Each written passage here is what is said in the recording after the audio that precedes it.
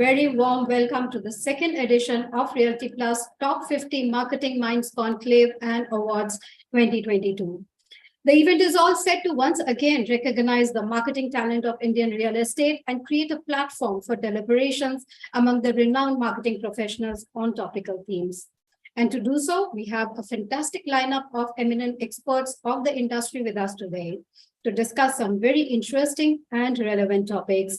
I'm Sapna Srivastava, editor of Realty Plus, and let's begin the proceedings of the day with the auspicious Ganesh Mantra. Vakratunda Mahakaya Suryakoti Samaprabha Nirvignam Kuru me Deva Sarvakaryeshu Sarvada. On that positive note, let's also take a look at the brief introduction of Realty Plus. Some people are born to show the world which path to choose in a crisis. Some brands are born to do the same. And during the times of challenge, the stalwarts of Indian real estate industry have chosen to do just that by showing others the way to finding opportunities even amidst a crisis. By showing the world how to go about delivering on promises even amidst adversity. Success doesn't just happen, it happens by design, by pushing the boundaries, by raising the bar. It's days of creating a vision and nights of bringing it to life. Knowing that pictures are worth 1,000 words and every word makes a difference. It's doing the research, trusting your instinct and finishing what you started. For the past 17 years, Realty Plus has been turning obstacles into opportunities, keeping the industry informed on the latest developments.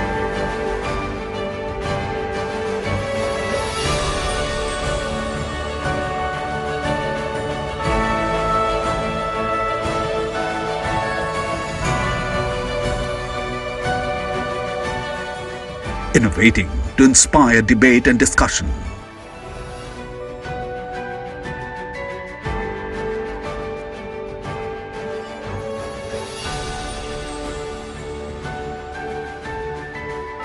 Bringing forth the perspectives of industry leaders.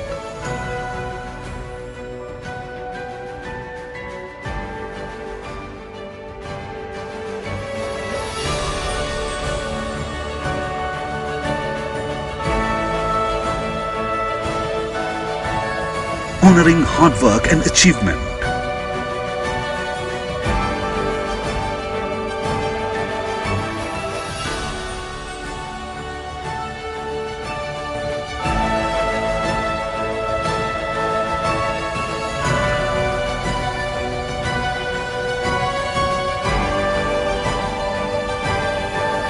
Keeping the industry connected.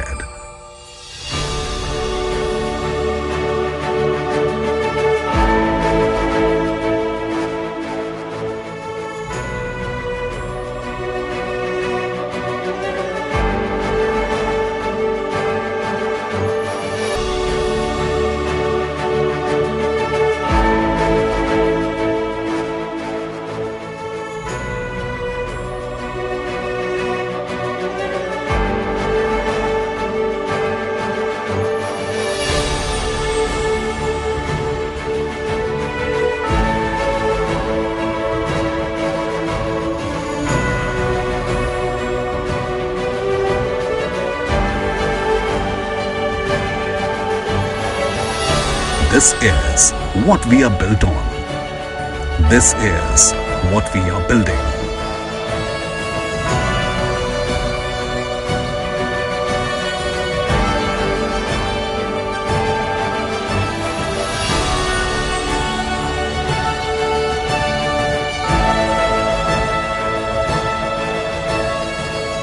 We are Realty Plus and we lead the way.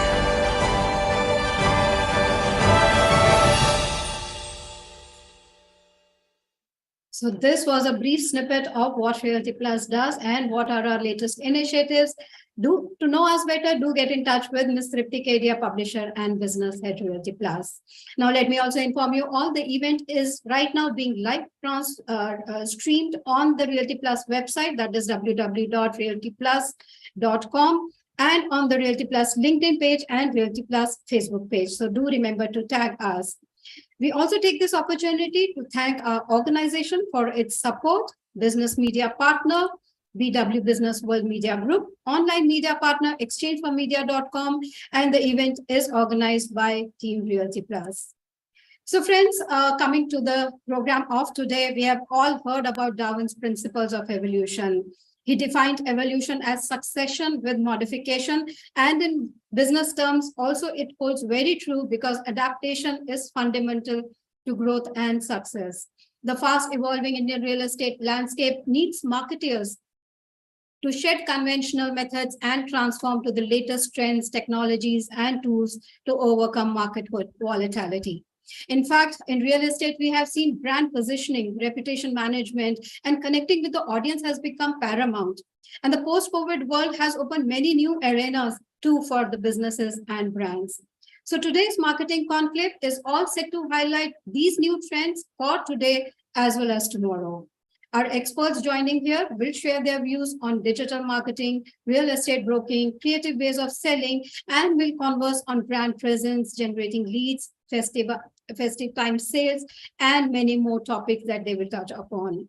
So without wasting any more time, let's begin with the Realty Plus Top 50 Marketing Minds Conclave 2022. And let me introduce the first panel discussion of the day, which is on the topic of digital marketing dilemma, how to increase engagement and conversion. So let me introduce our expert panel. The session will be chaired by Govind Rai, co-founder and CEO Insomniacs. He has over 10 years of experience in real estate consulting to the leading real estate brands across India, and he has specifically helped realtors focus on efficiency and drive better ROI. He has handled more than 280 project launches and has helped brands optimize their media costs by focusing on digital media.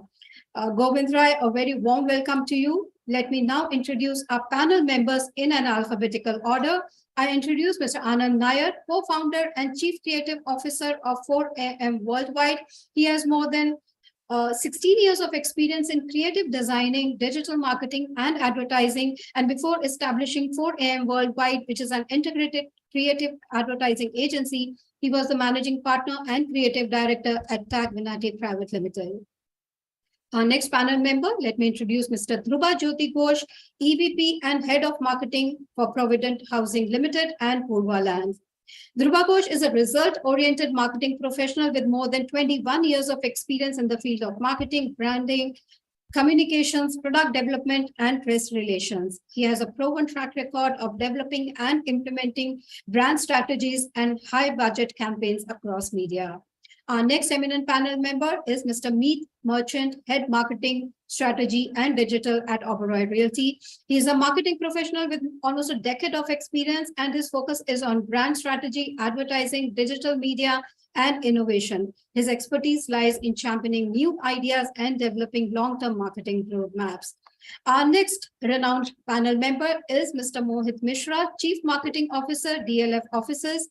He's an integrated marketing and communication specialist with an experience of more than 20 years and expertise in digital marketing, brand strategy, branded content creation, strategic business tie-ups, and brand partnerships. Let me introduce our next panel member, Mr. Vivek Agarwal, co-founder and CTO for Square Yards. He has been instrumental in building various tech and product platforms for the company. He has a rich experience spanning more than 18 years and has co-founded 3 companies in the previous entrepreneurial stints with 2 successful exits. Our next and final panel member, I introduce Haresh Muthirale, founder director Brand Niti. He has a career spanning over 23 years and has worked towards building brands through business strategies, web technology, project planning, and marketing insights. He is now building in Adgo, India's biggest asset fractional ownership marketplace for retail investors. So this is our eminent panel, and let me hand it over to Govind to lead the conversation. Thank you, Sapna. Thanks a lot for a beautiful introduction to all of you. And without wasting too much time, I'll rather get started with the agenda for the day. So for the audience, the topic today is a digital dilemma that we all face in real estate sector. And the topics are basically, we are going to cover about engagement and conversion. So before getting started, let me also talk about engagement. When we say, it is not just what is happening on the social media, it's the overall customer touch points where the engagements can be increased. So without wasting further time, let me get started with my first question. Rooted to Anand. Anand, are you there? I'm not able to see you on the. Oh, I can see you on the camera. So Anand, my first question, since you come from the the whole advertising background, and let me talk about the problem first. Right, based on your observation, what are the elements that you believe in today's time that the realtors are missing? What are the touch points that they could be having in terms of their engagement, specifically to the digital touch points in the social media landscape? If you could put some highlight that, what are the things that they're lacking? What are the things that, based on your observation, they could be doing better? If you would love to take this query. Hey, hi. Thanks, Govind. Firstly, thanks to Sapna and the entire Realty Plus team for putting together a panel which is a good mix of business, tech, and creative, and also a balance between agency and client side people as well. So I think I'm looking forward to a fun conversation. So on the question about engagement, Govind, that you've kind of asked, right? Like, I think it's a very critical point to try and ask exactly what each client or a business looks at when they say engagement. So I think Rory Sutherland, who's the vice chairman of Ogilvy UK, in one of the conferences, had said that the bane of digital is that it is used for optimization rather than exploration. And I think that's where lies the problem or the challenge, if I may use that term. When digital is brought up in a conversation, most of the conversations are driven around efficiency and optimization, and that then results in performance-led conversations, and it misses the point on brand building and actually what the customer needs. So I would look at saying the opportunity in digital lies on trying to start conversations which are brand and project led, where you can create content that is meaningful to the customer. So when we are able to differentiate between what the customer needs to make a purchase versus what the customer likes to engage with about the brand, that's where I think engagement can be driven in a better manner. Today, I think a majority of the content and conversation is around what the customer wants to hear to make his purchase. And that then becomes a bubble, which then nobody kind of gets out of. So I hope as time progresses and as the digital medium evolves, we start having more conversations around what we can do that the customer really needs to kind of talk to the brand and hear from the brand as well. So. Absolutely. Thanks a lot, Anand. And let me tell you that, optimization, real estate has literally taken this too seriously, because the optimization on the lead side is what we majorly talk. The engagement conversation now is starting. So yeah, I will get to Dhruva now, right?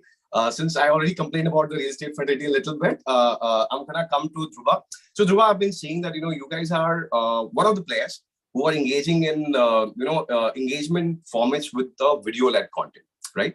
And since I've seen your timeline multiple times, and I've seen the content and the expenditure that you're doing on forwarding your messaging on that, on the video format, I have three important elements here to touch base. So what has been the formats that you believe that, you guys have been playing with or you want to do in the future? What has been your GTM onto the video messaging side? Because every format has a different objective, right? And overall, what has been the distribution strategy like that you guys have been keeping in mind, at least in the conversation? And based on this, what is the learning so that, we all can learn from it and do better? Sure. Thank you so much, Govind, and a very good morning to everybody, my esteemed panelists, as well as the listeners. So, hi, Govind.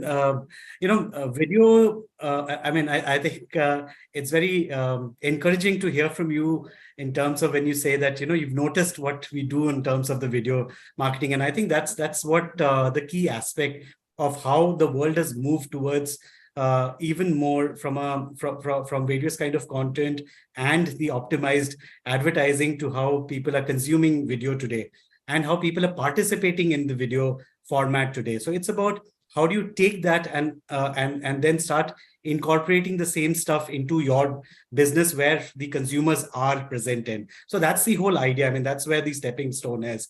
Today, if you look at, the searches, the second largest search we all know is the YouTube channel. Now, if the reels were started off on the Instagram, what YouTube is also adapting is into their shorts, the stories in various social media channel, and also video is something which is the highest consumed content, I would say, in today's world. And not being there is, I think, it's criminal, and it's pretty much doing injustice or bad service to our own brand itself.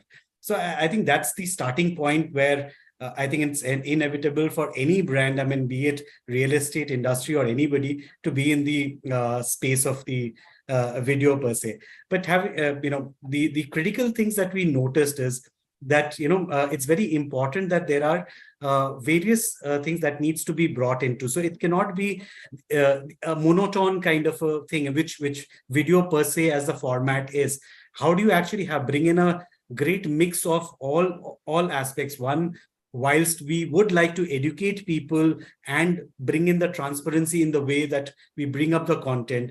B, how do we bring in people where the consumers put their trust on, where there are third-party influencers available, where there are third-party people who actually brings in a whole lot of trust from, say, IPCs or the broker industry, or the the leaders into the industry, to bring in that kind of a video content, which is much more easier to understand. And the most important is, how do we bring in as much more user-generated content into the piece? So I think these are the key aspects, or I would say the three big things in terms of the video marketing per se.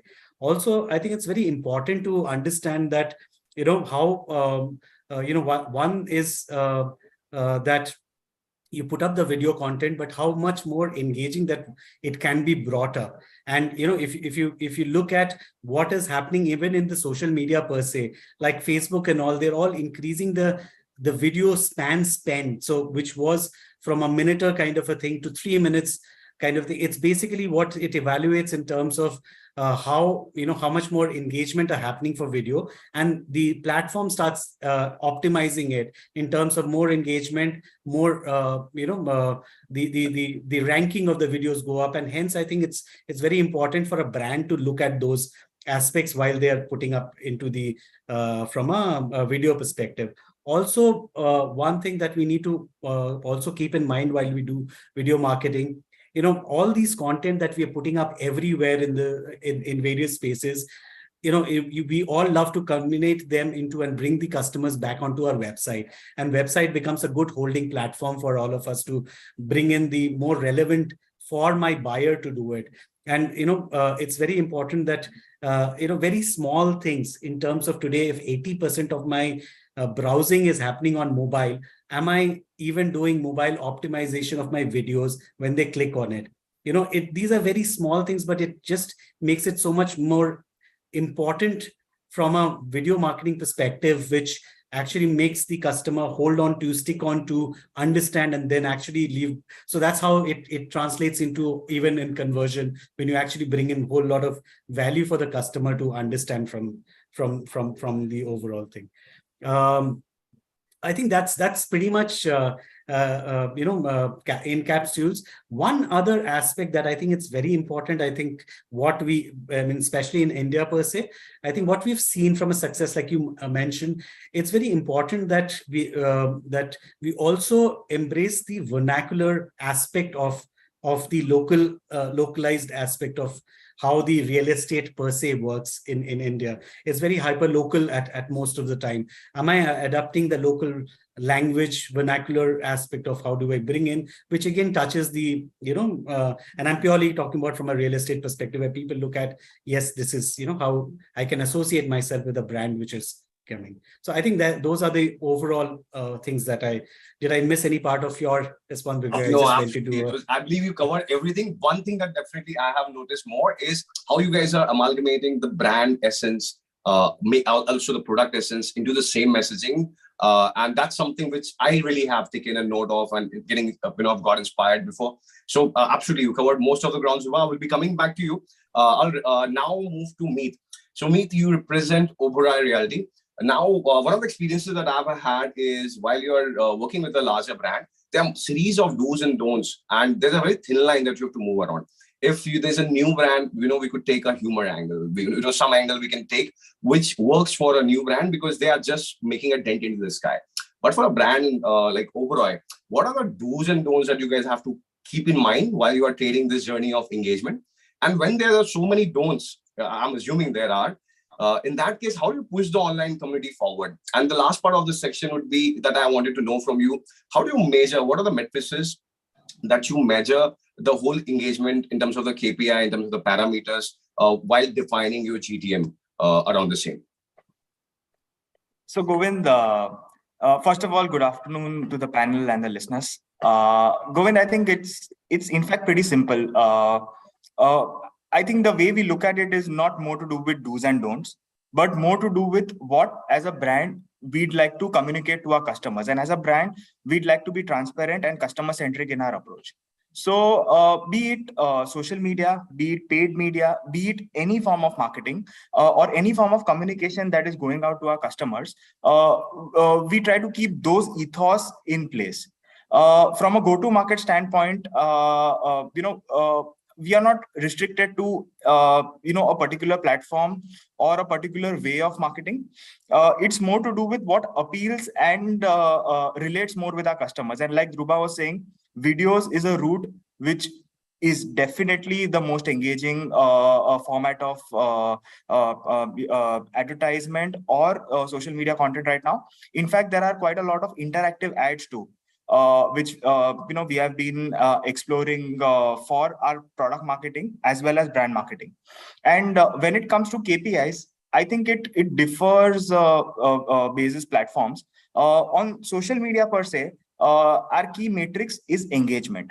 So in fact, as a brand, I think the engagement that we are garnering right now on Instagram, on LinkedIn specifically, and YouTube as a video platform, I think it's pretty interesting. It not only from an engagement standpoint, but also from the amount of information that we get about the customers. What is he thinking? What has he written in the comment section, or what DMs are we receiving? Actually becomes an input for us from a strategic standpoint and a marketing standpoint. Okay, this is what the customer is looking for, and this is what we need to address as a concern if there are any that have been raised by the customer.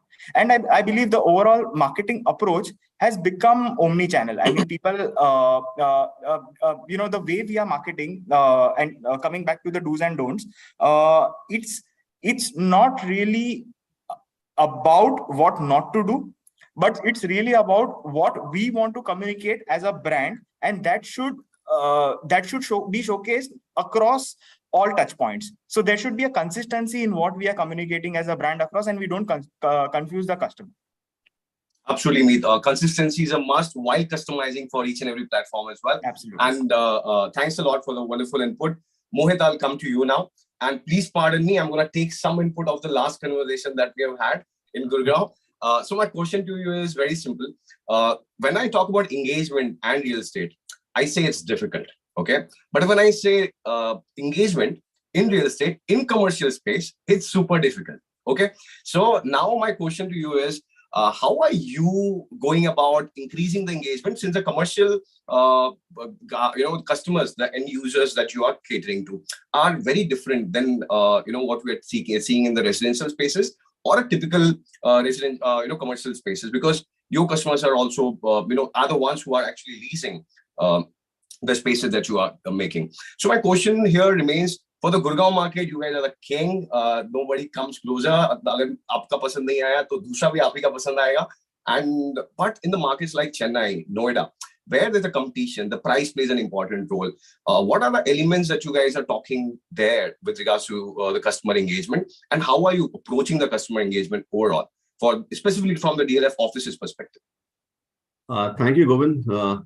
First of all, very good afternoon to Sapna, Tripti, Govind, and all the eminent panels. It's actually love conversing with all you guys, and we really get these opportunities to to listen to a point of view which is beyond what we guys normally spend our workday or our social media time on. It's really encouraging to hear from both agency sides, the other marketers, as well as perspectives from industry. See, commercial real estate has, as I can say for a fact that last 2.5 years we have now weathered the storm.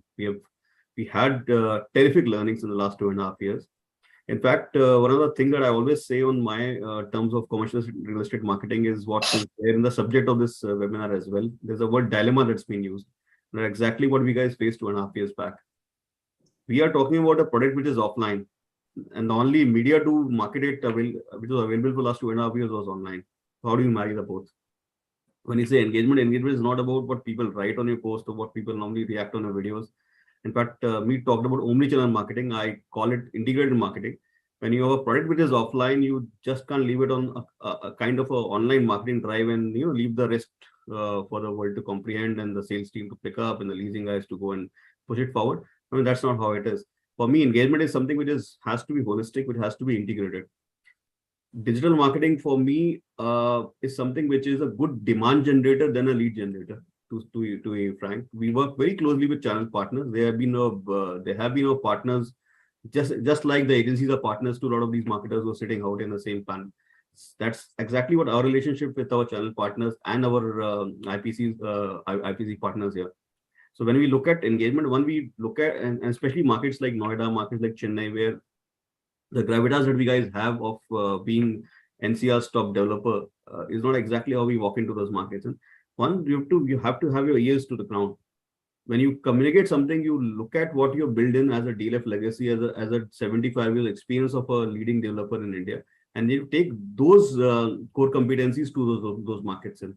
So when you walk in, you don't walk in as a novice. You walk in with somebody who is experienced. You may be a newbie in that market in, but you walk in with all the experience of of handling 75 years of overall real estate, 20 years of commercial real estate, and having at least 3 such upturns and downtowns that happened in the commercial real estate in the last 20 years. So you walk in with that in mind. I mean, you take one step forward, but if you think about it, at least 2 steps back before what you're going to do next. So you bank on your core competencies, keep your ears to the ground, listen to what the clients in those markets ask us to do. And then that's exactly when you make the launch plan or the promotion plan. Like Chennai as a city behaves very differently as a city, as Bangalore as a city, or as Delhi NCR as a city.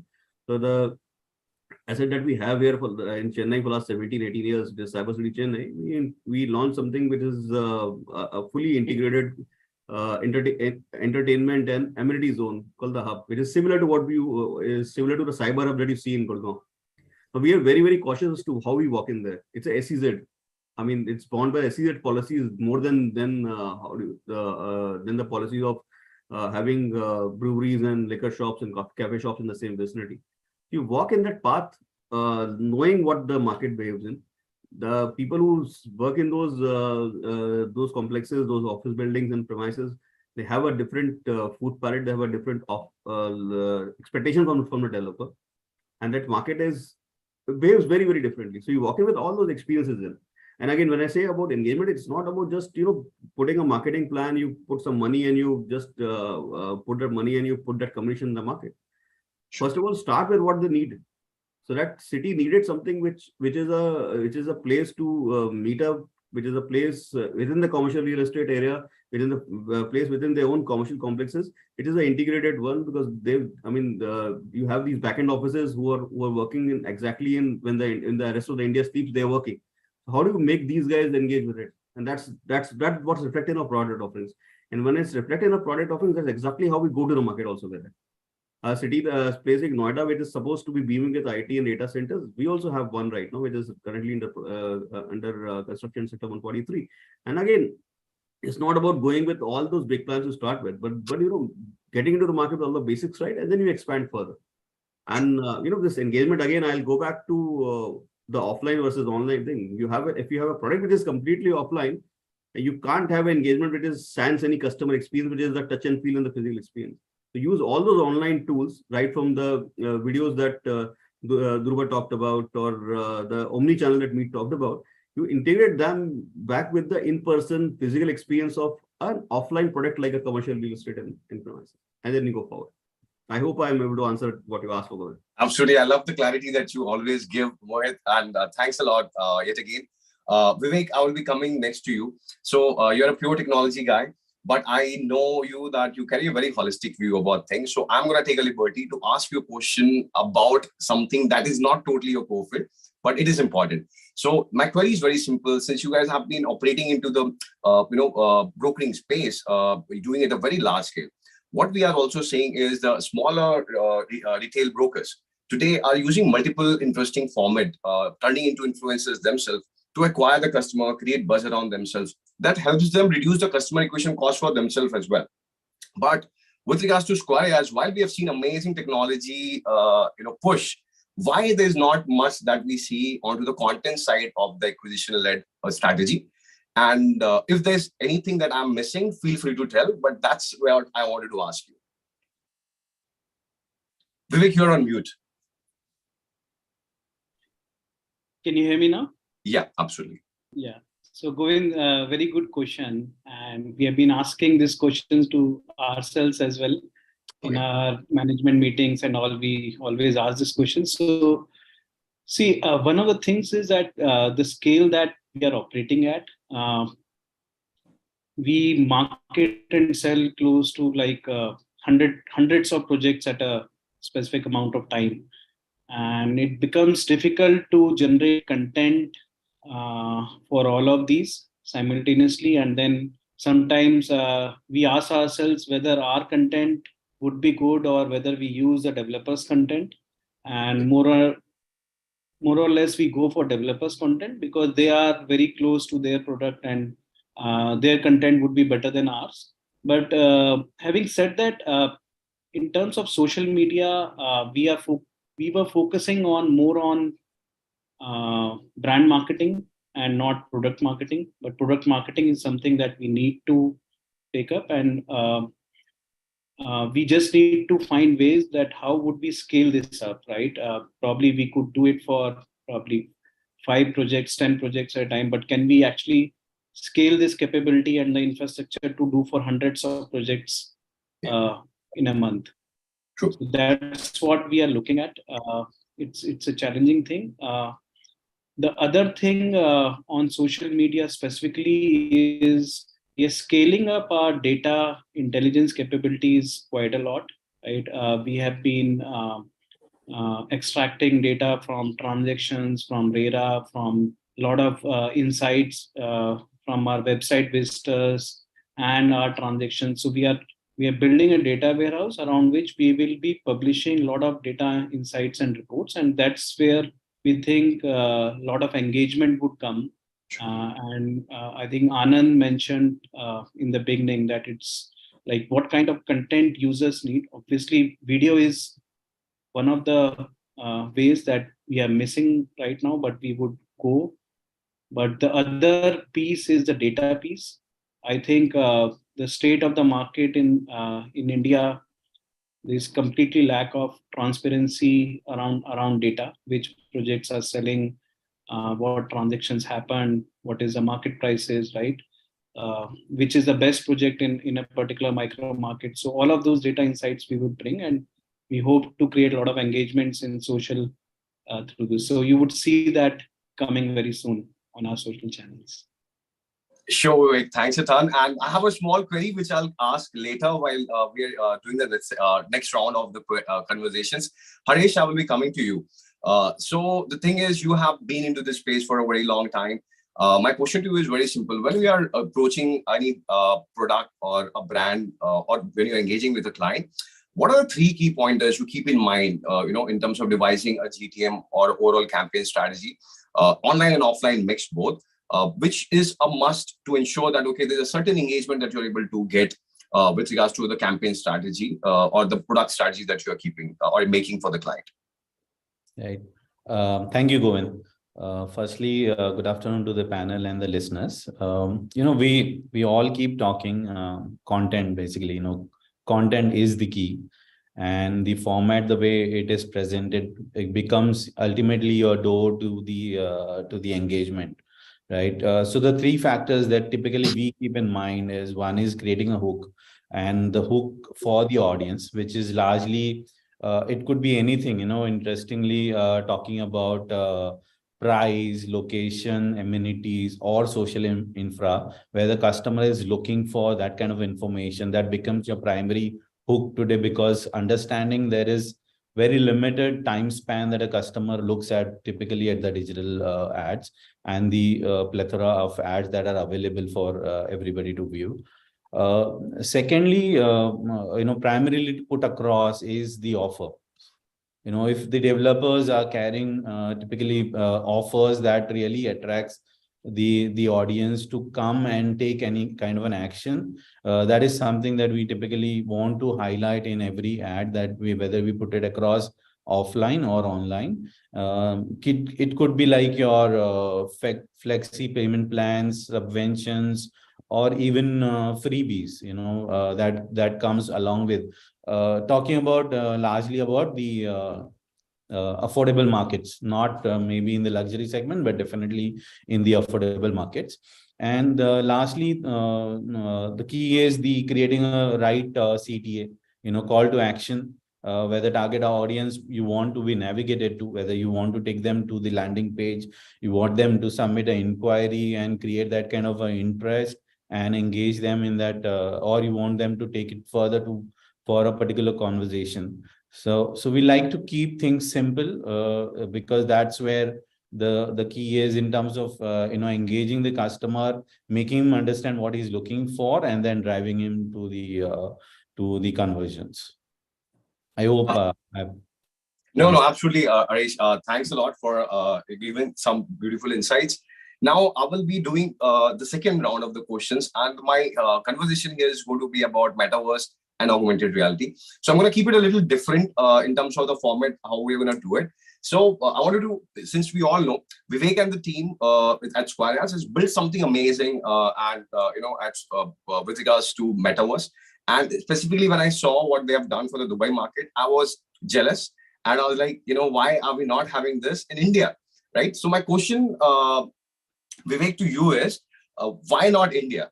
What are the challenges you are facing? And then I will ask the three developer representatives that we have in form of Meet, Mohit, and Dhruba. Have you guys tested it? And what are your viewpoints on it? And do you want to do it? If not, what is the reason for it? So yeah, let's go that way. Vivek, I'll start with you first. Yeah. So Govind, I'll first deliberate on like why we started building this, right? And as I think Dhruba mentioned that the search is moving from a textual search to a video. And how we see the industry evolving is that, I mean, if you look at the real estate listing space, right? So like maybe 20 years back, there used to be newspaper classifieds, right? Then these online platforms came, 99 Acres and Magic Place, and then they were text-based listings, and then someone brought map-based listings, right? The search moved to more of a map-based, and I'm talking about primary, secondary, both, right? And people search, they look at the maps and the nearby amenities, right? So in the last 3-4 years, we since we have global presence and we understand our customers, so we evaluated where this search is going, and that's why we acquired PropVR. We realized that the search is going towards more of a virtual experience, right? And this we realized during COVID as well, right? So people want an experiential kind of search, a more immersive search, rather than seeing probably static listings or plain content, right? They like video, but beyond video, they would like to actually go there virtually and visit the site. Typically,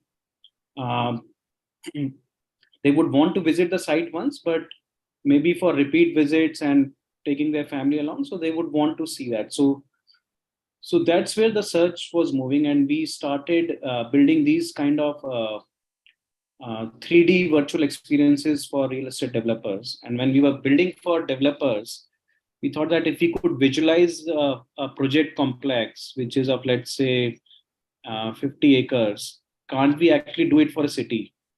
Yeah. And that's where we started looking at which city we should do first. And we looked at India first. And we found that the kind of satellite imagery and the geospatial and the photogrammetrical data that is required, it's not available in India. So no one has done, even the Google Maps, their resolution is not very good. And you actually can't project a 3D geospatial space on it. And we looked at the data available, the satellite images and all, and we found out that these are available for developed cities like Toronto or Vancouver or London or Dubai. And since in Dubai we had a great presence, we are already very active there, both in terms of NRI and local, and we had that real estate layer. So we chose Dubai. Having said that, are we looking at India seriously? Yes. Are you going to see something in India soon? Probably not in next 1 or 2 months, maybe, but maybe, let's say, we have set ourselves a target deadline of this financial year. So maybe end of March you would see something coming for India or at least top 3-4 Indian cities. Wow. The challenge before us is that how do we actually make it more realistic, right? Considering the kind of imagery that we have, and especially since we have to map the entire city. But rest assured, we are working on India. India is our #1 market and can't ignore it. So you would see very soon. Absolutely. If there would have been any difficulty, rest assured we have Mohit here who can take care of Gurgaon. Meet can do the Bombay part of it, and then Dhruva, the whole Bangalore city. I believe these are the 3 cities which will be part of the top 4. So thanks a lot, Vivek. That was quite insightful. Now my question to Mohit, Dhruva, and Meet. The metaverse is a platform in terms of whatever that which is coming, and the engagement that it can drive, right? With regards to what, as he said, that the normal listings are purely static, which is a maximum minute of engagement. But these a metaverse has a universe, specifically even for the office spaces. But though I understand that the decision makers are not someone who are going to be very intuitive about how my offices are going to look. But yeah, the overall understanding of the ecosystem play around the city, definitely it is exciting. And similarly, Meet, with regards to the projects where the Oberoi is coming with the new launches or the existing one. And similarly, Dhruva, in your case, with regards to your offerings for the residential market, definitely, because customers are getting more and more aspirational. It serves as a great tool for engagement. What are your viewpoints, and is there any hindrance that you have in mind? If you'd love to throw some light, Dhruva, I will start with you. Thanks, Govind. I think it's a brilliant topic, and I think it's something which we are all into already. As I understand and I see, I think what Vivek has done and is fantastic. I think this is a journey that we per se from Provident had started some time back, though the metaverse in its current shape and how it is shaping up is something which we will all get into or adapt in some way. But let me just take it through what we had attempted to do, what we've done, and what has been the success, and what are the challenges in the same manner. Sure. So one of the things that we started off in 2018 is something called as Book My Home Now. Yeah, we also brought in on a .com platform, but it was more from a space of diverting everybody to different sites. But what the core aspect of that was that how do we take that entire virtual experience to the consumer sitting at wherever they want to, and can they actually look at their choice of particular apartment from wherever they're sitting in, and even go ahead and close that deal online. So that is where we started off with the journey.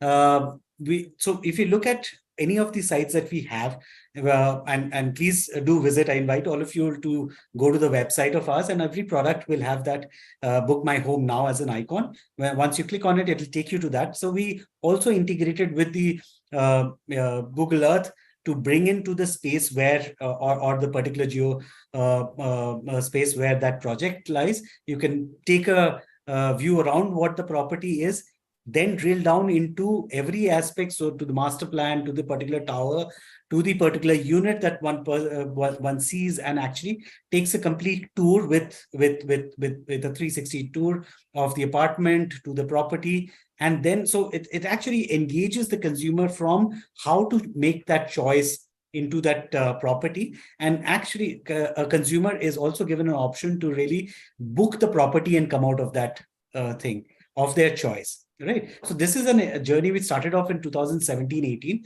I think 2019 is when we tried it for the first time. I think it was extremely encouraging response that we had got. We had integrated that with a little bit of a feel of e-com into that, wherein we moved in by saying, purchase your coupon and you get a great price, and we integrated this platform with that. On three, I think we opened it for 3 days. So in 3 days, 3 nights put together, we were able to garner something around 320 kind of a coupon where people bought it, and which was very surprising. And we converted close to about 70 odd units by the end of the campaign that it was there, which the consumer actually experienced it from that perspective. With all those things, now if you look at, yes, the metaverse platform is coming in, but it is an extension of what we had tried. And I think that is where we are looking forward to move in, because I think the acceptance is already there. And what has amplified this acceptance is, fortunately or unfortunately, the COVID that happened, where people have accepted that virtual world to be a, to almost being into the semi-real world, where they can actually do whatever they would do it in a physical world per se. The second example on the similar note was, I mean, just to extend from where what I mentioned about this book, My Home Now, we actually, during the pandemic, on 8th of June, we launched a project which was of a first plotted development project under the banner of Provident in Bangalore. And believe you me, 80% of the property was sold online through that form. With people coming in, we had a virtual presentation from the leadership team. And then, we literally gave them a complete tour. We took them into this virtual exhibition kind of a platform, and then taking them again to the booking engine that I just mentioned, and closed the deal. 180 sales happened on one single day on that platform during a pandemic. So I think that these are certain things which really certifies or puts into that, reaffirmation that I think this is the way to go forward. The challenges that we see is, I think the adaptation is still not as mass, because the younger generation is adapting it a little quicker than we will. And that is what we will see, how to make that more. And then the most important part is, see, none of these sale can happen completely virtual. Yeah, none of these conversion can happen virtual. Now, can I bring that experience right from my site to the virtual world, and how do I integrate them together, give them a similar seamless experience throughout, is something which is something which is a bigger challenge, to see how that integration is seamless, whilst we try to digitize everything and see how we can put that and take use of various platforms that are being the future. So but I think it's very important to see how we integrate it. And second is, I think, how do we ensure that it's not just the much younger crowd, but even the mid aged crowd also adopting it more frequently. I think that's the overall. Thanks a lot, Dhruva. And yeah, but I believe the next generation, if we have to prepare for them, we got to be onboarding it sooner or later. Mohit, I'll come to you for the same question. Yeah, they're already there. The next generation is already there with all this. No doubt about that. So, Mohit, what's your viewpoint on the same? See, Meta as a platform and what it brings to the table is fantastic, Govind. If you ask where we are right now as DLF onto the platform, we have taken a few learnings in the last 2.5 years of getting AR VR as part of our site experience and site visits and those things in. But we really haven't really invested into getting ourselves transformed into a metaverse as yet. 2.5 years when there was travel embargo. The guys sitting outside India, especially the regional office in Singapore and maybe the global office in the East Coast and West Coast, when they were not traveling in, we used to do this thing of saying hybrid site visits, where the local Indian guys, they used to come to the sites, and their global counterparts and their global peers who were supposed to take a final call on office leases, they were experiencing it online. So we did those, I would say, baby steps still. I mean, in getting into a VR and a VR-based kind of a trial on site visits. It was fairly successful. It was also it shows that how India is also at par with the other developed economies in terms of adapting to those technologies. And as Duba said, it wasn't given, COVID wasn't given to us, but yes, we all preponed our digital strategies thanks to COVID, and that's how we also adapted. And those tools currently, if you frankly ask, more than developers directly, they have been used by our consultant partners. So, for example, we are doing a build to suit for a marquee client in Chennai, and the client brief was given on a piece of paper saying, this is how I want the building to be. From there on, since, I mean, this is a 4-year-old conversation, pre-COVID, and today that building is right now almost in the mid stage of getting constructed. So every plan has been presented in a virtual platform to them. So they don't have to really build a building block by block, right? From amenities to fit outs, everything has been explained to the clients through virtual platforms. Similarly, with all our marquee projects here in Gurgaon, we're using these virtual tools to tell them how the amenities will look like, what's the parking area, what's the lobby experience, all of that. We're using those virtual tools. But is DLF Office on Metaverse as yet? The answer is no. In fact, the platform is also used by a lot of IPC partners for site visits, and we really collaborate with them in giving all the info to them, but we really haven't delivered tool as yet. Maybe a year from now, I'll say a yes to that. Sure, Mohit. Thanks a lot again, and thanks for being straight yet again. Meet, what are your viewpoints? I believe in your space, definitely it caters in a very different way. I would love to hear from you. Yeah. So, Govind, I think real estate predominantly is still a very touch and feel kind of an industry where the end transaction continues to be offline in the majority of the cases. Having said that, in the last 5 years, we've seen the overall industry and overall consumer behavior shift from an offline behavior to an online behavior. A lot of it can be credited to the pandemic, where even the people who did not use phones beyond doing calls moved to WhatsApps, Facebooks, Instagrams, and it in fact is the older population who has adapted it even faster than the younger ones. The younger ones were already there. And that has happened even at our industry level. So real estate per se has seen massive transformation in the last 5 years, where virtual experiences, AR, VR, chatbots, sophisticated CRM solutions, all of them have taken precedence in the overall strategic pipeline of how we want to see real estate. From a metaverse specific, if you ask me metaverse specific questions, I think all real estate developers across the world have discussed possibilities of how we can explore metaverse. The use cases might be different. The objectives of what we might want to achieve is different. In fact, for different portfolios. So for Oberoi per se, within residential, the use case might be different versus what we might want to achieve from a commercial standpoint. So metaverse or any of the immersive technologies, for sure, the real estate as an industry will adopt to. Maybe next year, this panel discussion we'll have in the metaverse environment. So, yeah, the possibilities are there, and it's a near future. I don't think it's too far off. Lovely, lovely, Meet. So I will come to Haresh and Anand. Just last month, I was visiting the Meta office in Gurgaon and then Bombay. Both the time, the team mentioned that, hey guys, why the real estate is not pushing AR at all? What are the difficulties that you're having? Tell us what can be done. I wanted to bounce off this question to you, since you are engaging with a lot of real estate developers and the marketeers. What do you think are the possibilities around AR? And what are the difficulties and the challenges that we are facing with regards to the AR implementation in the real estate use case? And I would also love, from a personal point of view, When we are talking metaverse, let me put this thing from your perspective as well. What light that you would love to throw with regards to the challenges bit specifically? Harish, I will go with you first.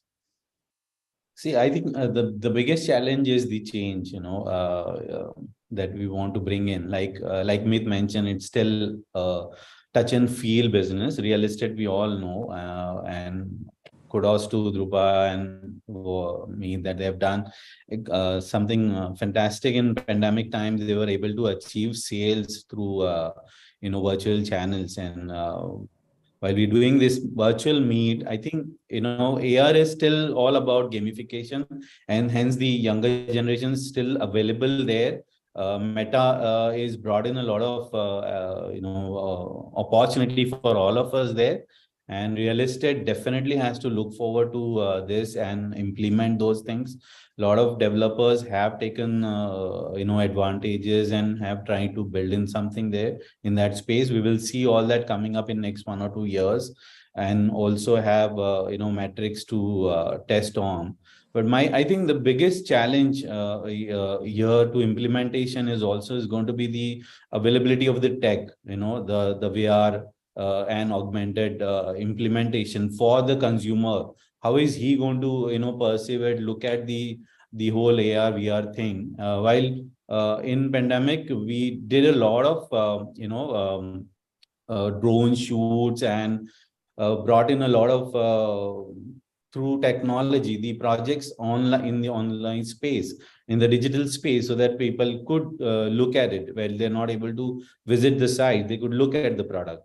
But from looking at that, though we have all acquainted to the AR for last many years now, the challenge is still bringing that change, and how we can create that environment for a consumer to look at these through the product, through this technology, is what I feel.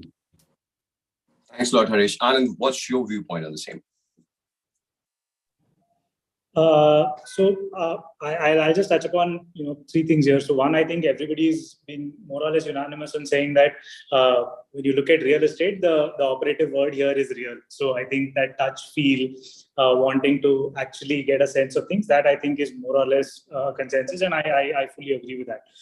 The second part is, I think, who are we building for? So I would look at it through 2 lenses, right? So there's a lot of conversation around how the home buyer is getting younger and so on and so forth. So, but I think some of the statistics that I've briefly looked at, when you look at an Economic Times article or stuff like that, it's about 16 to 20% is where you're looking at the age profile of 25 to 35-year-olds. So when you're looking at Gen Z and you're saying that that's probably a digitally native audience, then yes, I think that is an audience which will adopt much faster.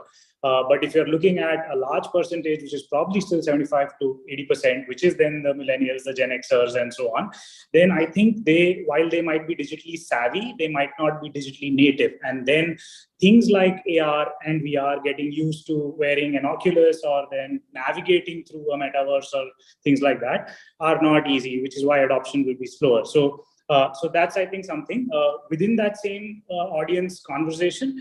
I like what Mohit mentioned. So the moment you kind of deconstruct resi, warehousing, commercial, and then retail, I think there are avenues within verticals of commercial and warehousing for sure, where at a B2B level, things like when someone is offering a build-to-suit office, and then you're kind of giving them an opportunity to navigate that space in terms of how you as a developer would create it for that particular business. Use of AR and VR could kind of bring in a lot of interesting ways for the experience, and then also obviously showcasing different things that could be done. So I think distinguishing the verticals for which we are building this will also help how we kind of sharpen the use of these tools, and then obviously the end consumer. Lastly, I think I'll leave it at saying the objective, right? So the moment you define it as saying it is a customer experience conversation, then I think there will be a lot of things that people will do. We as an agency would like to bring a bunch of ideas to the table in terms of how you can enhance the experience, do different things, make it creative, and so on. Versus, again, if it gets trapped into the optimization and ROI piece, then it will probably go into a different space. So I think that's where how we kind of navigate this terrain. And I think Meet mentioned the omni-channel part, right? And I think that is going to be critical. So compartmentalizing it to a certain extent, where you're saying that, hey, this is what we will do when we look at these platforms, and then translating it into the other channels where the rest of the funnel can kind of be addressed is probably going to be the key. So yeah, sharper objective setting for this platform, sharper creation based on who the audience is, based on the demo cycle, and then also the business verticals. And lastly, yeah, still keeping it real, I would say. So yeah. Super, Anand. So, guys, I would have loved to continue the whole session for another 1 hour, but unfortunately, we have the other 10-15 minutes to go for. And I have a very important question to ask. And this is a very engaging session, but I wanted to ask a very specific question with regards to conversion, right? Now, with regards to the advent of technology, we have been talking about prop tech. There's a huge amount of play with regards to the MarTech, how e-commerce has been using it into their favor. There's a great convergence that's possible and that's happening between prop tech and MarTech. Specifically, when we say e-commerce, there are typically two touch points we are actually gathering data points upon, which is add to cart, and one is when the conversion happens. But in real estate, there are 4 data points, 4 places where we have to look at the data. My question to you specifically is on 3 agenda, and we have to keep it a little crisp so that the next session doesn't get too delayed. The point number 1, with regards to the data, what are the things that you are keeping in mind at different stages of data that you are able to garner? How are you going about studying them? Are you using any tool? What is the methodology there?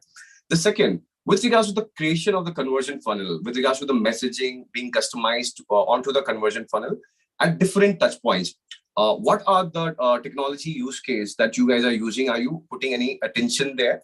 And the third, in terms of the overall ecosystem, these are the places for a real estate developer, right from a 4% in terms of the acquisition cost, from directly 4% to 12% they are investing today. There are many places where the efficiency loss is happening. So how you guys are leveraging the technology merged with digital and with the data points? What is the strategy that you guys have put in to make a more efficient value chain and value creation around the overall customer acquisition? So, Meet, I will start with you on this one.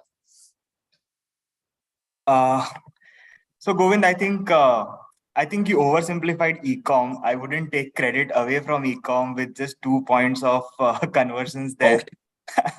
But they have their own sets of challenges, that industry, real estate per se. So we work as an industry, we work with limited sets of data points or consumer points. So e-com, while might operate at a humongous amount of scale where they are working with millions of data points, our data set is in that sense limited compared to that industry. Having said that, it's rich data. And there is increased availability of that data. That data is getting more intelligent and it's getting more trackable. So with solutions in place in terms of your ads that are running on certain platforms versus your CRMs in place versus your marketing automation tools in place, if all 3 of them are in sync, and that's where the entire omni-channel experience comes into picture. If the information is being translated seamlessly across these, and even within the ad platforms, if there is consistency in place where, say, something like a frequency moderation is in place across platforms and not limited to an individual platform, that's where your ads become much more efficient. Personalization and customization obviously is the route to go, and there are lots of pseudo intents available right now by which you can understand what segment the customer might fall in, or what kind of communication or what channel the customer might get appealed to. And finally, the KPIs per se. I think KPI today, if you're looking purely from a conversion standpoint or performance standpoint, it should be qualitative. It should be qualitative than quantitative. So CPL, I think shouldn't be a matrix to monitor right now. It should be, if you're looking at it at a lead level, it should be cost at qualified lead, or in fact, I would go a step further to quantify it at a cost per walk-in. That's where the efficiencies lie. And I think overall, from a brand building standpoint, I think it's more about reach to the right audience. So, understanding intents of not only if you're reaching out to those customers, how are those customers reacting? And you can understand that if there are organic website visits happening, or there are organic inquiries getting generated, or there are interactions or engagement increasing on your social platform. That in itself is an indicator for you to understand whether the brand building activity that you're doing is working well or not. So I think these two summarize the discussion here. So I totally agree with you with regards to the CPQL and the cost per site visit calculation. Though on the data point of it, me and you are going to have a different debate someday for sure. I will come to meet you for that. Okay, Dhruva, over to you. Yeah, thanks. I think we captured it quite well overall, but I just wanted to break it into just two aspects of it. I think one is that whilst we have a whole lot of data, which is very rich, that we have been building over a period of time, but it's what lacks a lot today is how we are building up a more intelligent data out of those, so that can actually be diverted into the right approach in terms of how do we. So for example, I think there is, we've been talking a whole lot of how, I think sometime back, even when Vivek also came in, I think we had certain amount of discussions in the with the Square Yards team as well, for the how the data can be utilized. The very basic thing is that there are two aspects. One is from what is coming into us, is there a scoring model that can be picked and looked at it from what what is touching us at the very first itself. And the second is the data which is sitting with us today, how we are probably using various technologies to collate intelligence and do various kind of drip marketing on those data to actually reach out to at various point in time with a mix of both scoring as well as various communication approaches to reach out and be super relevant to the consumer, so that we can reach that level. I think what the e-commerces have achieved much higher than obviously what we could, but I think it's something which is still a consumer at the end of the day, and they are able to achieve it. We have to travel that kind of a path, but I think these are the things that needs to work out. Today, the data being there, but it also sits in various systems and has a lot more disintegrated form that is there, and the flow and having it on one space and then operating it with intelligence is something which will probably give us the edge into the market going forward. I think all of us none of organization in particular, but all of us are trying to achieve that in our own ways.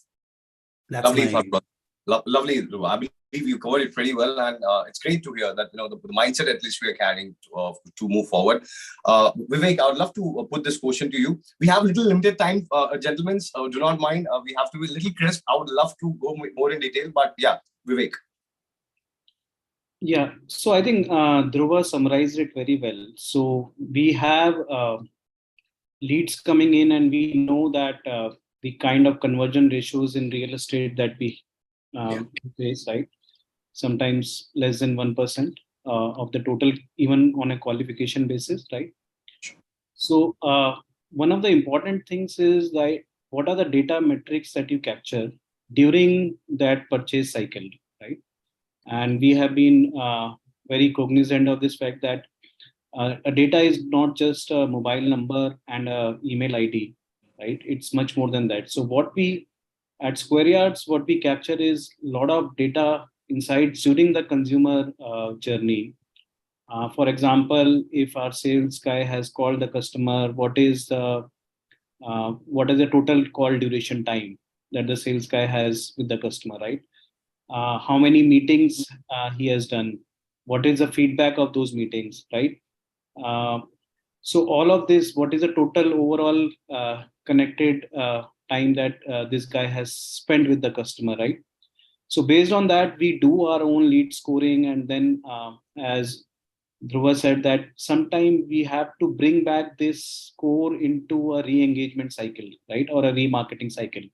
Because we know that 99% of the leads are still they are not going to purchase, right? It's only 1% or less than 1% is the overall conversion ratio.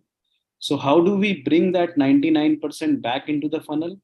Maybe to some other project of his choice, but if we have captured the data well, and if we know the intention, if we know the micro market, his budget requirements very well, right? And if we are able to do some kind of segmentation and lead scoring on that, that is where you can bring back this data into the funnel again, and then and then increase your top of the funnel, right? So that's what we have been focusing on, not just the lead generation part of it, but the whole engagement cycle, right? Sometimes we face things like we give lead to one salesperson, right? And that salesperson says that this is not a qualified customer, right? So we experimented a bit back that we actually gave the same lead to another person, and not saying that this is a churn lead, we say that this is a new and fresh lead, right? And to our surprise, what we found out was that our conversion ratio on the churn leads is almost similar to the fresh leads, right? And that was a huge surprise. So sometimes it's about the quality of the salesperson, right? How he's engaging with the customer at that point of time, whether the customer is in a mood to talk to him when the sales guy reached, and how was the quality of the pitch, right? So all of these things matter. I think we are at the, as you said, that e-commerce has matured this model quite a bit, and they're able to do because most of the things are online, right? You can track the consumer behavior online, but here you have to track both the online and the offline mix, right? And how do you convert offline data into some kind of objective parameters is the key. Beautifully summarized, Vivek. And we all are going to do this experiment at our client places and our respective places. Harish, what's your viewpoint on the same? So I think, tracking is definitely the performance metrics we need to look at for every particular campaign that we are running. And what Meet said, we need to look at cost of acquisition for a site visit and not CPLs, which many of my developer friends are definitely not going to agree upon. But I yes, say they will agree upon it. It's bad for you to keep defending it. Yeah. Okay. Right. So I think couple of I would touch upon that couple of metrics that are available today by Meta, Google, that we have is the conversion APIs and in event measurements that are available. Where you can track upon the events for each and every consumer or the data that we are acquiring, the age. So dissecting those data and understanding, analyzing more, like Vivek said, where do you put in which bucket and how to really take that conversation ahead for us. We simply keep, tab on typically to keep the lower CPCs and how we can increase the conversion rates. So that's the key for us in terms of running the campaigns. Thanks, Harish. Mohit, over to you. My question also is about, at different stages, there has to be a different custom message or the communication that has to be shown to a customer at a different cycle. What are the things that you guys are keeping in mind at this new strategies? Commercial real estate, Govind, if you look at it, before my tenants or prospective tenants sign on a dotted line, it's a 9-month engagement cycle. Yeah. You can't go with the same message, same tonalities, same communication throughout the 9-month engagement cycle. So from the time the customer issues an RFP or even before that notifies the industry that he is looking for commercial real estate space to the time he actually signs the lease agreement is a 9-month engagement cycle. So at each stage, you need to what marketers or communication guys to do in terms of their digital marketing has to marry with what the company is doing in terms of a lease pitching. So if you are at XYZ stage of pitching to a client in a particular way, looking at our competencies or skill sets or about the asset information, the digital marketing has to completely reflect that. Then it needs to give an air cover when we're doing the pitching to the Indian counterparts, to then when the decision moves to regional offices, and then it moves finally to the head offices. But at each stage, you need to create those differentiators. You need to create that preference for that brand. And that can only happen when you do that thing, which is when you do the very, very sharp messaging. Digital marketing, at least for me, and especially in the previous thing we were talking about, the quality of leads and stuff, for me, it's very, very different. Not just for DLF, if you look at any other commercial real estate player outside, currently 95% of business comes from IPCs. It's just 5% that comes from direct leads. And even though 5%, 3% are your, how do you say, your renewals and repeats from the same clients. When you look at what's getting fresh into the funnel, is just 2% of new clients. Because that's exactly what the kitty outside, is the sphere outside. So how can you look at re-energizing that entire funnel with, with the clients with the information that they are looking for, and keep re-emphasizing on your differentiators, on your core competencies, and how your projects will make work for them. So yes, there are different stages of messaging. There's different kind of messaging that we need to do, and that we really, really look at from a way how we can customize that. Do that. Thanks a lot, Mohit. Anand, over to you. So I know we're probably running out of time, so I'll just take a quick couple of minutes. So I think, I won't comment on the lead and the conversation and the stages. I think everybody's covered everything. I like what Mohit said, that when we are creating these pieces of communication, what do we kind of filter and how do we make it effective? So I would look at it as one stage specific, which is saying where in the funnel is the customer. So is it awareness, consideration, interest, closure? And then you kind of try and build stories which are, relevant to that. The second is customer specific. So which kind of customer are you talking to? And then also in terms of the demo cycle, plus then different verticals. So if it's a commercial customer, and like Mohit said, 95% comes from an IPC. So what an IPC is looking for in terms of the kind of content is very different from what probably an end consumer buying a home is looking for, versus what a retailer who is kind of looking at 4 malls to set up a store is looking for. So I think that's the second piece. And the last, I think, is a product specific story, which is saying when you look at a villa versus a plot, or when you look at a 1 BHK versus a 4 BHK, how do you make those conversations more meaningful? And in all of this, so I think Steve Jobs said that the storyteller is the most powerful person in the world.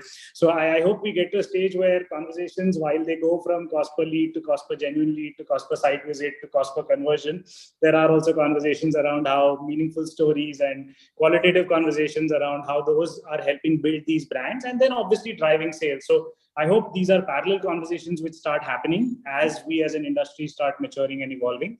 And that should be a good direction for great brands like what Oberoi has done, DLF has done, Provident has done, to keep continuing, building a strong legacy for themselves and for other brands to grow in the same manner. Yeah, so that's it. So thanks a lot, Anand. And rest assured, just the way Vivek has experimented with giving a certain lead to other team members and seeing a different results, we have done this experiment, how the communications are really changing the conversion rates and the cost drastically. So I believe the time is already here. I'm glad that we are conversing about it. And gentlemen, I would love to engage more and more, possibly, when I meet you personally. And I'm really excited. There are a few touch points that I believe that I need to go in detail to have a conversation with each and every one of you. But for today, we have a limited time. The next set of panelists are already here. Sapna, I would love to, give the session back to you. Thanks a lot, everybody, for being so gracious. And we'll engage again one-on-one basis for sure. Sapna, over to you. Thanks, Govind. Wonderful conversation. I think we touched upon a lot of points here, from engagement, conversion, metaverse, data conversions. So one question that keeps coming to us whenever we are talking about digital marketing is that, with privacy restrictions being implemented by Android, Apple, Meta, Google, and now we are recently hearing about Twitter paid blue tick. So how, and in the morning when we started this conclave, I said it is, as per Darwin's theory, it is survival of the fittest. So how marketers are now adapting to this change? Govind, probably you can take this, and then anyone else who would like to add. So point number one, the cookieless ecosystem already is causing a lot of trouble, specifically reaching out to the high-end users who are using Apple, right? And more than us, Meta team itself is bothered about it, because Google, at least, they carry a lot of data about us because of our usage of Chrome and Gmail. But Facebook is losing that touch directly, right? And that is the reason they have started investing heavily in the metaverse, right? There's no other way, because they want to control the next ecosystem and their operating software of it. With regards to the differences into the results, it has been a huge issue from the last 1 year. We are seeing the drops. We are seeing the incremental price. We are seeing that the targeting that we got from the Meta platform is not at par with what it used to be much before. But thankfully, the Google is where we are finding a right set of balance.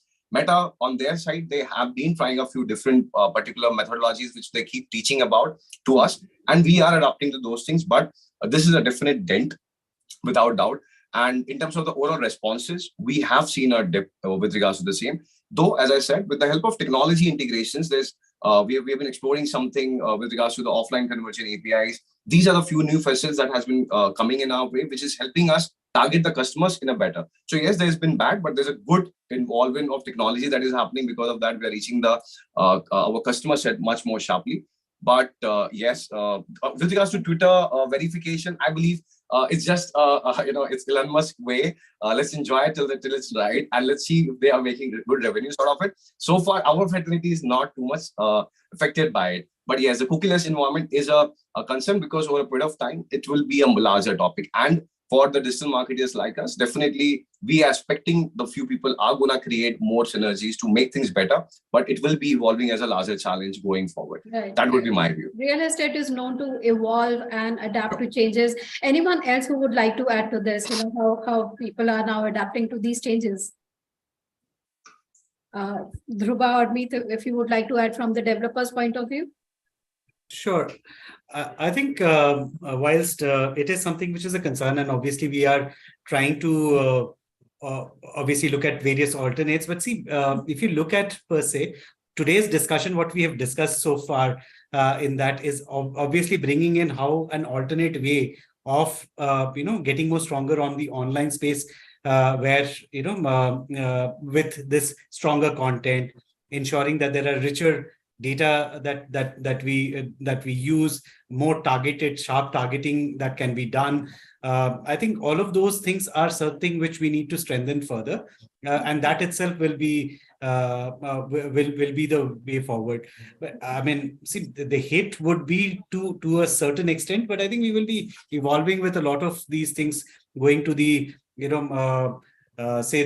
the CDPs will become a bigger chunk in terms of in probably the future. We will find a way. Yeah, absolutely. Sure. So, Meet, you want to add something? Anyone else, if you want to add something? So I think challenges create opportunities, and like Govind rightly said, it's more a concern for Meta than it is for real estate as an industry. So they'll definitely find a solution. And CDP, I think there will be DMP platforms which will play a vital role here in creating a unified ecosystem where first party data will become prominent for any industry. That will become that data will actually be oil to them, and that will actually fuel growth for any company. Right. Before we let go of this panel, one question that I would like to take, probably Anand, you can take it. Is brand strategy, product strategy, creative strategy are same or different? Because you were just talking about storytelling. So are they same or different? Brand strategy, product strategy, and creative strategy. So I think when it comes to product, there are a lot of factors in play, and I think me, Mohit, Dhruva, a better place to answer that, because that's not my cup of tea. But it's about deciding a product market fit. What is the demand in that certain area? What are the price points? What are the kind of TG that is there? The competition. What are they doing? So I think that's something that still sits well within the business side of the conversation, right? The brand strategy is, I think, something which sits somewhere at the bridge between the builder, the developer, and the agency. So that's where there is an opportunity to align with saying, okay, these are the business goals. So if this is a particular stage in the marketing cycle and I'm looking at velocity, then what kind of conversations do I need to drive?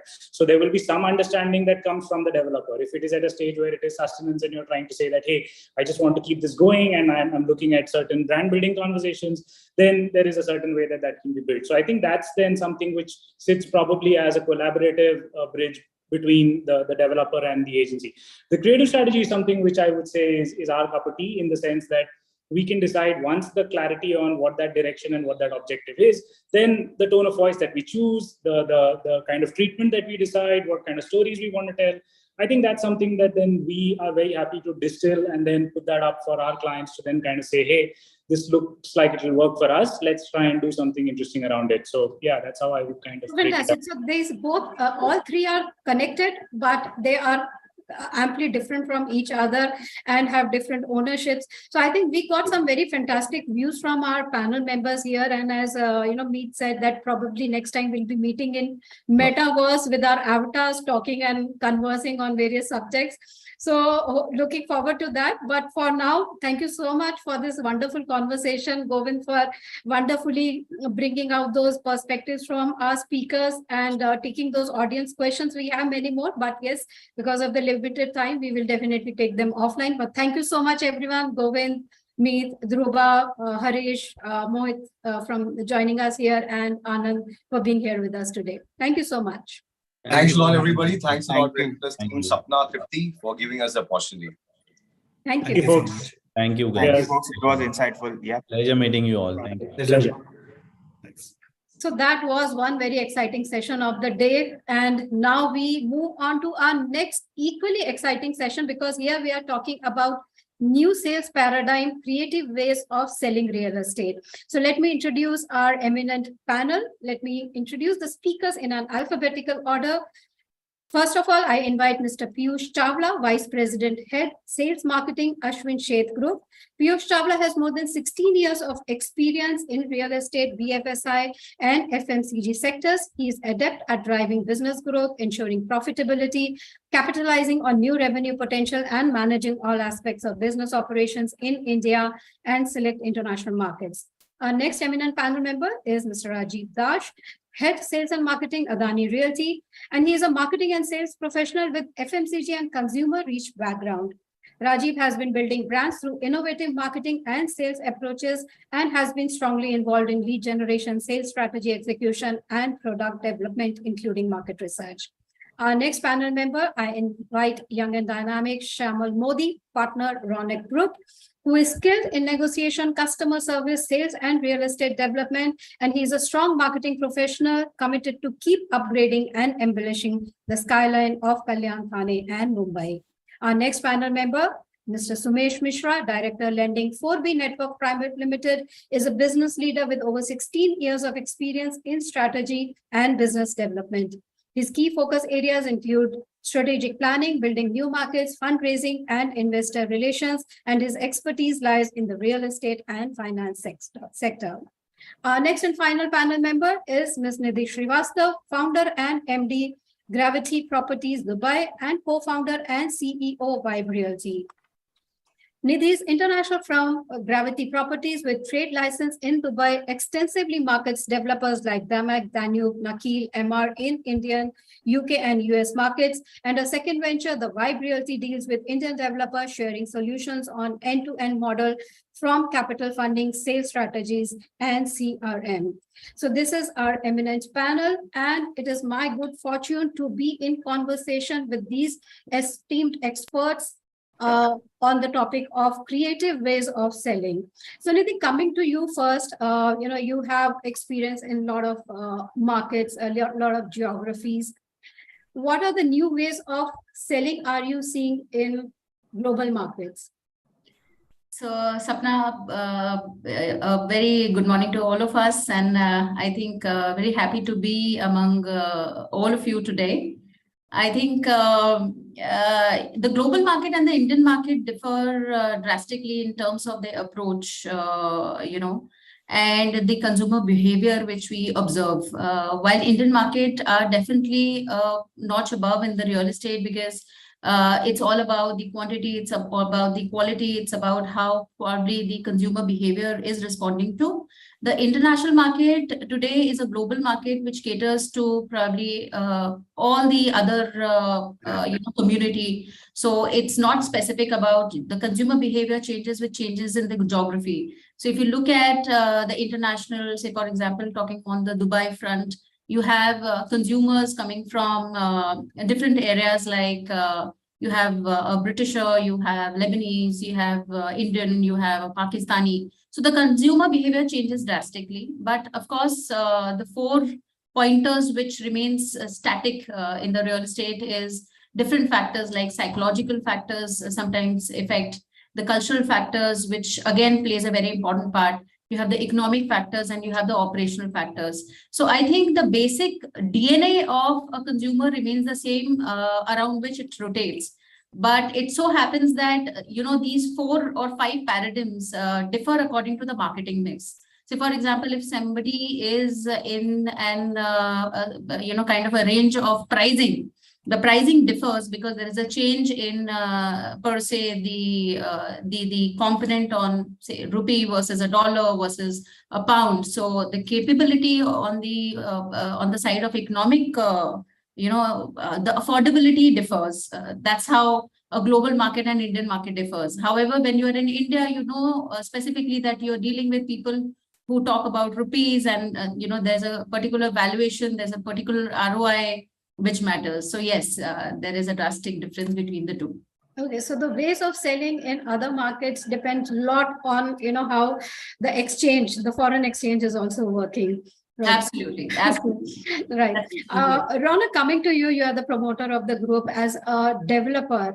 How has your sales strategy changed, compared to probably last few years? How have your sales approach changed? So, hi, good afternoon, everybody. Hope everybody's fine. So sales strategy over the last 5 years has actually changed drastically. We actually relied a lot on outdoor or newspapers to pull in the crowd. But over the last 5 years, digital has actually taken a completely different dimension because now the customer comes in pretty well educated about not just your project, but also the surrounding projects, the infrastructure developments that are happening in and around your projects. So it means he's much more clearer. And that also helps in the conversion because the fact that he really knows what is happening around you, it saves that amount of time trying to teach him about the location, project, and stuff like that, right? So it's a much more informed customer nowadays who knows what he or she wants, and they know about your competition rather than them being blinded by just a marketing blitz saying, I should visit this project because I've seen multiple hoardings of it. So we've actually changed our strategy from a blitz to trying to be under the radar and cut down marketing spends and either get references in, right? Because a happy customer brings you 4 more, and also empower our channel partners a lot more in trying to push sales, because eventually it's on conversion, right? It's rather than spending blindly, we rather spend much more strategically. So that's how we've shifted our sales. So I think one of the biggest factor, as you mentioned, is that the consumer is much more aware. His research he has already done, so you don't need to educate him. So that is one big difference which has come from past few years. Rajiv and Piyush, I'll come to you. Shamal mentioned digital is becoming very important now. Channel partners are equally important. So, how do you see digital playing a role? How has digital marketing differed? Because as Shamal said, consumer is much more informed because of the digital media. So Rajiv, how do you see digital media having changed over the years? See, digital is there for some time now, but if you have to see within digital what is been changed, I think whether it's a digital or offline, when you get the leads, okay, the lead numbers have increased through digital medium, but there are leads coming through offline ATL medium also. One thing that is to be thought through is the experience part of it. I think whether it's a digital lead or offline lead, you need to make sure that the experience that you are giving it, that has to be clear to the customer and that has to be engaging, whether it's a digital medium or offline medium. Today, everything boils down that experience. If I am creating a digital experience, then you be very sure that what you are doing as a digital experience. It cannot be only a Zoom meeting that you do and explain the project, but within that, you need to make sure that you are putting the product first and what is the kind of product features that you're explaining and how you are doing it. So everything has to be done in such a way that it looks like you are at the site. So digital, yes, it's doing well, but how much closer to reality that you are bringing it on the digital platform? I think that is critical. I'll give an example of AR and VR. Everybody talks about AR and VR, but today it's now been done to death in terms of the AR and VR. Today, what the digital space is looking more towards the AI ML. So if you can have a good data mining and data becoming the oil that's been there for some time, but if we can do proper AI and ML, I think that is becoming critical for a digital aspect. And that is the benefit of being going digital. Today, if I can know the customer, and a customer is saying, where somewhere I read that customer is saying that know me, show me, and help me. I think there are three phases that is going through in terms of the customer journey, whether it's a digital or offline. You know me. I think today customer is saying that you know me better. If you don't know me, then it's like you as a brand are going to miss out my business or revenue from me.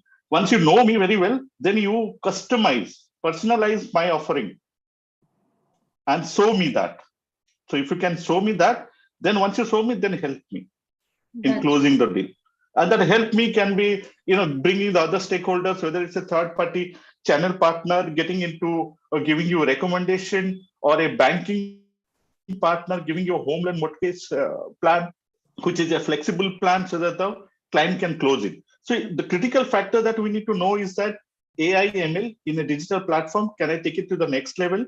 Understand the customer very well so that know me part is taken care. So once I know the know me, then I know that what to show him or her. So that show me or show her is the part where I need to understand the customer, that he had come to the site already once, asked me about the schools. Is there a school nearby? If I know that part has been taken care through ML, then I know what to talk about in the second digit. So as a sales guy, I will be ready with my solution to the customer query that there are not only one or two schools, there are 4 schools, and this is the distance between the schools, and these are the curriculum which is running in the school. So that is the part of digital, going hyperlocal, making sure that you customize the offering. It's not that you can change the real estate as a product for each customer, but at least the communication part. Please customize the communication. You cannot customize the product, but customize the communication that the client feels that it's a progressive profiling that is happening. You cannot be saying that, okay, he has come to the second time and you do the same pitch to him what you did in the last time. So the progressive profiling is something that digital is going to help. And third thing is that once you do everything, help him out with customization, with offering that you have with all your stakeholders. And today, the last part that I'll talk about is your storytelling. Once you get into that experience at the site, today it's not about selling the product, it's selling the experience at the site. So at the experience, everything boils down to content or a storytelling part of it. If you start a good content and storytelling for your product, then you are pushing the customer to the end to discuss about the pricing. So kitna mileage deta hai, that will not ask it at the beginning. At least you are pushing down to the customer to the second visit or the end of the first visit. If you have a good story to tell or a content is there, then he'll ask the price at the end while going. At least he's convinced about the product today. If he buys or doesn't buy, at least he'll recommend somebody. So that storytelling and the experience is becoming critical. Leave about the pricing. The more that you can push the pricing to the end part of discussion, it's good for your product. At least you'll get a referral if not booking to this customer. I think that's becoming critical. And the last part, so Sapna, the last thing is that when we are as a sales professional at the site or a marketing professional, today what is working at the site, whether it's a new project or an old project, if you can create the FOMO. I think real estate people used to say that you cannot create an urgency. You cannot push a customer to buy now or today or tomorrow. But I'm saying that if you don't do that, it's not that today or tomorrow, but create somehow the FOMO part of it.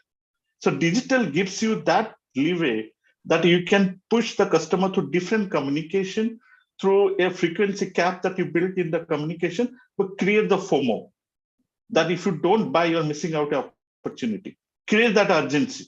And that urgency can be built in through your pricing going up or your inventory, the east-west facing inventory going up or the inventory having a balcony, that's not going to be there. So the FOMO can be built in different perspective, but create the FOMO. And digital gives you that advantage of creating a FOMO or urgency creation. So Rajiv has given some good tips about sales, create FOMO, create storytelling so that they do not ask about pricing and, help them, show them and know them, going in the reverse order. So, but Rajiv mentioned very good point that forget AR, VR, let's talk about AI and ML. That is more important. Piyush, coming to you, we are talking about metaverse and we are talking about, avatars in metaverse, setting in metaverse. But what about the primary channels, the email marketing, the SEOs, the web? Are they still relevant? How are they changing or adapting to new realities? Sure, absolutely. So everything in real estate is all about transformation. How are you transforming your own self in terms of product pitching, in terms of customer experience, in terms of offerings, in terms of an opportunity that's been given. There was a time when people would say that the prices will go up.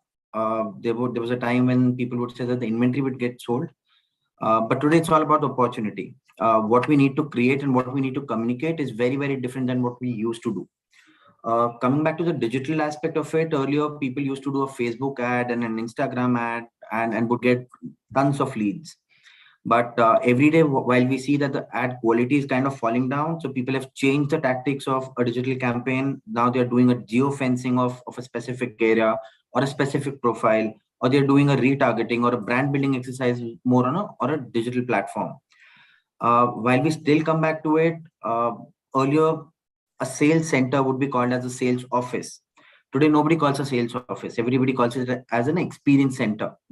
So Lodha being a pioneer of customer experiences, they've kind of spoiled the customers and the channel partners in terms of the experience that they deliver. They're always one step ahead of time. While we're talking about a 2D or a 3D model or a 5D model, Lodha has kind of gone up to a 7D model today in one of the sites. AI, yes, Dubai is one step ahead. Internationally, we in our country need to catch up before it is too late. When pandemic hit, people were not prepared of what to show to the customers. While Rajiv shared that, we would do Zoom meetings, we would run through the product, we'll send the AV links to the customers, which is an audio visual link of the product. Today, we need to do 2 steps ahead, not even 1.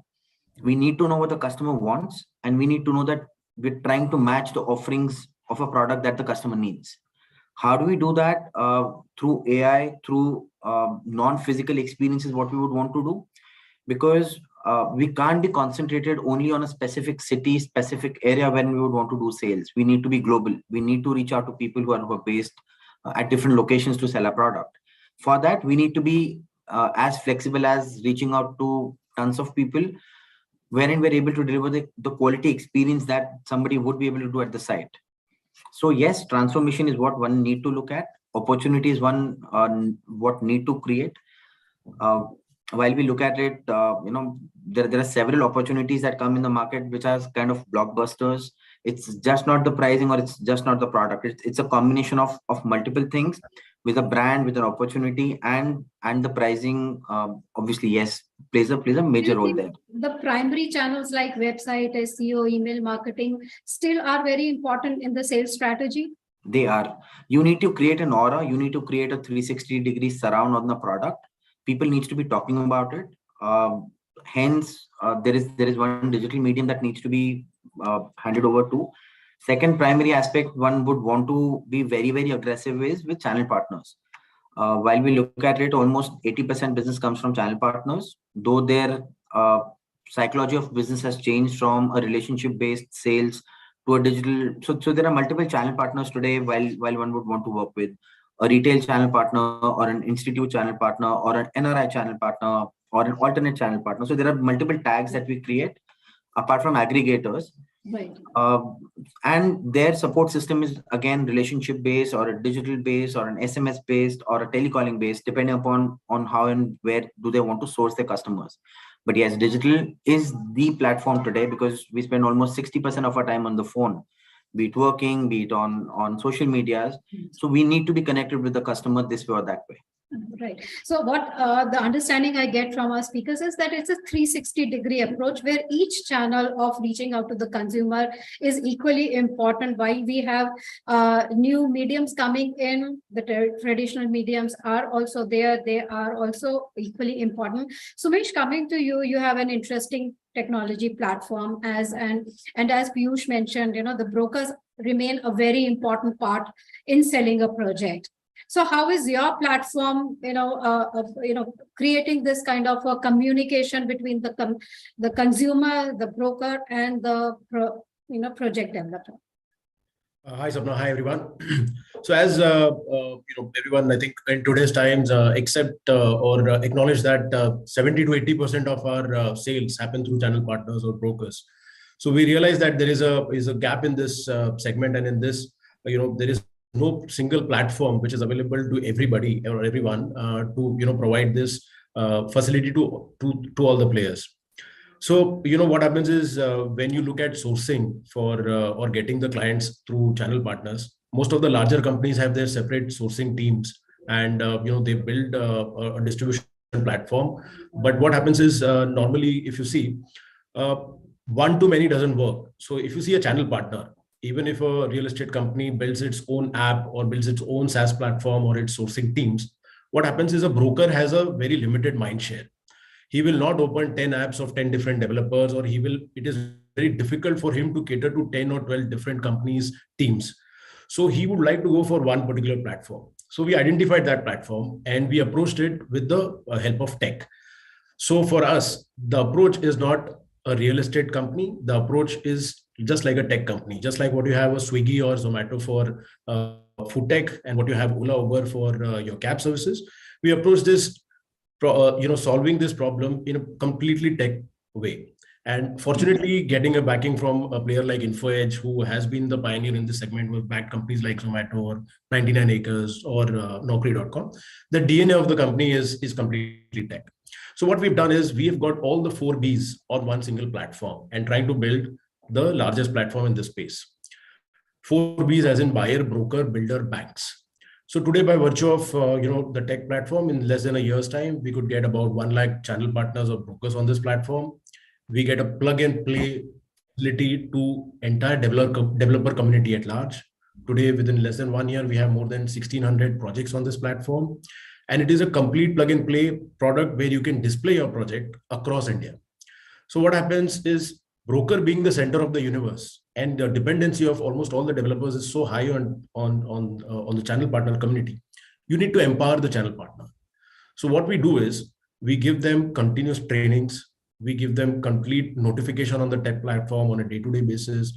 We give them a lot of wherewithal in terms of customizing the brochure of developers in their own name, giving them cab services, solving their cash flow or working capital need. So that is how we've tried to solve this on the basis of tech. Similarly, for the buyers, or the end game of closing a transaction, the closing tools, negotiating on behalf of a channel partner is something which if a developer deploys a mandate owner or a broker aggregator, typically they spend about 5 to 7% as a sales cost. We have been able to bring this cost down to a fraction of this. So that is what we've tried to do by building this platform for as I said, all the 4Bs, build, especially this match of getting the builders and the brokers on the same platform, along with 65 banks, which helps them in closing along even the home loans on the spot, and then closing the loop. That's right. Enabling the broker is, I think, a win-win situation for everyone out there in the entire ecosystem of selling a project. Shyamal, you mentioned about, social media, reaching out to people on social media. But social media is also known to be a double-edged sword, because you cannot control what people may write on that. So what is your approach of when you are integrating social media in your sales strategy? So any good thing always comes with something negative on the side. But I think this is the era for transparency. Gone are the days where you can hide behind, closed doors and do deals behind closed doors. As everybody mentioned, that now it's not just a sales office, it's an experiential center. And across the board, as Lodha being the pioneer, what they did was also, right, they opened up the sales in trying to make it as transparent as possible.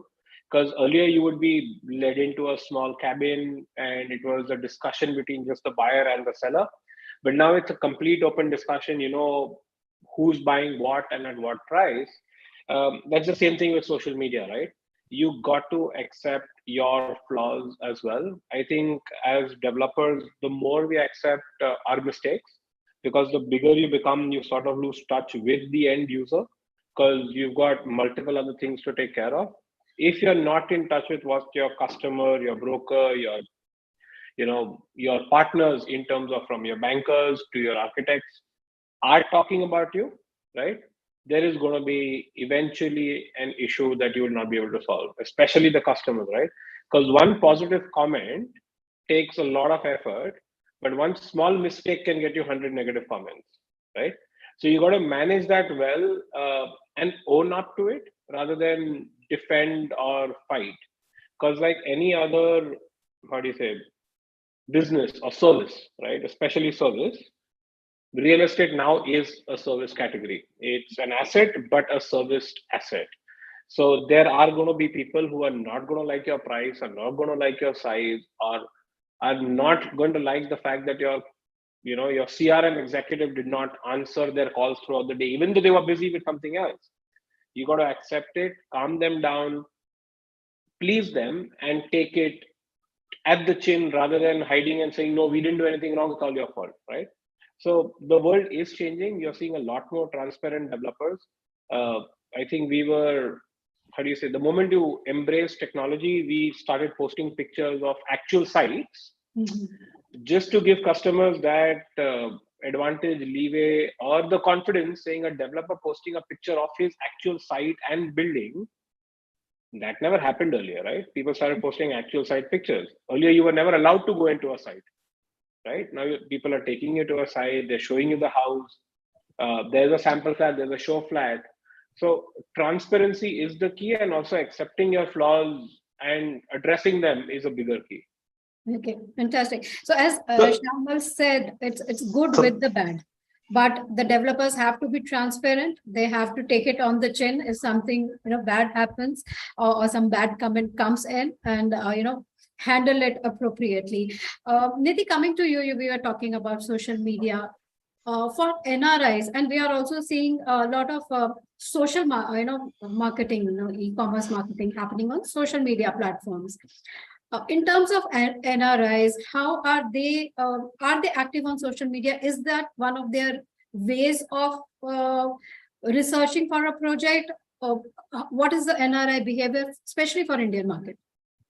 Yes, well, of course, NRIs have always been very active on the digital media, because I think the only connecting, way from India to across the world is the digital media.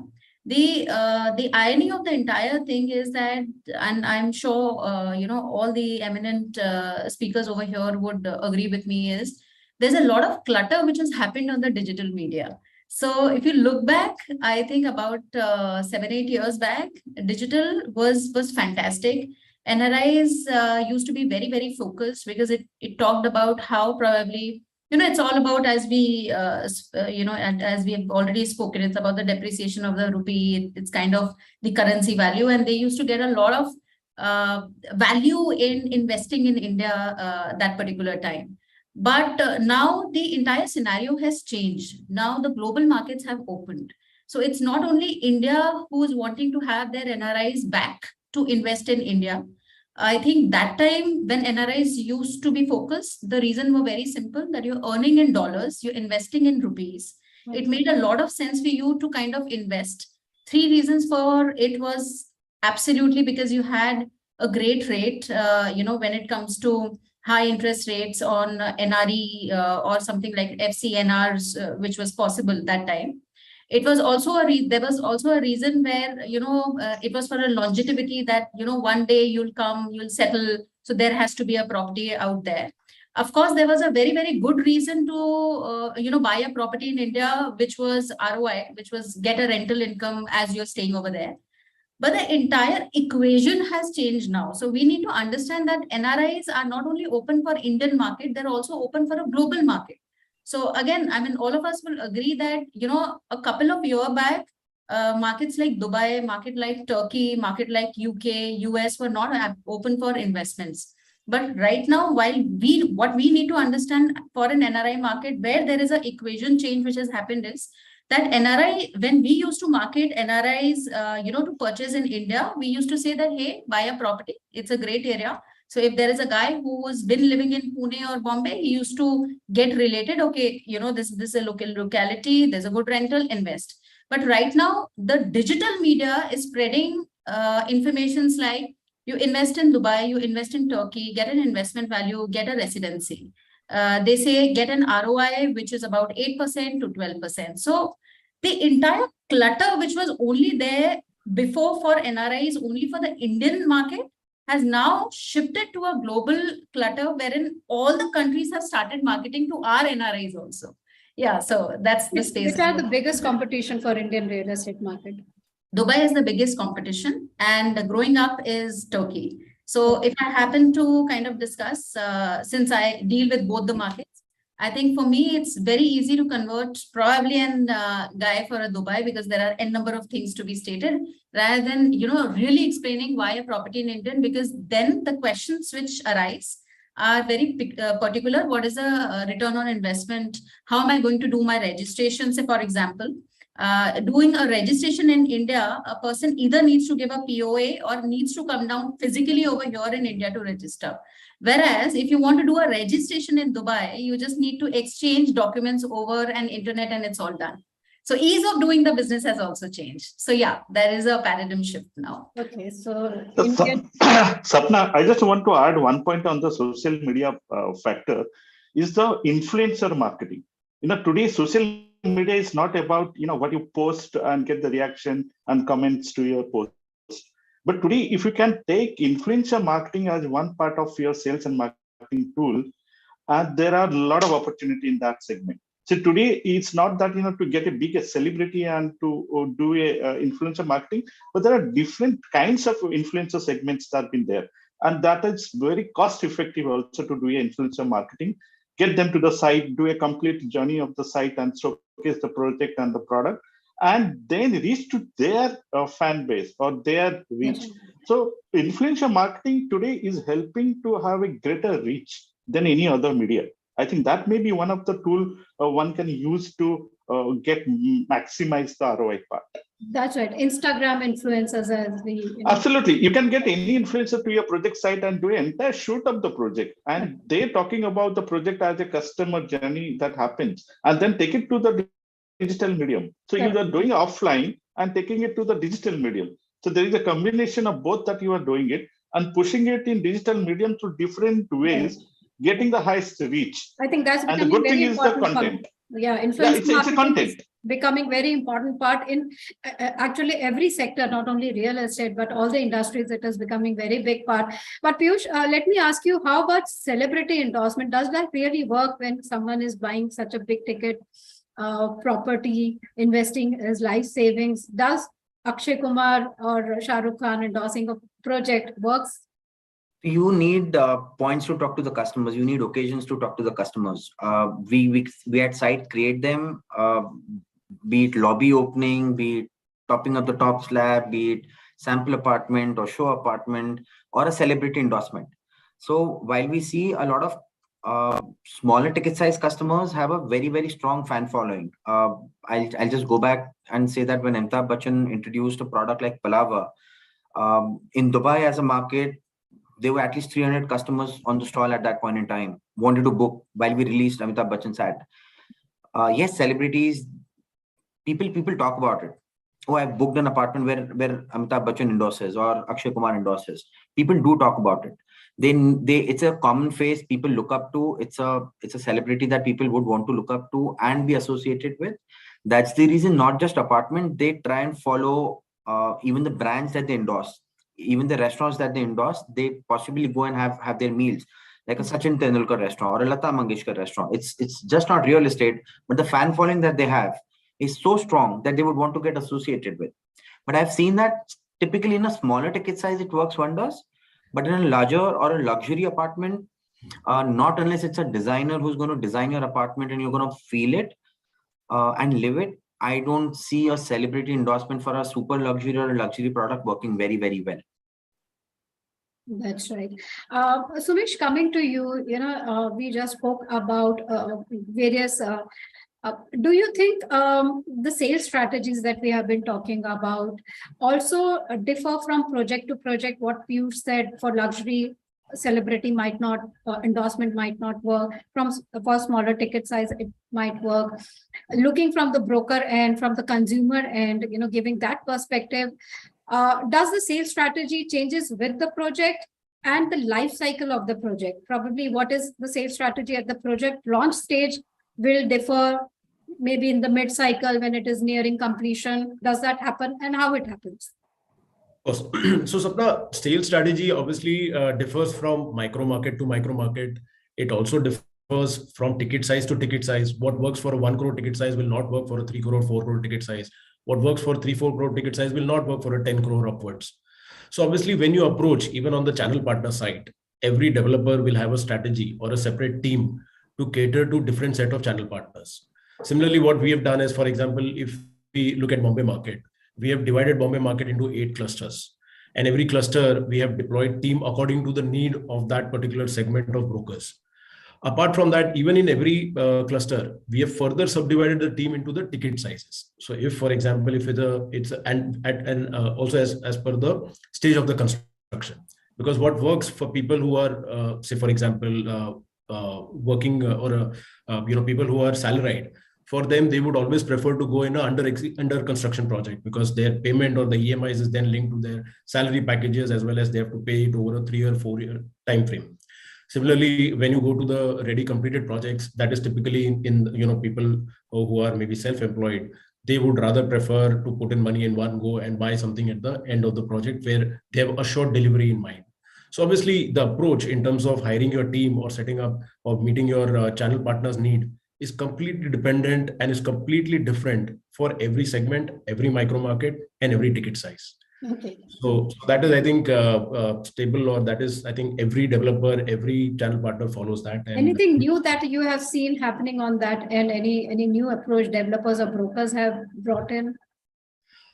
See, only thing is, Sapna, it is completely training. What we've realized is sometimes a channel partner gets so comfortable in a particular ticket size. For example, there are some set of brokers who feel that affordable or the mid segment of say 1 to 2 crore is a easy cake, or an easy pie. So subconsciously, they put most of their efforts in selling those kind of projects. Whereas we realize that he has such a good network of clientele and he has such a good distribution in that micro market. We focus on training them to help them in graduating to meet the other requirements also. So for example, if you have to give them a tool that instead of focusing on a 1 crore, 2 crore ticket size, you have the wherewithal and you have the team and on ground goodwill that you can also focus on the 3 to 4 crore or 3 to 5 crore ticket size. So continuous training, educating them, providing them with all the facilities and services, that is what we feel is a 365-day job. So generally, what happens from the developers' end is they get activated in a market only during launches. So for example, now for a particular product, launch or activation will come only once or twice or thrice a year. So that is where their team gets, charged up in hitting the market and hitting the ground and getting everybody and creating that noise. But what we need to do as an aggregator is we have to be in touch with all the brokers 365 days and keep them educating and keep them, and telling them that what will work for them, and that is how they can improve their ROI, and they will obviously improve their own, help them in growth. Shyamal, would you like to add something here as a developer, how your sales approach changes with the project? If it is a township, it's a standalone building, how your sales strategy changes with that? As Sumesh actually mentioned, he hit the nail on the head. Training the channel partners is actually the biggest key. A channel partner having the network, the team, the resources, he's good at acquiring customers or even explaining to the customers. I think it's a myth or a mental block that he has that I'm only good with selling a particular budget of an apartment, because many developers nowadays in their townships build everything from a 1-bedroom to a 4-bedroom. Right. That is also because in a 20-acre township or a 50-acre township, you cannot have 5,000 apartments of the same configuration, right? So you're going to keep on changing the configuration, and you cannot always go out and source different channel partners to sell the same township. So the more you educate the channel partner or differentiate your offerings with every new tower launch, or as Rajiv mentioned in terms of influencer marketing, just trying to get the same person back again on site, because you never know what he or she really wants. That is the key in selling a massive township layout, right? Because 3,000-4,000 flats, 5,000 flats, you need to re-engage that customer over and over again. The channel partner becomes a massive key. Your communication has to be realigned, retargeted, remarketed towards what is the need of the hour tomorrow. That is the key in selling a township. A single building usually is very simple to sell. It's a quick in and out job. You know what the market needs or demands. Majority of the single buildings are in your western suburbs or concentrated between Khar to Juhu or up to Worli, right? There's a niche clientele for it. There are a lot of people willing to relocate, move to a bigger space. Nuclear family is getting created. So a single apartment is usually more about aesthetics and space, right? It's all bare shell because a person buying there is a high net worth individual. He's going to be spending upwards of 5, 7, 10 crore rupees, right? So gimmicks usually don't work there. Your elevation does, and your presence in the market does, right? Your brand recall in that market really does. Whereas in a township, you really need to re-engage the same customer again and again, and educate them about the progress of the project and your new offerings. So there's a massive difference between selling both of them.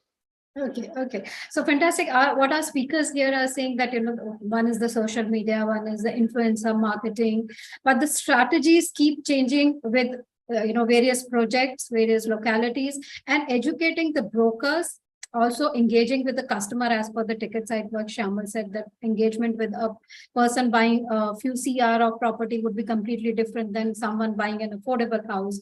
Now coming, very important part that has emerged in selling is the after sales service. As Shyamal said, that in real estate is no more a brick and mortar kind of an industry, but it's more like a service industry now.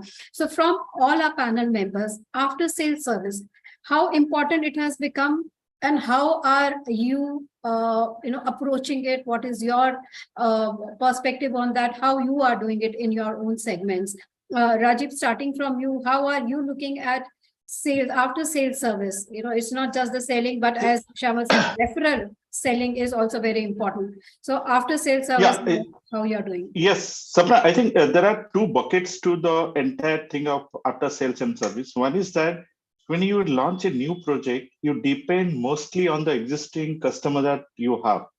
If you have a word of mouth among the existing customer that you have, then the new project that you are launching, that will be relatively easier to sell, because you get a first base of positive database. So that you can start your referral campaign through the existing customer, saying that I am coming out with a new project. So can you give me your referral, and you get something out of it. So that is the first thing. So to come to that referral part, after that, sales and service is becoming very critical in real estate today, because everybody is realizing that it's not only one-time sale. If you take the LTV, the lifetime value proposition, I think in the marketing and sales, we keep on talking about LTV. What is the LTV of the customer? If you see, most of the customers today are buying second home or third home. I think that is getting into the, it's no more that everybody is sticking to one home in the lifetime. So that LTV proposition everybody has understood, and that's where they started working on the after sales and service part. So what one can do, once the booking is done, we keep on doing events for the customer at the site, which are linked to the product, and keep telling them to get their friends and relatives. So one is that you're doing the event for the customer in a smaller group and asking them to get their friends and relatives so that they can be part of the event and they can see the project. So that's one way of keep on doing events and engaging with the customer. The second thing is that if you can make the customer somehow with a referral program, Today, there are a lot of referral programs that you can run with the customer, and they can be part of the system by giving you positive referral and the database being curated through that. The third part is the transparency part of it. Today we all talk about customer experience and after sales and services, but everything is linked to getting more revenue out of the customer. So whether it's a customer when he books his apartment with us, how you are keeping the transparency to the core. And Sumesh was talking about the broker. I'll tell you about the broker part of it. When you have a major stakeholder, which is customer, then you come to the channel partner as one of the major customer for a builder. Your transparency is critical. Today, one of those incidents where the channel partner doesn't want to work with a couple of developers because he thinks or she thinks that my data is not safe. So somewhere the data safety security part is critical for a channel partner. Leave about whether he gets his ROI or the sales conversion happens or not happens. I think today they have realized that the data, because there are so many channel partners, it's not, it's a low entry barrier category where you can become a channel partner with a RERA certificate. So it is becoming critical to keep my data security intact. So if I'm giving it to a developer, is there a system which is a digital system so that I can tag my leads and I know that what is the status of my lead? I think that is becoming critical. And some of the things that we have started already doing that is that telling the channel partner, you put your leads, tag it to the projects, and you will get the status online. That what is the status of the lead? Leave about the data security and safety part of it, but also knowing the status of the lead on an online platform. So that is what has worked. And the same thing that we're building it for a customer, that if you can do a customer engagement program, events at the site, getting the referral and telling customer where he stands in terms of referral. Because everybody would like to be part of the system where you have something to gain from it as a referral bonus or a referral incentives. So that is where I think the system is more critical than doing the events and engagement processes. Rajiv has, and everything becoming digital. Right. So Rajiv emphasizes on the referral system, and for that, your existing clients have to be happy. Your channel partners have to be happy so that they can keep the customers happy. Piyush, what do you have to add to that? One thing which is very strong is that you need to show up. It's all hunky and dory while your construction is on, your approvals are in place, the project finance is in place, and you have regular communications with the customer. I've seen a lot of companies going blank. I've seen a lot of channel partners going blank, not answering customer calls when the product is stuck for 6 months, 12 months, 18 months, and they don't have an update. Is when people become jittery. You need to show up. You need to show them the path. You need to show them the journey of the approvals. You need to show them the circumstances that have changed, but you need to keep communicating with them. While you go absent, while you go blank, is when the panic situation starts. While I'll just add on something that Rajiv said, that it's all about the journey. It's all about the process and the journey that one creates. At the organization that I'm working with, we have created a channel partner journey wherein he tags the leads for the specific projects. The walk-in happens, he gets a notification. The revisit happens, he gets a notification. The deal closure happens, he gets a notification. And in notification, when he can raise the invoice, close the transaction. Similarly, is what we have done with the customers today. A welcome email comes on his email ID within 24 hours once the booking is logged in automatically, no manual intervention involved there. He gets an intimation that the stamp duty registration can be done once his 9.9% is done.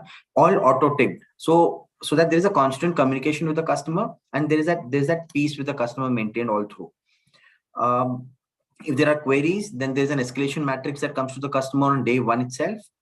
There is a regular event that we do every quarter with the customers of the book customer for that specific product.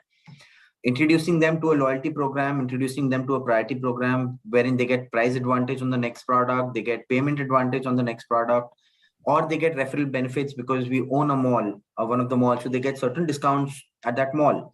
So it's a way of engaging with customers. As long as you're able to engage well with the customer and communicate well, everything is fine.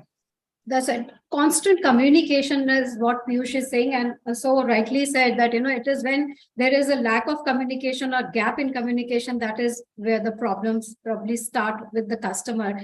Niti, what do you have to say in terms of Indian market? After sales service, how much importance developers, brokers are giving to it?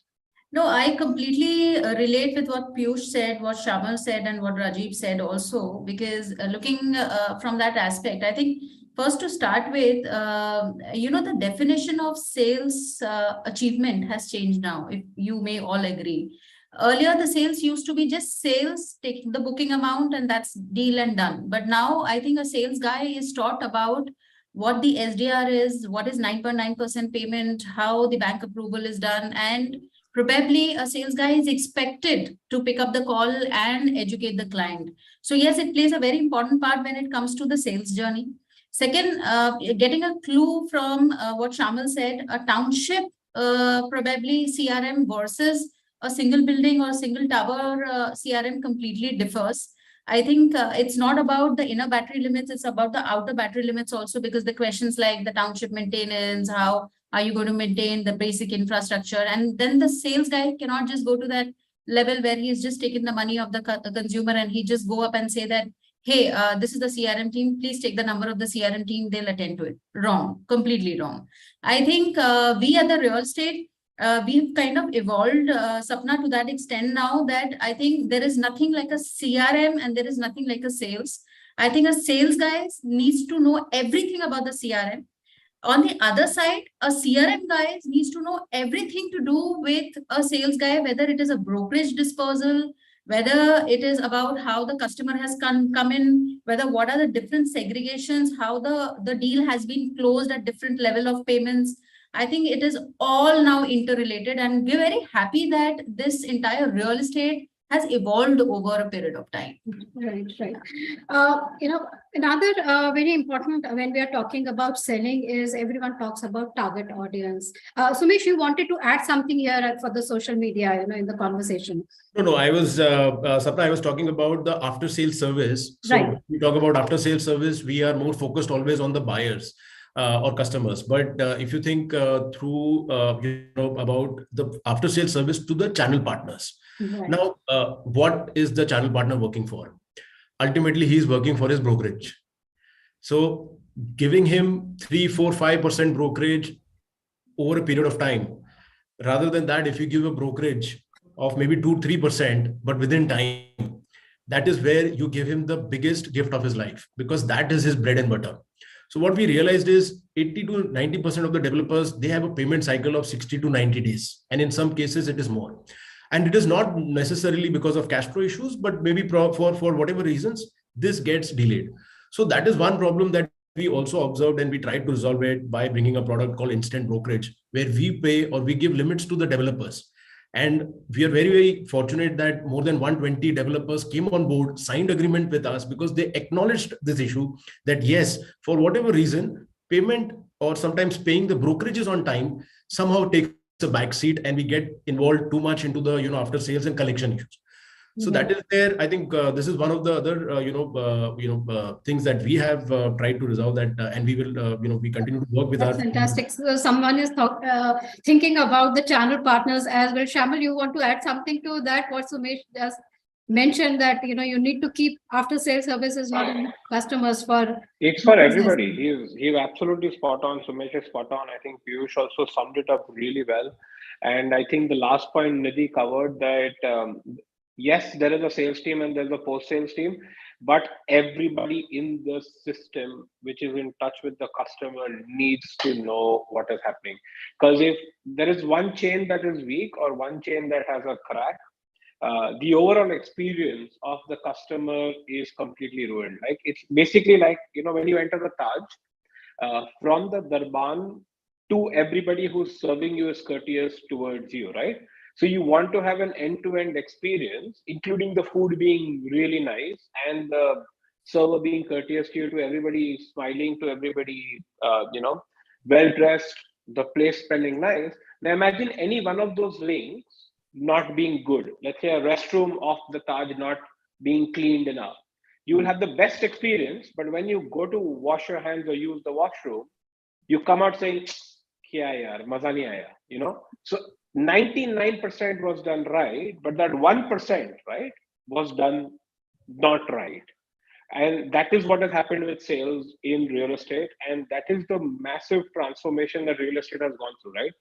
It's been building up over the years, but I think today's generation, because all of us are pretty young, everybody's traveled, everybody knows exactly what they want, and the aspiration is much higher than I think what a generation previous to us had, right? Because the access to information is so easy.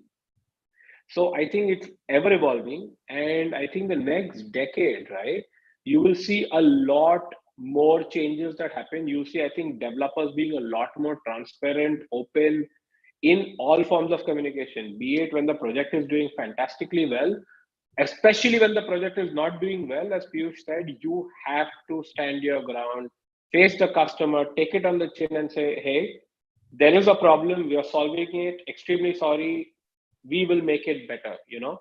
And the next decade is going to be extremely exciting the way things are going. That's right. I think what I conclude from this session is that we are talking about paradigm shifts in sales, creative ways of selling, but the basics have to be correct. First of all, you know, we are the community, the real Indian real estate has come a long way from where it was. Shyaman has mentioned, even Nidhi mentioned that, you know what, it's much more transparent. It is much more in touch with what consumer needs. It's much more, as Rajiv and Piyush said, in terms of social media, in terms of technology, you know, how to use those digital mediums to be in touch with the consumers, after sales service. Sumesh mentioned about the, you know, the new platforms that are coming up to bring all the stakeholders together and you know, bring the transparent communication with them. So before we take the audience question, one question from all my panel members is, you know, because we are talking about creative ways of selling, so without giving away all your secrets, what is one creative way that you would like to share with our audience for selling a real estate? Sumesh, starting from you. Since you know, as I've been talking about the brokers and channel partners, and you know, I've been saying that continue to pamper your brokers and channel partners, and this is not a you know, only during the activation stage. We should all take effort in making them feel important all 365 days, making them feel part of the family. So the more you know, you pamper them, you will continue to see better results. Pamper your channel partners is what Sumesh advice or tip is, the creative way of selling. Rajiv, what do you have to say? I think I'll try to use Metaverse as a platform to do a channel partner meet, so that Sumesh will be happy with his stakeholder. So I'll do a channel partner meet through Metaverse, then take it to customer proposition. But I think Metaverse is something can be explored for a high ticket item like real estate. That is something we have not done yet, but there is a good opportunity that we can create a good experience. So whatever you've been talking about, experience, storytelling, everything can go digital in a Metaverse platform. And that can be, you know, first of its kind that you are doing a CP made through Metaverse platform. So that is out of box, you know, tip that Rajiv has added, you know, as in I said in the earlier, let's, you know, probably next time we'll meet in Metaverse as and having a conversation. Absolutely. Piyush, what is your creative way of selling that you would like to share? All about evolving. How strongly do you evolve with your current economic and socio-economic scenarios? And you need to hold your ground, you need to hold your principles and keep evolving, keep transforming, be it metaverse, be it ways of storytelling, be it ways of interacting with customers, be it ways of interacting with NRI customers or brokers. You need to keep evolving. You need to make them felt present. And you need to be very warm to them. Evolving is what Piyush is saying. Be flexible, be agile, and keep evolving with times if you want to keep growing. Nidhi, what is your creative way of selling tip for our viewers? Sapna, I think my creative way of selling is don't sell, just educate the client. I think, and the client is extremely mature these days. The idea is to put forward the products. The idea is to sit by his side, listen to him, as to what his current situation is. As I mentioned earlier also, it's the economic situation, it is the psychological situation. I think the biggest mistake with these with the sales fraternity is that they pitch in the product. It's not about pitching the product, it's by listening the consumer or customer as to what they want and offering them as to what their right choices is. So I think my mantra is very simple. It's not about selling, it's about educating a client. They need to be advised and not sold. Absolutely. Perfect. Absolutely. Fantastic. Absolutely. Yes. So understand the customer's universe, what exactly it is. And true, as Peer said, advise, not sell. Shyamal, what is your creative way of selling? I think Nidhi said exactly what I was looking at. It is absolutely not to sell, right? Because all of us have always been interacting or meeting with customers. More than customers, for me, a customer is also the end user and the channel partner. Is only when I want to sell a project, right? The idea has now evolved beyond it. Let's celebrate every success that happens together with our customers, with our channel partners, and make them feel a part of the organization rather than being just a buyer or a broker, right? So for us, it's very clear.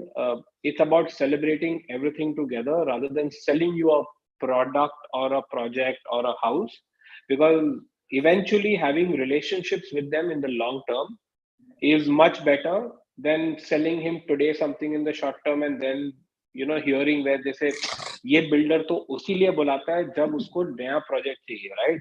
वरना बिक जाता है फिर कोई कुछ नहीं करता है. Same with the customers, right? You don't want to listen saying मैंने खरीद लिया, after that nobody wants to talk to me. Once, before that I get calls, I get a box of chocolates, I get everything. But once I've bought a house from you, that's it. All I get is pieces of papers and demands, right? So we are more into celebrating everything with them. We have the most amount of festivals in the country. And as an organization, for us, our customer, be it a broker or an end user, is at the center of everything that they do, because it's fed in from top to bottom that we exist because they are there, right? So we are very clear about being very, very customer centric in those places. So last but not the least, as Shyamal is saying, build relationship. Don't think short term, think long term. So that was fantastic. Now let me take a few questions of our audience that we have received. One is, what according to you is the healthy mix of traditional and new age techniques? So probably the traditional and the digital mix of selling. Shyamal, what is the healthy mix that you are seeing between traditional and digital mediums for selling? Honestly, this is an art and not a science. I don't think anybody on the panel can tell you that an X percentage of traditional and a Y percentage of the new age media will solve your problem. We are all learning, we are all evolving. There are certain projects that we did. For example, we've never done a jacket in Times of India, and we did it and we sold out that project in 15 days. Then there are certain projects that we've never advertised. We spoke to 10 channel partners that have always worked with us and they sold it in about a month. So it's a constant evolution. All we have to do is feel the pulse of the market, see what the market is telling us, be it a channel partner or a buyer, see what medium they're using, and spend accordingly, because every launch your percentage has to change. You have to evolve basically. Okay. Nidhi, what is you say would be the percentage traditional and digital spends? What would be the percentages? I think it's a mix, I completely agree with Shyamal what he said. There's no mantra for it, as in there's no percentage which is fixed on. But it all depends upon the kind of client also what we are targeting. So I think here the targeting becomes a very, very important part as to if you're targeting an HNI, you're targeting a middle income group, or probably it's an affordable. So I think I completely agree with Shyamal what he said is there's no mantra for it. But yes, I think we stick to the basics. There are few techniques in marketing which cannot be avoided, which is something like a digital marketing. Even if the product is an MIG or an affordable, we need to have a digital marketing space.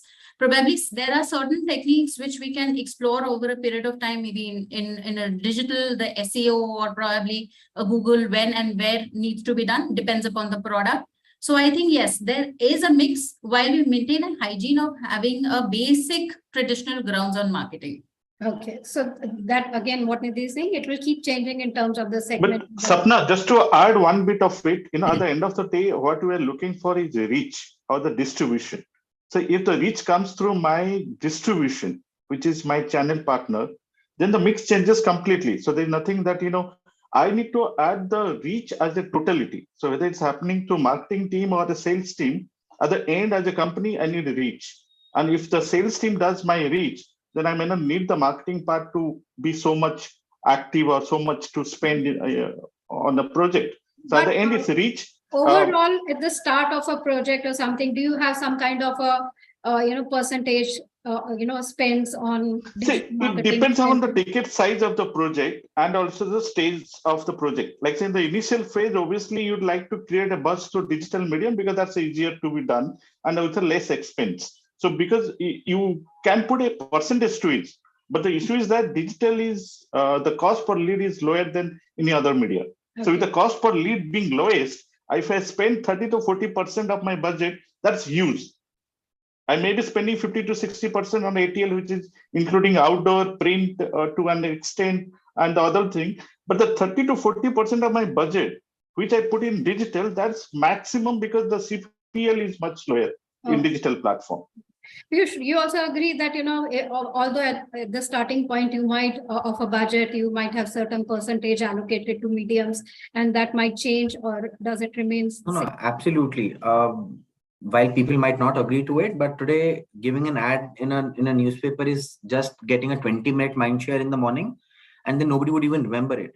At least with digital, I can do a recall marketing and retargeting marketing, and there is enough sustenance built up with the customers there. I'm there on top of the mind recall with the customers, at least on digital front. It becomes very, very cheap, very economical, and very easy to fit in the budget while going on a media platform. What percent of your budget goes in that?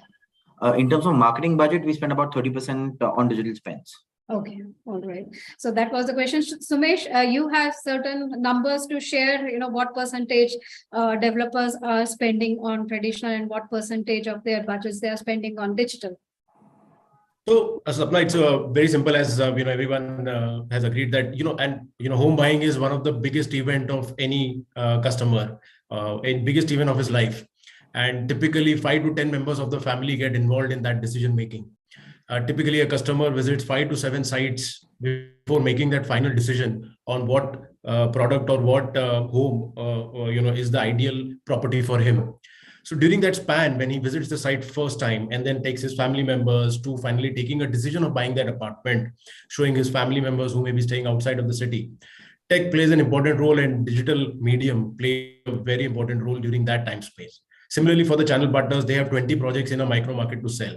What continuously hits them is something which is easily available on his phone, or which is easily hitting him on a everyday basis, every minute basis. So capturing mind share will only happen with the digital media or a tech media. So obviously, we believe during that span of launches, we see 60 to 70% spends on the digital media. Okay, fantastic. So I think, our panel has answered that question, but, unfortunately, we won't be able to take more. But I think we have got a good gist of what's happening in terms of sales in Indian real estate, in terms of NRI markets. Nidhi has mentioned that there is a tough competition Indian real estate has now from other international markets. Rajiv, Sapna, I'll just add, I'm so sorry. Don't call them NRI, call them global citizens now. There are no more NRIs, they're global citizens. So they are more global citizens, no more just NRIs, although we like to, refer to them, still consider them Indians. So Rajiv and Piyush very nicely have mentioned how after sales service is becoming important, referral is becoming important, social media, how that is changing the entire paradigm shift of sales. Shyamal Modi, as a developer, has mentioned how they are looking at building relationships with customers and channel partners. Sumesh mentioned about how channel partners have become a very important entity, and they are something who have to be looked after, if not as customers, but very near to what you would do for your customers. So thank you so much for sharing your viewpoints with us. I think we got to know some very new ways or novel ways how real estate is actually changing and transforming with the changing times. So thank you so much, Shamal, for being here with us today. Nidhi for sharing your views. Piyush, Rajiv for being here with us today, talking to us, and Sumesh sharing your perspective on the Indian real estate selling. Thank you so much, everyone. Thank you. Thank you, Sapna. Thank Thank you, Sapna. Thank you. Thank you, everyone. Thank So you. that was one very interesting conversation, and I'm very happy that I was part of this conversation, and I was talking to all these eminent experts. A lot of value additions that I gained for myself. Let's move on to our next session, which is again on a very topical issue. We had been talking about channel partners, we had been talking about brokers. So our next panel will be specifically talking about real estate broking shifts, navigating complexity and regulations. Yes, there are a lot of complexities coming in this segment of real estate as well. So let me introduce our next panel members to our audience. I welcome our moderator of the session, Farooq Mahmood, who is the Chairman and Managing Director, Silverline Group, and Chairman Emeritus and Founder President at FIAPCI India. Farooq Mahmood has been in the real estate business for over 43 years and was the World President FIAPCI that represents 70 countries covering all 4 verticals of real estate. He is also a fellow RICS. Let me introduce our panel members in an alphabetical order. I invite Abhishek Singh, founder and CEO Bellwether, with over 12 years of experience in sales and marketing across FMCG, pharmaceutical, and unicorn startups.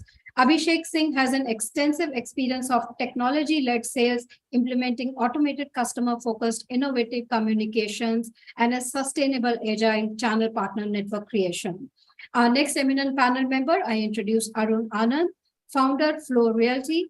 Arun Anand has a strong experience in setting up and running various functions of marketing, and he has cross-functional and cross-industrial experience from BFSI to IT to real estate, and from marketing to finance to general management. A versatile profile. Our next eminent member of this panel is Asha Singh, Vice President Marketing, 360 Realtors LLP.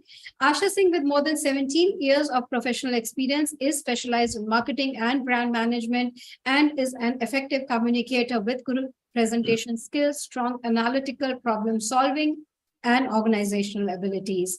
Our next and final member, I introduce Dr. Dheeraj Dogra, VP and Head Commercial Leasing, M3M Private Limited. Dheeraj Dogra is a global realty and retail analyst and has over 30 years of experience in business development with global retail chains like Macy's, Bloomingdale's, and Bed and Bath and Beyond in the US. He has also held leadership roles with developers like DLF, Ansals API, Omex, SREI Infra, Express Avenue, and BNP Paribas Real Estate.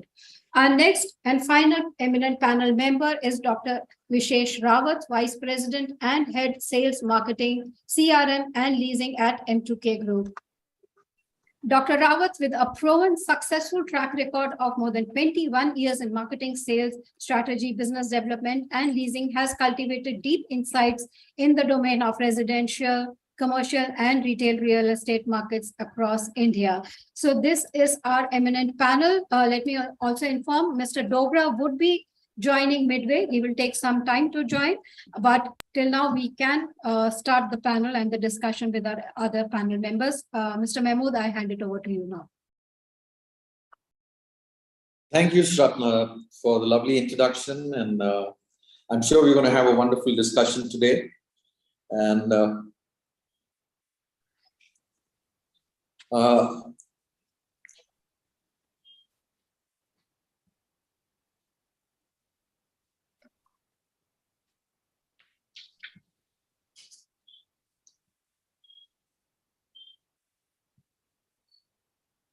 hello, have I been muted? Yes, Mr. Farooq, you are audible now. Okay, thank you. Thank you, Abhishek, and welcome to this panel discussion. I think we've got a set of experts here and people who've been in the business for a long, long time. We've got brokers, realtors, people who are from the development field. So I think it's going to be a kind of a bouquet of services and sales and products that one can take a lot from the session. So I start with Abhishek. What have been the good and bad bearings of RERA regulation on the brokers. What's your take on that? So yeah, so I think RERA has changed the way the business was happening in real estate, and not only limited to brokers but the entire developer fraternity. It is still in the very early stage, I would say, but then it is the right step in a for organized sector. And it is very early stage. The government has set in a few rules, regulations. But for most of the broker community, almost 70-80% don't even have the basic hygiene of an agent registration, or for that matter RERA numbers. They are not registered, and those who are more of organized are doing it. But then the entire the industry operates in such a manner that even if you have registered as a broker, as an agent, the transactions which are happening, or the regulations for which it is meant, or if there is any issue in transaction, customer complaint, it is there is nothing where an agent is involved. It is mostly between the buyer and the seller, and many other things are apart from doing a formal registration with the authority. There is not much for the broker community. Thank you, Abhishek. And what's your take on it, Arun? Yeah, good afternoon, everyone. It's amazing to be part of this panel moderated by Farooq Bhai. Yeah, but I think from my point of view, in two sense, I think starting to regulate the agent part is a very interesting and important part. Definitely a great first start by a great authority like RERA. Definitely much needed start. But having said that, a regulation of a agent is a very tough part. How TRI or IRDAI for insurance, how they are regulating agents, this has matured over last many decades. Whereas in RERA, the only part they are mandating is the agents have to be registered. But even from the definition of an agent to documenting the agent's presence in a transaction to ensuring that the agent is certified enough to sell real estate, like an insurance broker, which is selling a 5,000 rupee insurance, he has to pass certain tests and certain quality checks are there, get a certificate registration, which is valid for a few days. Then he has to recertify how insurance can be sold. A lot of training and testing is being done before he can sell something like a 5,000 rupee insurance. Whereas in real estate, we deal with crores and rupees, hundreds of crores of transactions. Some of these people even do 100 plus crores of transactions, especially people very close to Farooq Bhai himself. So the key question is, how do we define these people? How do we ensure that all the staff of all the key agents are certified, trained, and there's a particular certification mechanism that happens? And more importantly, even today, a presence of a real estate broker in a transaction is not documented in a neutral way. Sometimes some of the booking application forms of the developer see there's a column for agent, a seal is being put. But beyond that, sometimes the process is also missed by the real estate developer as well as agents.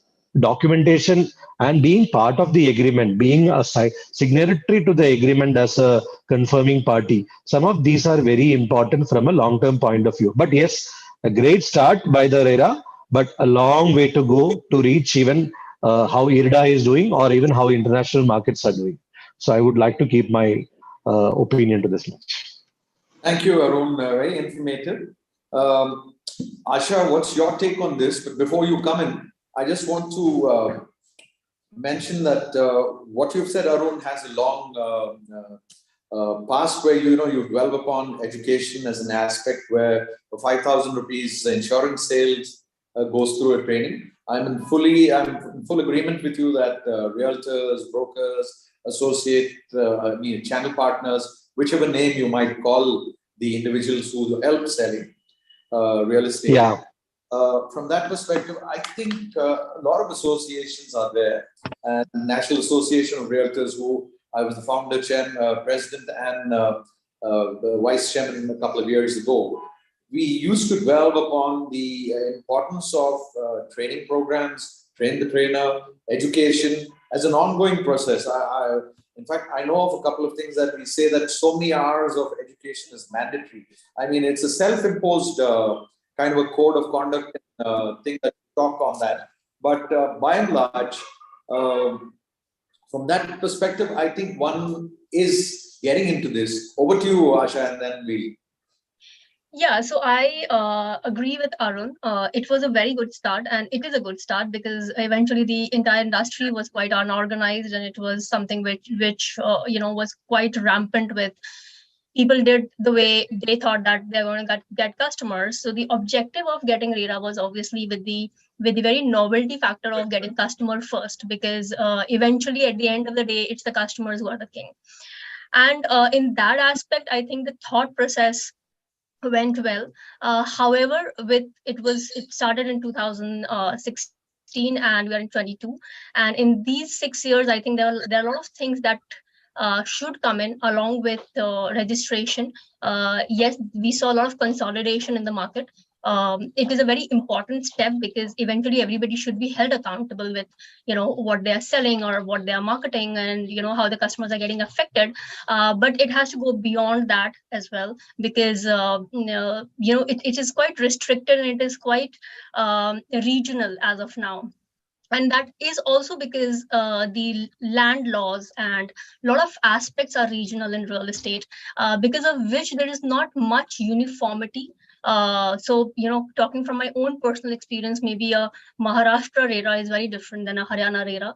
Me being a broker, we deal with all kind of RERA authorities, and there has to be a uniformity in that aspect, because ultimately a customer is a customer, and there has to be a certain faith and trust in the industry as such. So that's what I feel. I agree with you, Asha. Very important points there that you raised about different states having different rules and regulations, and one size doesn't fit all here in this particular way.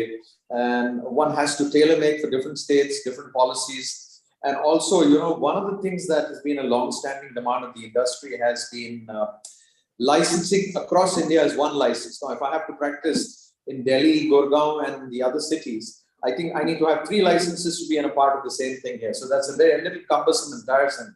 So over to you, Doctor, for your views, Dr. Vishesh. Hi, Farooq Bhai. Thanks for inviting me for my views. I'm pleased to be part of this August gathering here. I see only good bearings on of RERA regulations on the broker community. Number one, customer can take an informed decision that who is the RERA registered broker, who is not. So in one way, this has made 2 group of brokers, one who are becoming more professional, one who are getting themselves trained, one who are providing good services, and they are RERA registered. So they have in short, like they have made a separate group for them. So customer can identify that these are the guys, these are good brokers, they are RERA registered, I must go to them for doing a particular transaction. So this is one. Next is even builders. As a builder, we see that if this certain broker is RERA registered, definitely we would like to work with him. Otherwise, in a smaller tier 2, tier 3 city, there were lots of brokers who were not RERA registered. Now, because of the law has mandated it, we need to make it ensure that if such brokers are even bringing some bookings, so they have to route it through RERA registered brokers. So from this perspective, even the small time brokers, they are also now thinking that they must also get them registered. They must also set up some sort of office for themselves. So this is a good step towards regulating and making this profession professional. So in that construct, I see that these are definitely good regulations that are helping the brokers, industry overall, and builders as well. Thank you. Thank you, Doctor. your inputs on this. From that perspective, what you have said is right. But, you really don't have any real challenges to become a RERA broker, registered broker. It's just a form that you fill in and pay the money, and that's it. It doesn't qualify you for certain standards, doesn't qualify you on a code of conduct, code of ethics, etc., etc. Likewise, even developers who register themselves for RERA, from that perspective, if one looks at things out there, you're supposed to have the do's and don'ts, which you pass on to the brokers to pass on. If I'm saying you're giving me blue marble and I'm saying it's violet, so I'm violating the rules. So if it's blue, it's blue. And sometimes it becomes very easy to, identify, saying that the easiest man in the crowd there to point out is the broker, and he carries the burden and the onus of the responsibility of what the developer has to do. Basically, it's the developer who has to build. He has to get things done as per law. The broker is a very small cog in the wheel who just helps you get the buyer and seller, get the final handshake done through, stays with you till the end of the transaction, and make sure that everything is smooth till the end. There are brokers who just do the handshake over the telephone and they expect the money. There are also brokers who handhold you to the end of the transaction. But having come to that, we'll come back to our next question. With the raise in regulatory framework in terms of project, advertising, selling, what are the new ways channel partners promote projects? Abhishek, your take on this? Yes, Mr. Farooq. So the good point is, the post-RERA, the advertisement, people cannot sell projects which are not registered. It is ideally illegal to kind of promote, sell. Before that, it was happening. It was happening, rampantly. But at least there is a control first. Second, as a broker community, they get a lot of feeds from organized mandate companies, or a lot of support from developers to get the right set of creative, do the right set of targeting, especially digitally.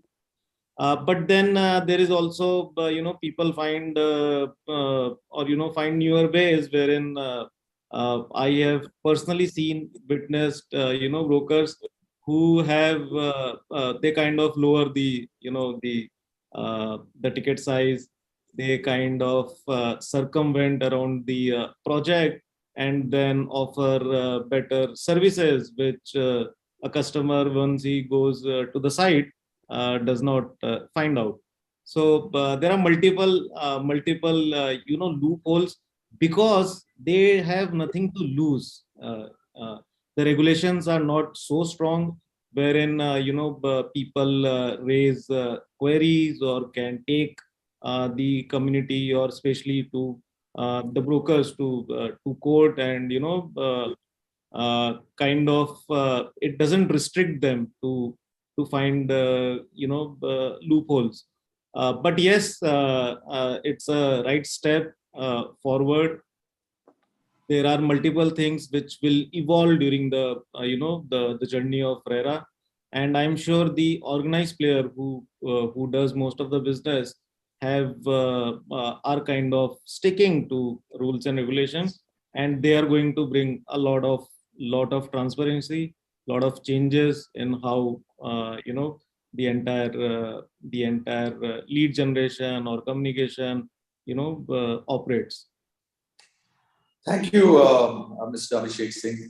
Very valid point there that you have about brokers, substandard, etc., etc. But all five fingers are not alike, and even developers, the good developers and the not so very good developers who follow rules, and some who don't follow rules, some who break the law openly, and some who use the broker to break the law for them. So there are many things that one can go on this particular thing. But point noted about what you state on different categories and different things. But one should remember, you pay the broker only once he does the job for you, and not for bringing somebody to your project to give an inspection. So he's an unpaid employee of the company, the developer, where he puts in his investment, takes his own office, pays his own rent, pays electricity, pays his telephone bills, hires his own staff, works for you, and you only pay him a referral fee or a fee on him completing the job.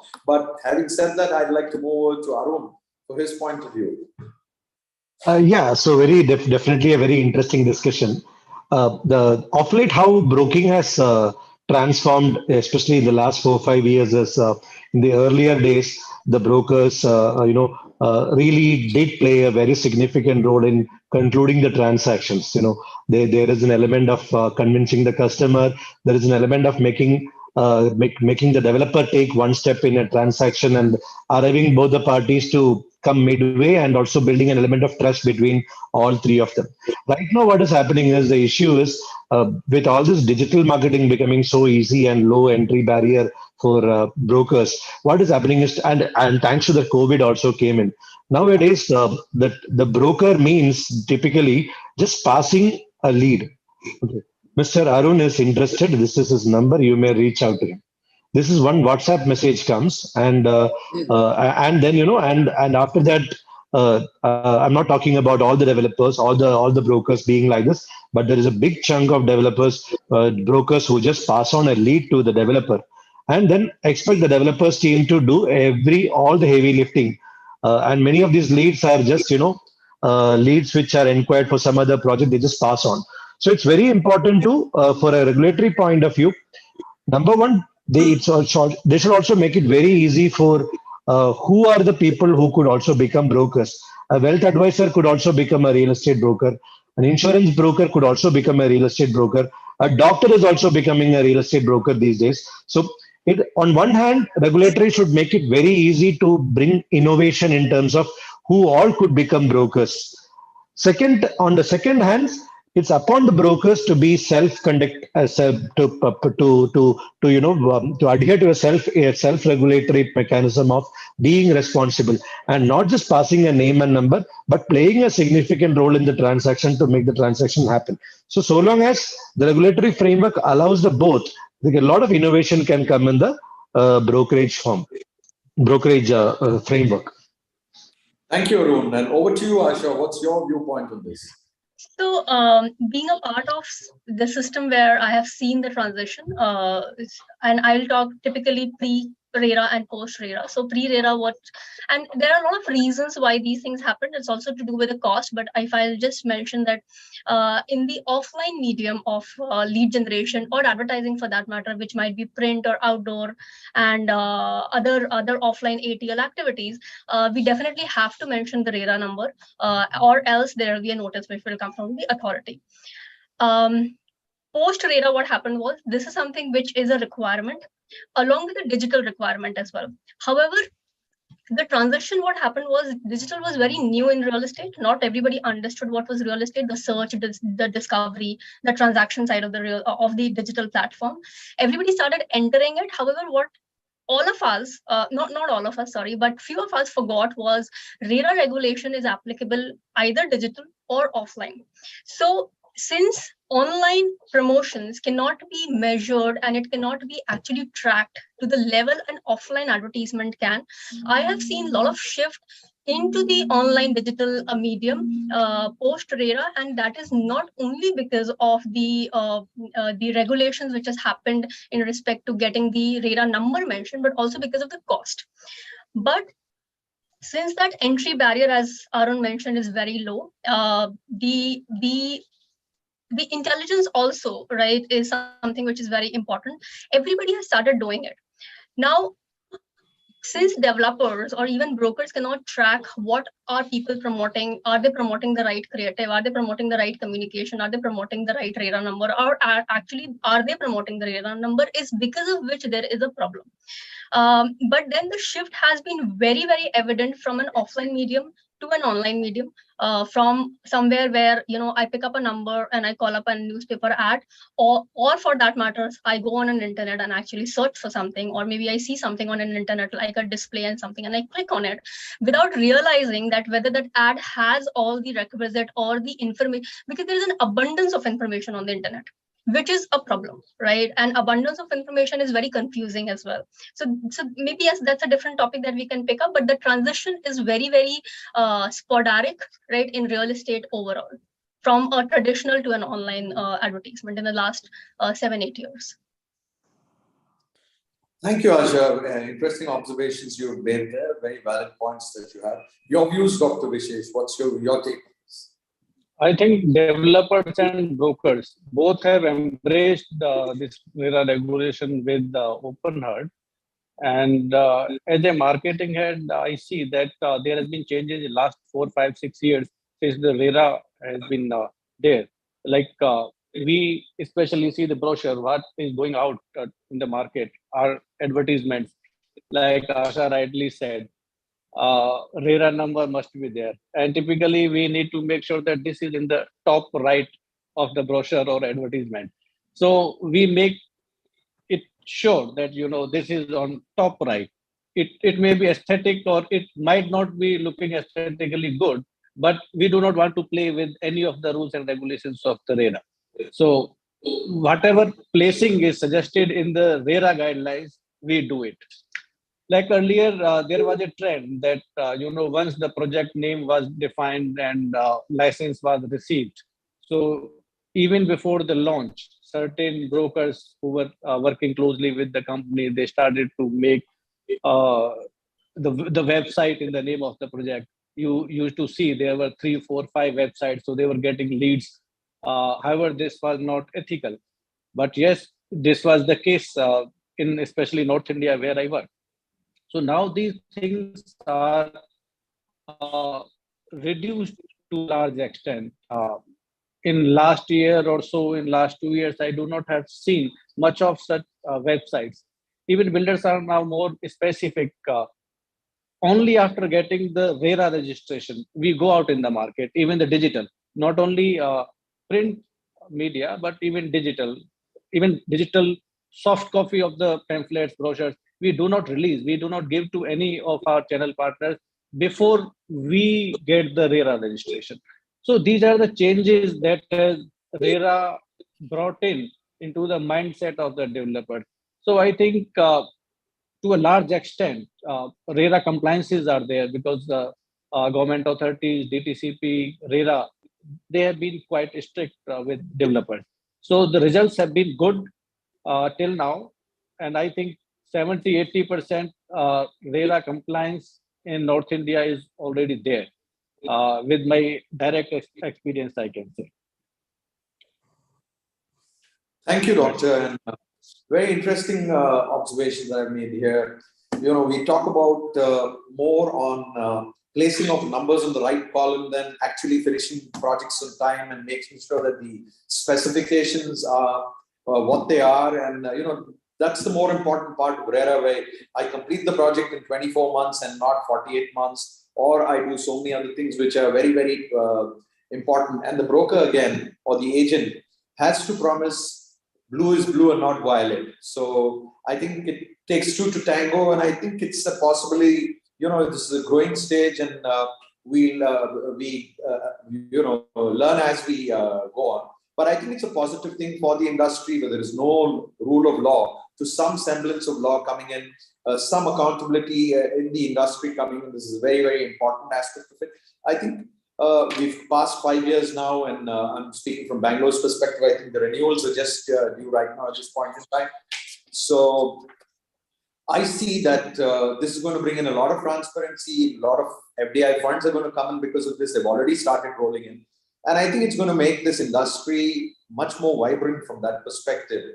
So moving on to my next question that I have is, given the rise of digitalization in real estate, how is the broking community keeping up with technology? I think Asha dwelled on it a little bit, and so did Arun. So over to you, Abhishek, to first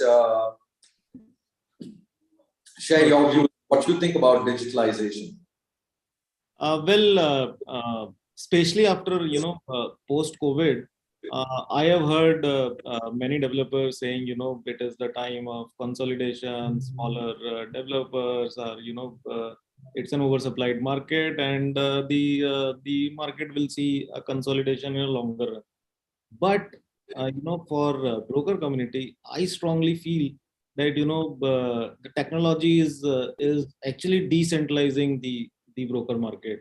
And you go and ask any of the new broker who has entered into the market, especially for his experiences of dealing in secondary sale, he will have his own story of the key holders broker.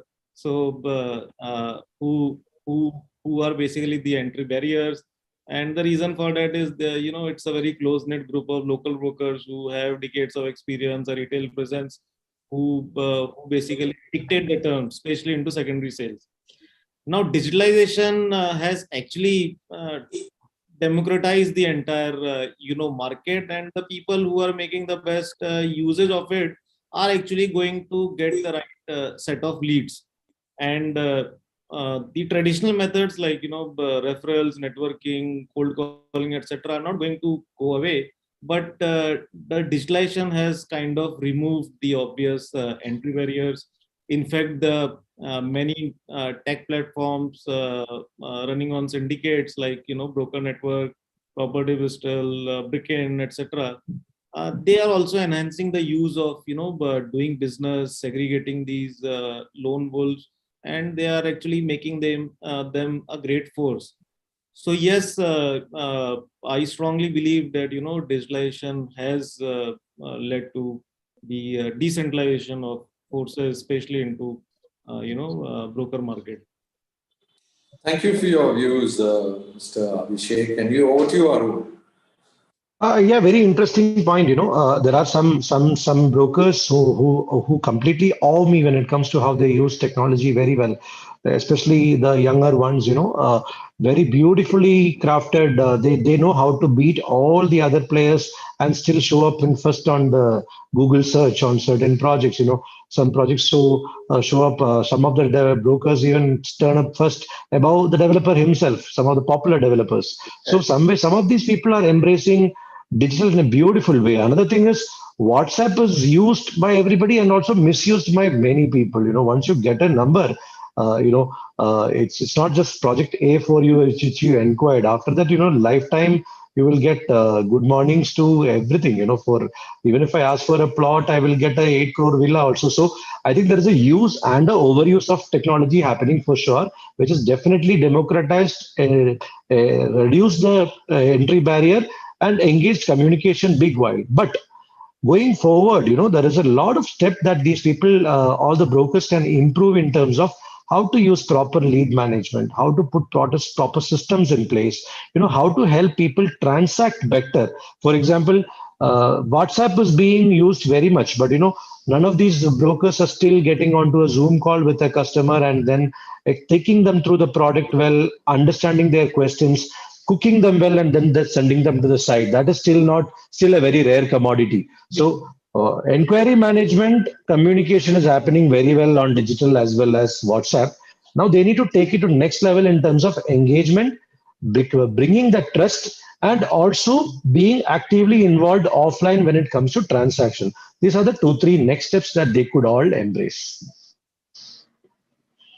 Good points, good observation, especially about the lead generation and the first on Google search. That's a very important thing one should concentrate on, I guess. Over to you, Asha. What's your perspective and take on this?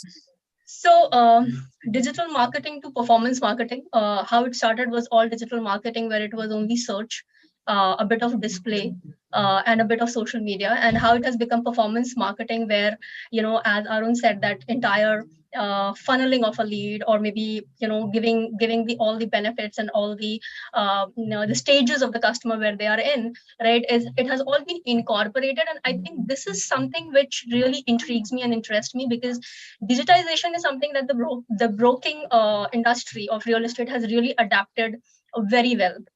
Where brokers were mostly reliant on cold calling and referrals, and even listing on 99 acres and a magic bricks. to a level where everybody is using all these different channels of lead generation. But more importantly than that, not only in respect to lead generation, but also a lot of broking platforms and a lot of broking companies have also started using machine learning and artificial intelligence, which couple of years back or 2 years back, to be very precise, was all very theoretical.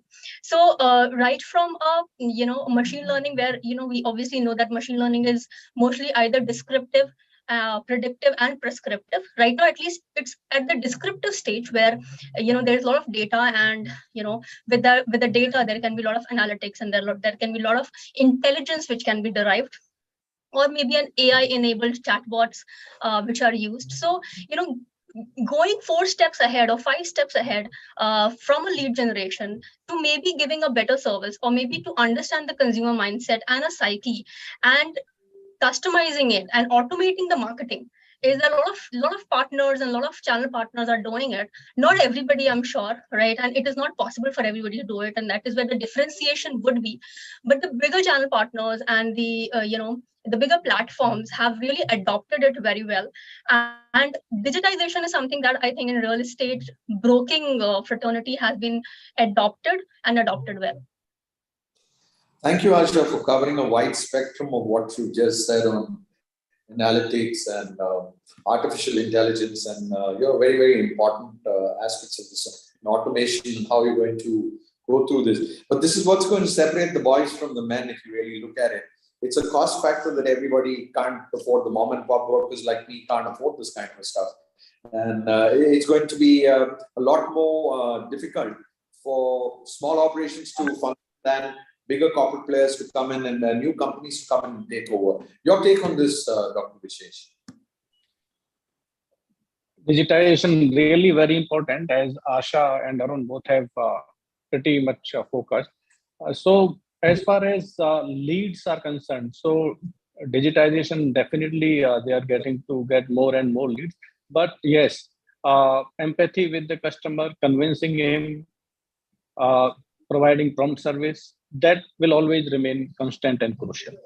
So that we cannot take out from this cycle of booking from lead generation to closure. So with the help of all the technology, definitely new age channel partners, brokers are getting lots of leads and promoting much faster and at much less cost. So definitely this is going forward. This is the norm of the day. Thank you, Doctor, for adding on your bit on this. And I think on digitalization, again, digressing from a perspective of what you've just said, this is the future of the business. And, I think it's here to stay, and it's a matter of time. One who embraces technology along with this is the one who's going to see growth potential. And this is going to be the way forward, the way I see it here. Coming on to my next question, with real estate deals getting bigger, more complex, and client expectations getting higher, how has the broker customer interaction changed in recent times? And over to you, Abhishek.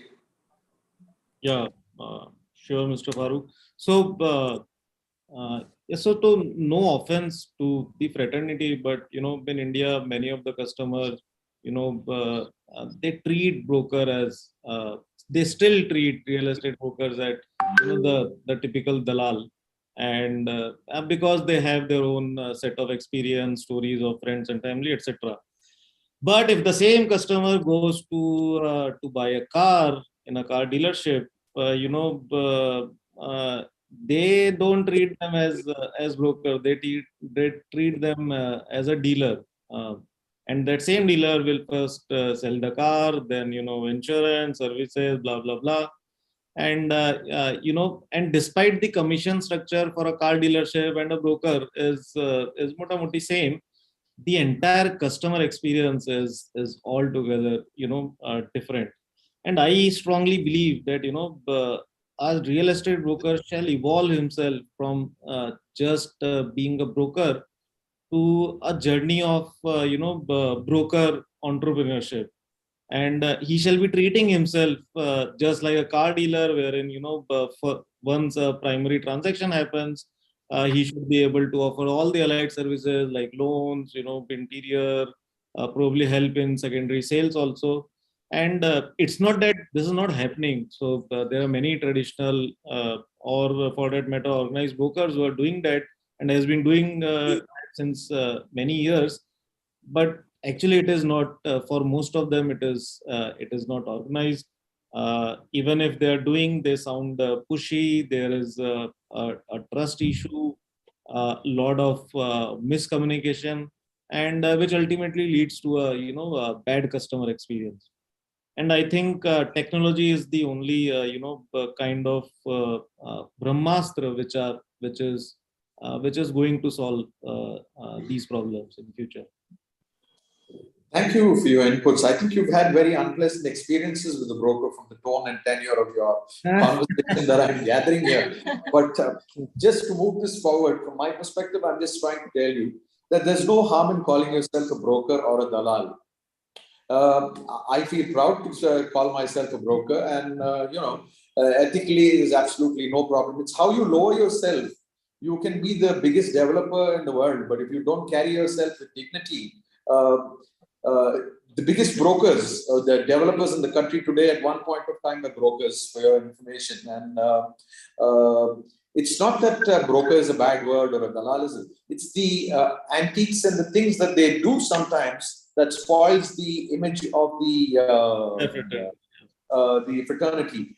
And comparative analysis to a car dealer vis-a-vis a broker, I think I'm a little confused with that, because I think the lowest ebb or the lowest rung in the ladder is the car dealer. So if your expectations of a car dealer comparison to a real estate broker are more positive in this, then I must definitely communicate to you outside the meeting today and take a few tips on what these car brokers do that they've enamored you to think this way.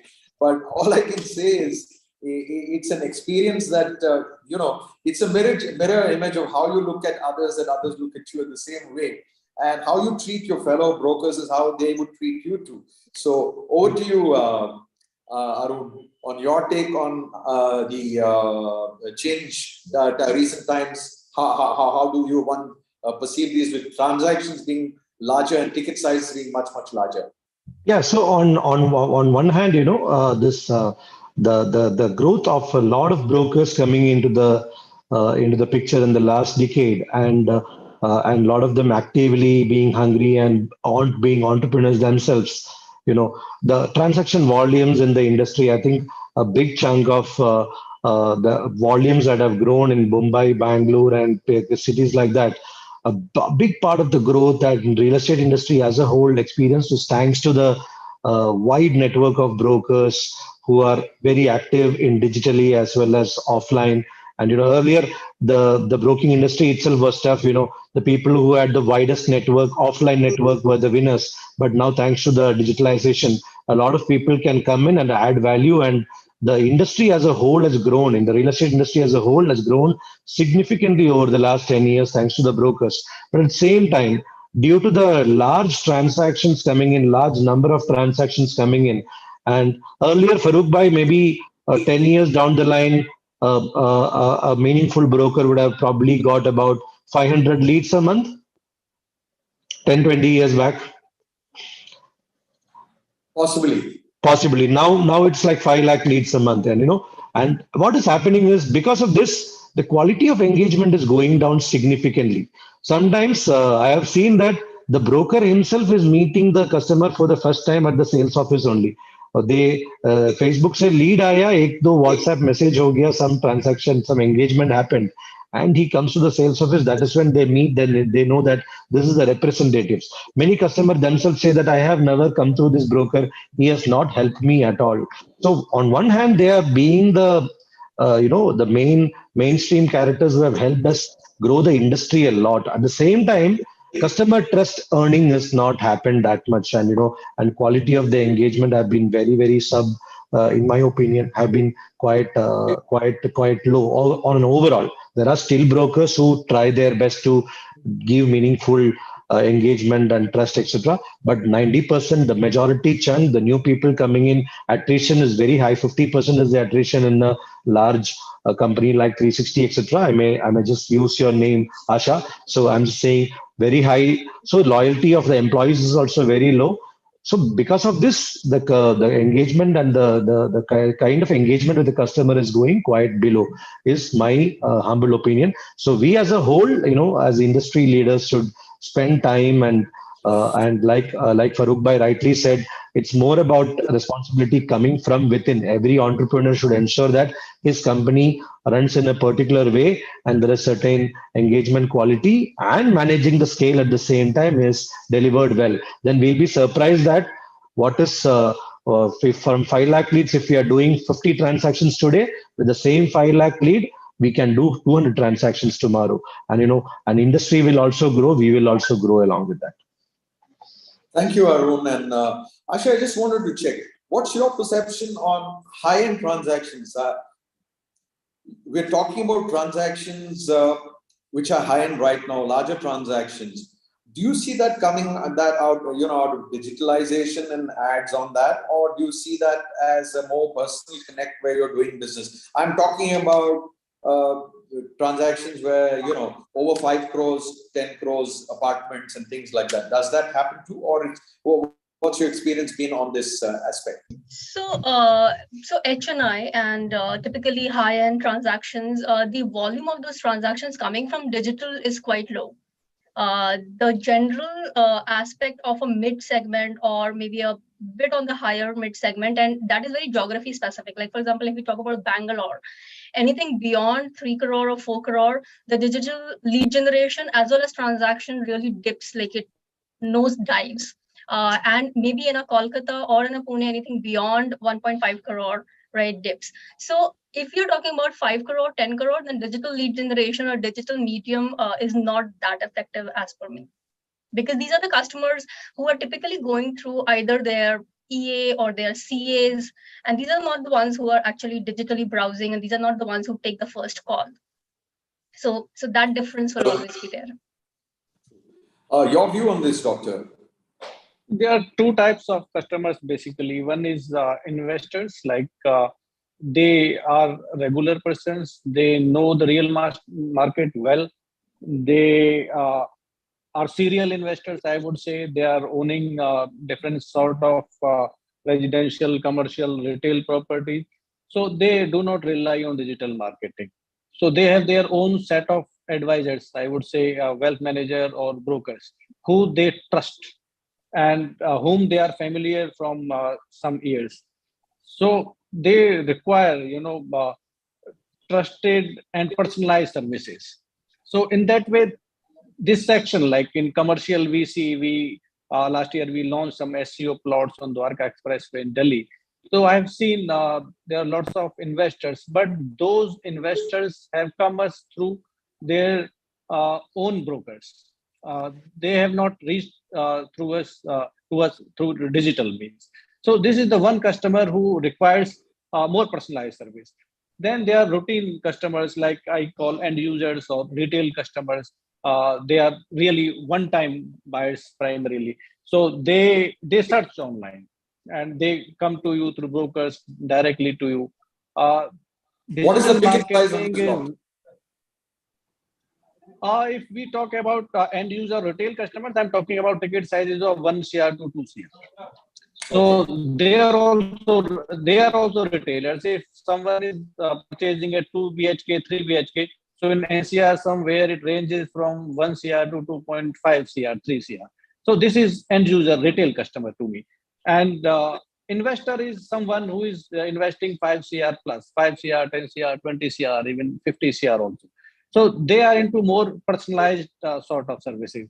So the guys, the channel partners who are traditionally in this business, I must say, whose father was also a broker. So I know certain number of people, their family is into broking. So they are having many of the deep size pocketed people.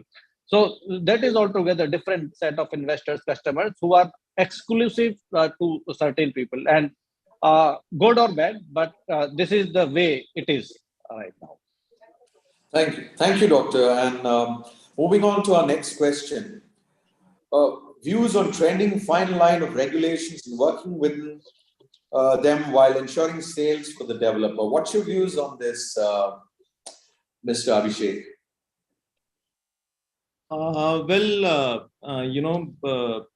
I think it is beyond digitalization, beyond regulation. All organized and kind of unorganized, brokers. They have embraced PRERA regulations, for that matter, digitalization also. But then it is largely, limited to online lead generation through platforms like Meta, Google, etc. In true sense, all this, all digitalization is, if it is backed by AI, ML, automation, or analytics, it is going to play a larger role in terms of implementation of right rules and regulations. And these are actually the buzzword currently in the real estate market. I was also going through a few of the reports, by Deloitte on Indian broking market, wherein they have, identified that, regulations and technological, innovations have significantly affected the models of, organized brokers, and it may shift their responsibility, expertise, and risk-taking ability, and it is going to affect the, in a longer run, the profit margins as well. So yeah, the right mix of regulation, digitalization has changed the things, has changed the perspective of brokers, and it is going to affect in a longer run. Thank you, Mr. Abhishek. Over to you, Arun. What's your perspective? Yeah, so as discussed in the previous questions, my answer for this is very short. I think regulation right now is not grown to that extent where it is tough to do business, yeah, especially in the RERA, from a RERA point of view. So I think at the moment it's about registration and a few formalities, and the brokers are currently allowed to do whatever they want to do. There are no big restrictions. We are able to play our natural game. But going forward, I hope that the restrictions, the regulations will also mature enough so that to become that control mechanism to avoid the mis-selling happening, and avoid things like kickbacks, unethical practices, and things like that. Hopefully, over the next few years, RERA will come out with new set of guidelines for this. And at that particular point of time, the good people who are following ethical practices and working really hard, I am sure they will be able to grow faster. And the people who are used to mis-selling as well as unethical practices, I'm sure naturally the brake will fall on them, and a lot of them will actually be out of the industry and making the overall broker community's image look good in the long run. Thank you, Arun. I think we are running short of time. We have about 5 minutes left. Asha, to you, and then the final question. So when we say that how are brokers managing and balancing between the fine line of a RERA regulation as well as the marketing and getting leads and selling, I don't think that's a challenge right now. I think the bigger challenge is where when we say the customer demand has increased, I think I will just say that the customer's demand has not increased. I think the only thing that the customer is actually demanding is transparency. And with overabundance of information which is there available and circulating across all the market, what they really crave for is a very transparent and a very ethical information that can be given to them. And it's the responsibility of all the brokers, with or without RERA, that that kind of sense of faith should be there in the customer's mind, and that is where the transactions will happen, because the customer has changed, and it is they are going to change more, they're going to evolve more, they are more informed, they are much more exposed to the kind of the same industry globally, how they operate and what kind of services they get and what kind of benefits that they get, and that's what they are demanding. And I think as brokers or as developers, we should just follow that and keep in mind that the customers are first. Thank Even you. if yeah. Thank you, Asha. Over to you, Doctor. In fact, it's not contrary. Being following the regulations and doing the sales, both can go hand in hand. So regulatory is it's not optional. You have to be in line with the law. So there is no other way out. So being in the regular framework and doing the sales hand by hand. So there is no other option. And I think market has really imbibed all the regulations. Builders, as far as I know, people are following the norms. Maximum builders, I will see, because regulations are so tough. There is no other way to flout the norms. And whoever builder want to remain in the industry, do well, want to do grow, they have only one option: follow the regulations and do the sales. Thank you. Thank you, Doctor.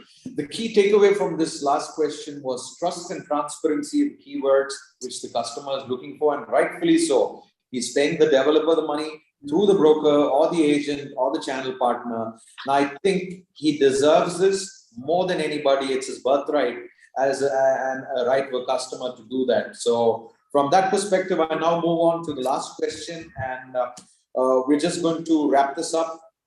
30 seconds each of you, so that we don't break the timeline. Your opinion on the future paradigm changes that we will see in the real estate selling in India. I'll make it a minute each. Start off with you, Abhishek. Sure, Mr. Farooq.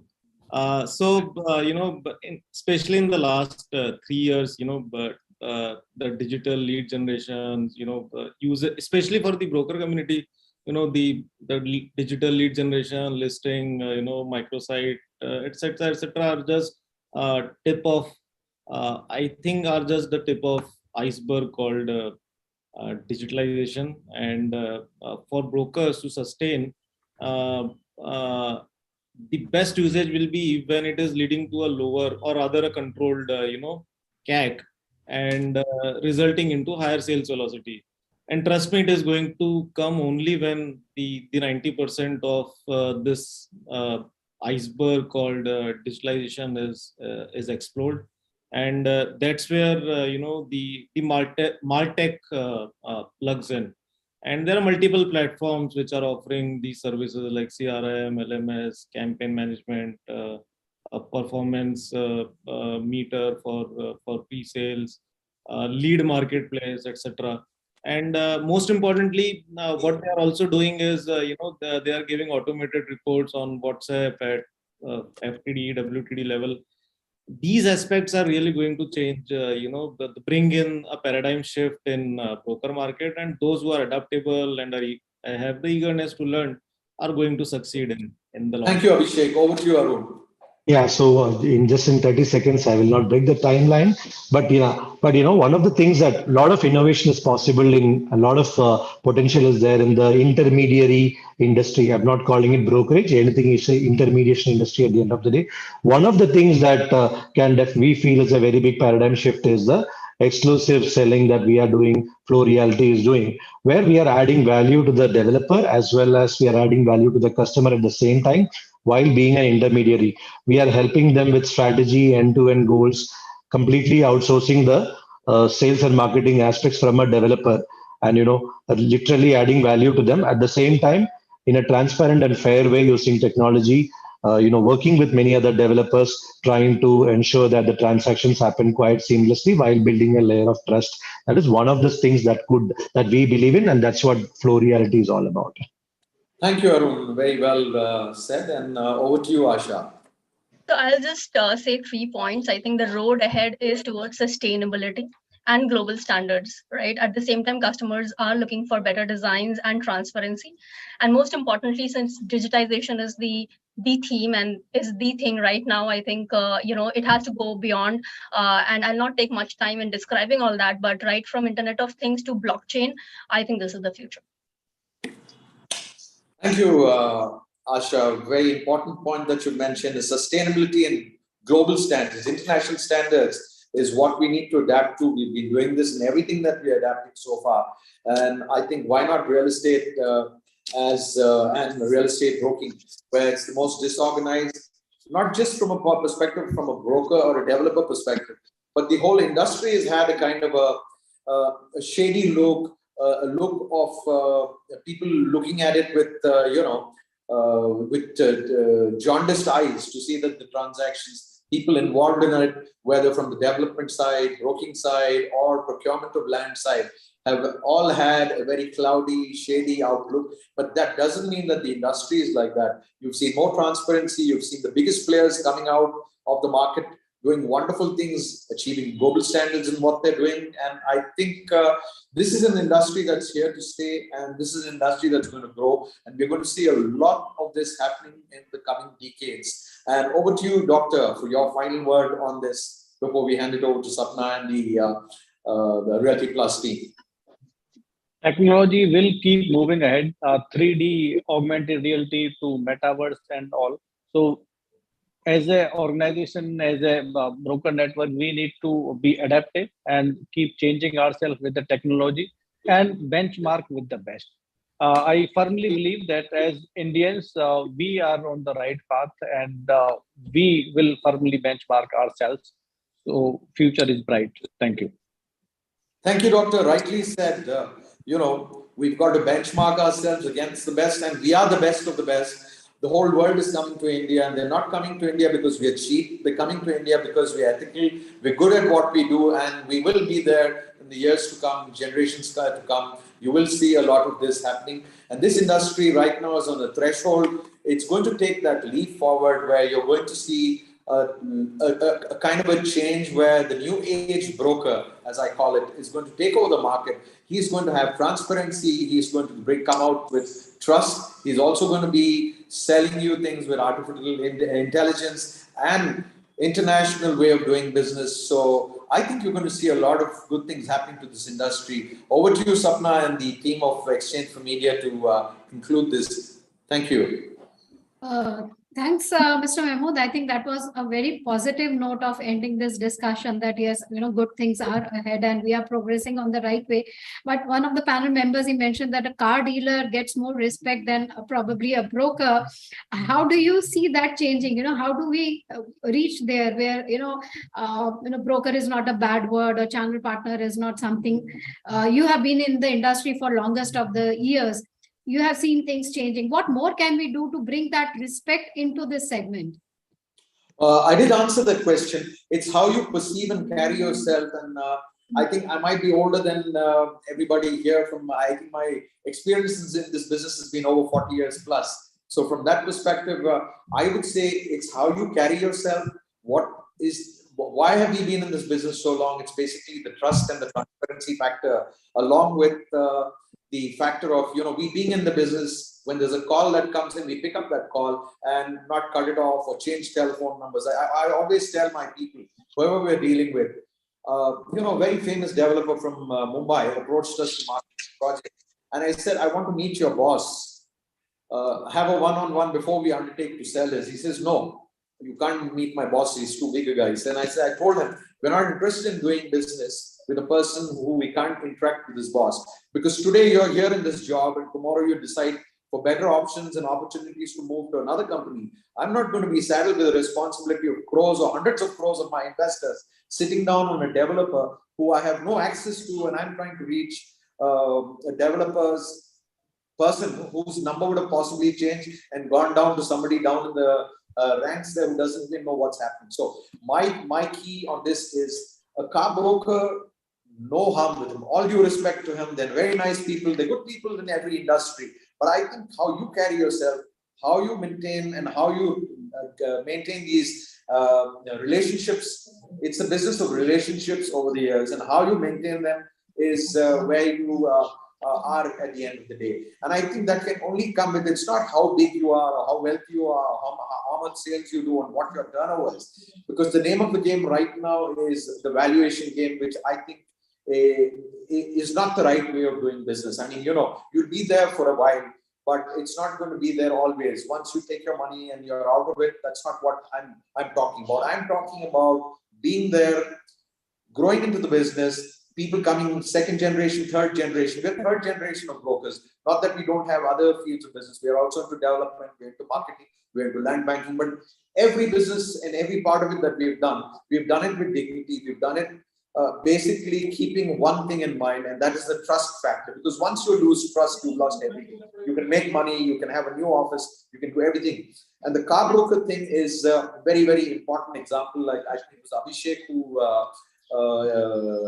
use this connotation that the car brokers provide insurance, they do this. Well, there are real estate agents who also provide these services of in-house documentation. They give you bank finance, they give you identification of projects. So I'm saying that, we as a company are a supermarket where we provide all services, and there are many like us, bigger than us also, players who are doing this and who've been in the business for decades together. So I would say the key word to this is respectability, and the trust factor with transparency is where you will see this business growing, and you don't have to worry about the lead generation. Where out of 500,000, if you convert even 499,000 who are not happy with you, I'd rather do the 1,000 who are happy with me, who will give me more business at the end of the day. So that's professionalism and trust factor is what Mr. Farooq Mahmood is saying, which will bring respectability to the entire segment of this business, I believe. And RERA is a start. We have a long way to go, but still, Dr. Vishesh Rawat, as a developer, from a developer point of view, how have you seen the, the channel partner segment evolving over the years? Yes, it has been evolving. Like I said, there are two set of channel partners basically. One is like Farooq Bhai, who was their father was into the business, so families into the business, so they enjoy trust of many people and investors. They provide the personalized service to them from long time. So the guys who are having money with them, who are having deep pockets, they want to do business with people whom they know. They do not want to go with new people. So that set of customers is one. Now there are new people who are like one-time customers. You get them through digital. So new generation channel partners who are young, educated, they are good at technology. So definitely they are doing good business. I know certain people who were working with real estate developer 3-4 years back. They are now doing their own work, and some of them are very, very successful. They carry themselves with pride. They look like a professional. They give professional service to the customer, Right. and they have made their mark in the industry. So I would say, like other industries, this industry is also open for all. There are all kind of people, but now as many well-educated, well-established people are coming into this brokerage business, so the bar is going up. That's right. That's right. When we talk about consolidation happening in this segment, yes, consolidation is happening in this segment. Fly-by night operators are now leaving this segment, but we are also, as you rightly mentioned, a lot of educated, young guys who are joining it, taking it up as a career, as a long-term career for themselves. So we are seeing both sides of the business here. Arun here is, and Abhishek and Asha, we have examples who are bringing in, that kind of professionalism, that kind of technology and digitization to make it even more professional and even more transparent and trustworthy for the industry. And in fact, in one of our sessions earlier, a lot of the developers, they had said, channel partners are our biggest allies. And if we are talking about after-sales service for customers, for our channel partners also, we should be looking at that, pampering our channel partners. So thank you so much for that wonderful conversation and, giving us both sides of the story, the dark side and, the bright side, the bright future that we have for this segment. I think our audience has got to know what are the new shifts happening. Yes, complexities and difficulties are there, but the future is bright. Thank you so much, everyone, for being here with us. Abhishek, for being here, sharing your perspective. Farooq for so well conducting this session. I know you are very busy right now and still taking up this conversation. Dr. Vishesh Rawat, thank you so much for being here, giving us that developer's perspective, how things are moving in this industry. Arun and Asha for being here with us today. for your views and perspective on this topic. Thank you so much. Thanks a lot. Thank you Thanks so a lot, much. everyone. Thanks a lot for Thank you so having much. us. Yeah. Thank you. you. It's a pleasure Thank speaking you to so all of much. you. Thank you, everyone. That was very interesting topic where, the segment professional themselves, threw light on what's wrong happening in this segment and what right we can do to make it, work for the entire industry. So now let's move on to the next segment of our Realty Plus Top 50 Marketing Minds Conclave, which is the fireside chat on, festive season marketing. We are in the festive season. Diwali just passed by and some more festivals to come. So building effective sales momentum during festive season is what we will be talking about. And let me introduce our eminent panel. Chairing this session will be Ajay Sharma, Managing Director, Valuation Services, Colliers. Ajay Sharma has over 14 years experience undertaking real estate valuation and advisory across India, Sri Lanka, and Maldives. And he has been at forefront delivering accelerated growth and success for clients ranging from private equity funds to government agencies with invaluable and unique industry leading insights. Introducing our panel members, let me introduce Mr. Mana Paul, founder Sri Balaji. He joins us from West Bengal. He's a first generation entrepreneur and a real estate developer of West Bengal. His company under the brand name Panthanivas also offers low cost second home projects at unconventional destinations at pocket-friendly prices with all luxurious amenities for the masses. So very niche segment that he's operating in. Our next eminent panel member, let me introduce Rohan Pawar, CEO, Pinnacle Group.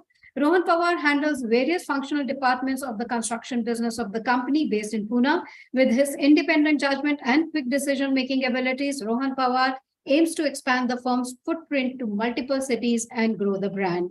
Our next and final member, I introduce Mr. Srinivasan Subramanian, Executive Director, Concept Ambience. With over 25 years of experience in the field of marketing and communication, Mr. Subramanian has worked in the Middle East with TBWA, RAAD. Currently, Mr. Srinivasan earlier was also with SNN Builders as CEO and contributed for the brand's growth in Bangalore. Mr. Srinivasan likes to connect and collaborate with people interested in advertising, communication, and marketing. So this is our expert panel. Mr. Ajay Sharma, I hand it over to you now for the conversation. Thank you, Sapna. A warm welcome to all the panel members and of course the other colleagues and peer groups who are listening to our fireside chat right now. So we have a very interesting topic today, which is the marketing, building of an effective sales momentum as we go forward in a festive season. So what happens in it and what needs to be done? What are the dynamics that are there behind the scenes, to get a very effective sales momentum built up to result in a positive result for developers? I think most of the people on the, currently who are listening to us, and I'm assuming everyone has had a hands-on experience in doing this, and therefore, we'll have multiple perspectives. We are trying to offer today perspectives from, the perspective of more from a promoter side, also from a side of people who have the stakeholdings, which are very high at any given point of time in a project. So I'll just try to kind of sum up how the marketing industry today is. So India is the fastest growing marketing destination as far as globally it's concerned. I mean, the marketing spends in India is touched close to about $11 billion, or is likely to touch $11 billion next year.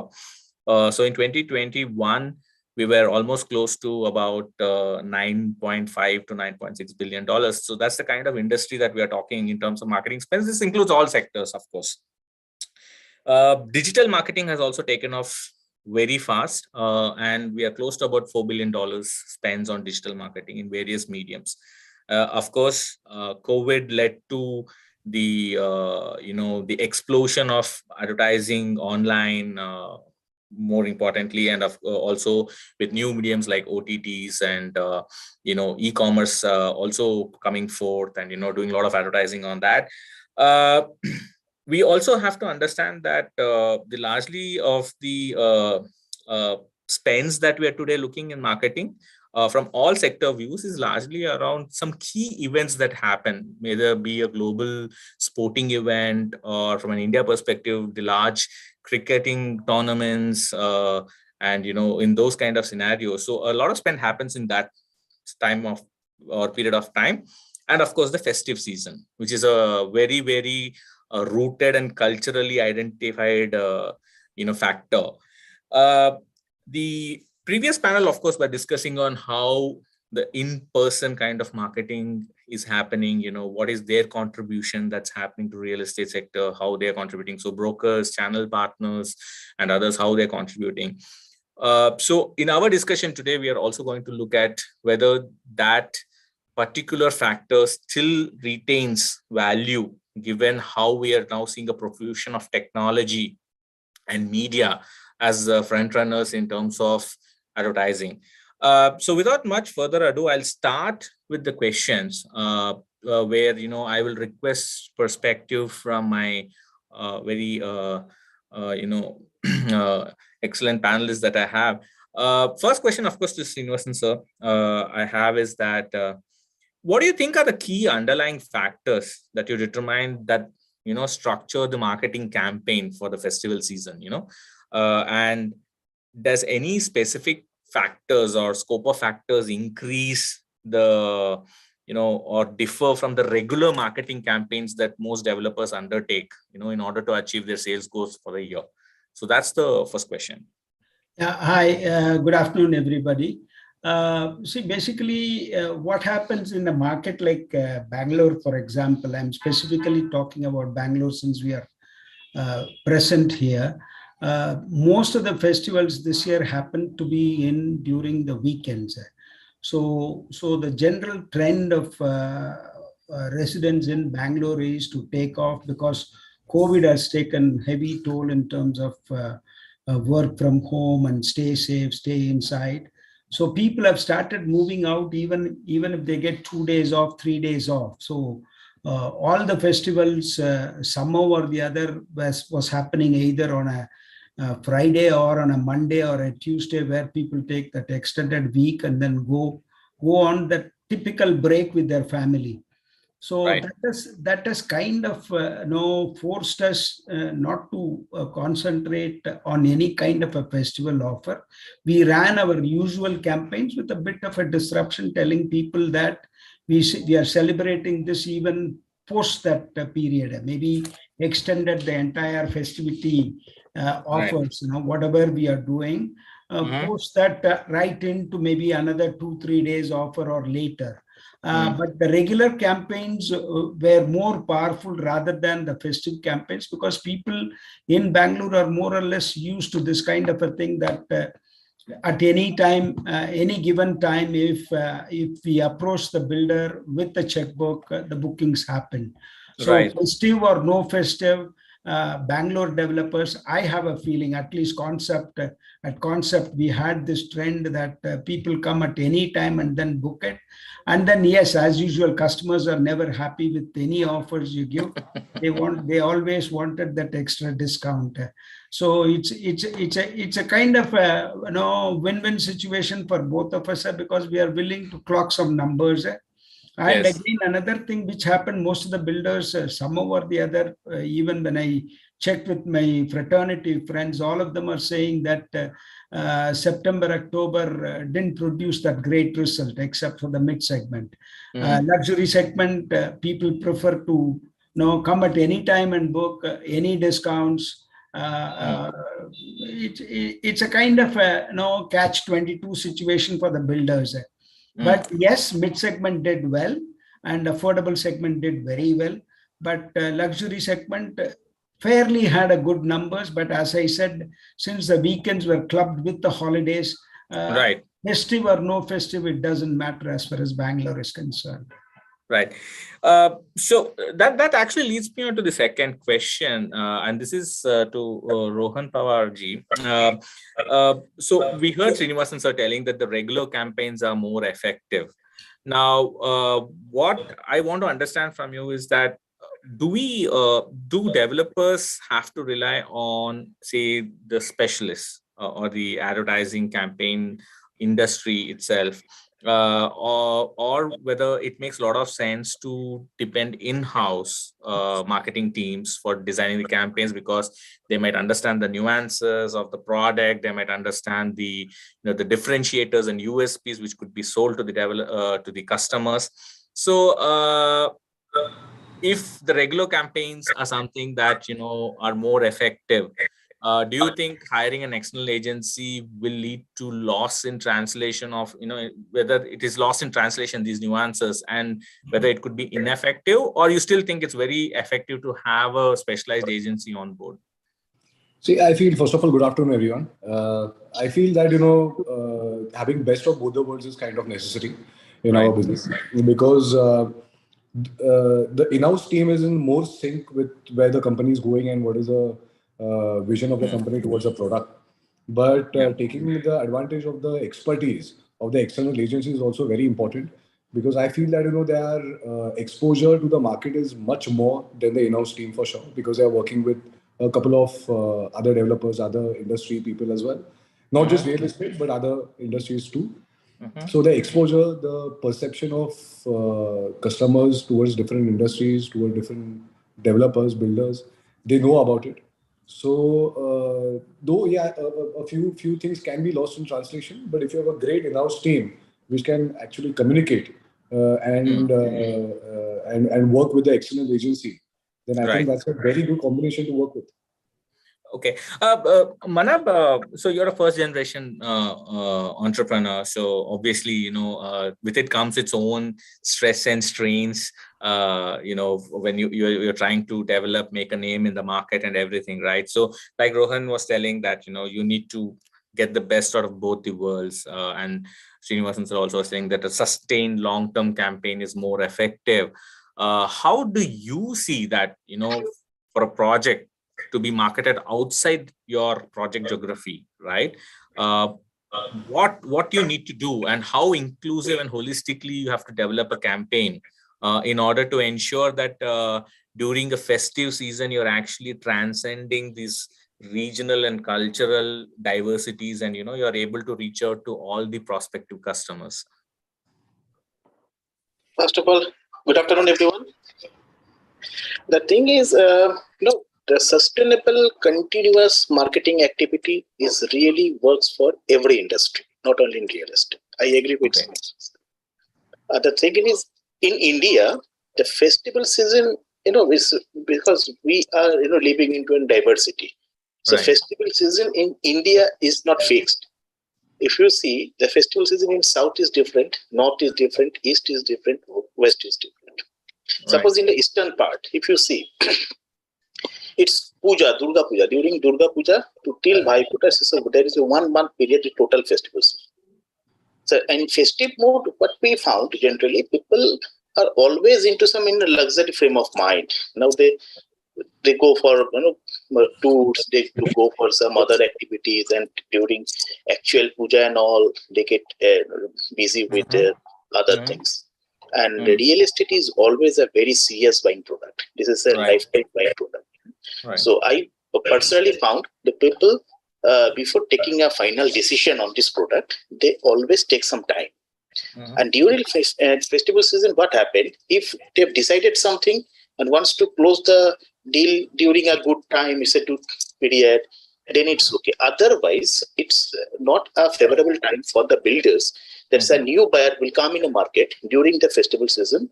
He will see a product and finalize immediately. That happens. That happens for those who never stay in, say, suppose in Bengal or in a city. He's a NRI.